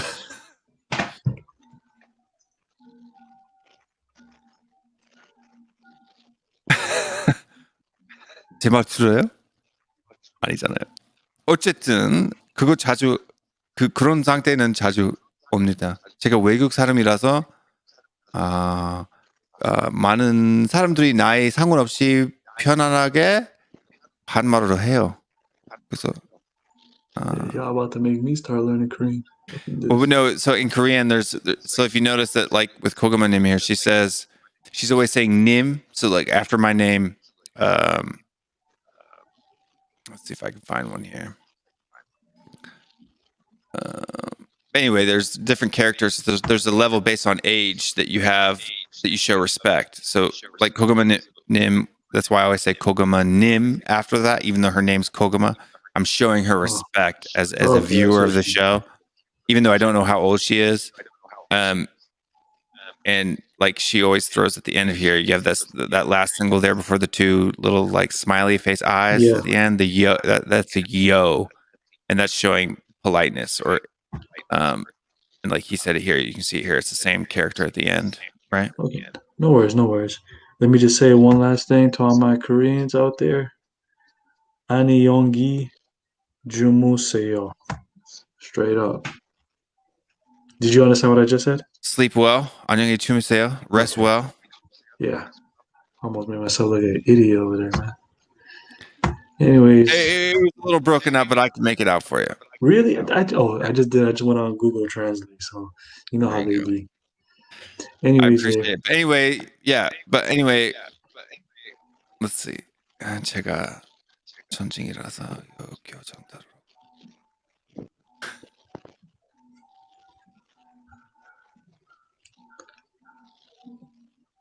Yes, I accept it. Peace out, everybody. Peace and love. She said you're perfect. Thank you. Thank you, man. Appreciate that. She said you should sleep well too. But anyway, fellas, I'm gonna kick you guys out. I'm gonna do my outro. But thank you for coming on. We'll catch you next time. We'll be back Tuesday for the Ball and Beer Tottenham Boys show. But thanks for coming on, Rico, Eugene. You're always welcome. We'll see you next time. Bye, Bye bye. Goodbye, Will. Have a good rest.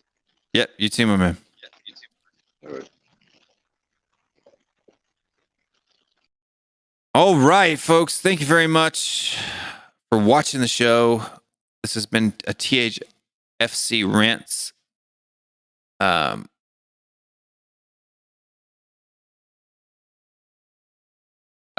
yeah, it's been a great show. Thank you for all. Like 오늘은 우리 한국 여러분들 너무 많이 와서 가지고 되게 재밌네요. 사실은 제가 자주는 한국어는 많이 보고 싶어가지고 다른 한국 분들이랑 대화할 수 있어서 되게 재미있어가지고 열정은 많습니다. 아주 감사합니다. And for all the folks that aren't Korean, again, I enjoy chatting with everyone here. Make sure you check out all of our shows, subscribe to the channel, hit that like, share the video with your friends. And yeah, we'll be back on Tuesday for a bald and bearded Tottenham boys show. And no, thank you guys for watching. I appreciate it 100%. Bald and bearded Tottenham show coming on Tuesday.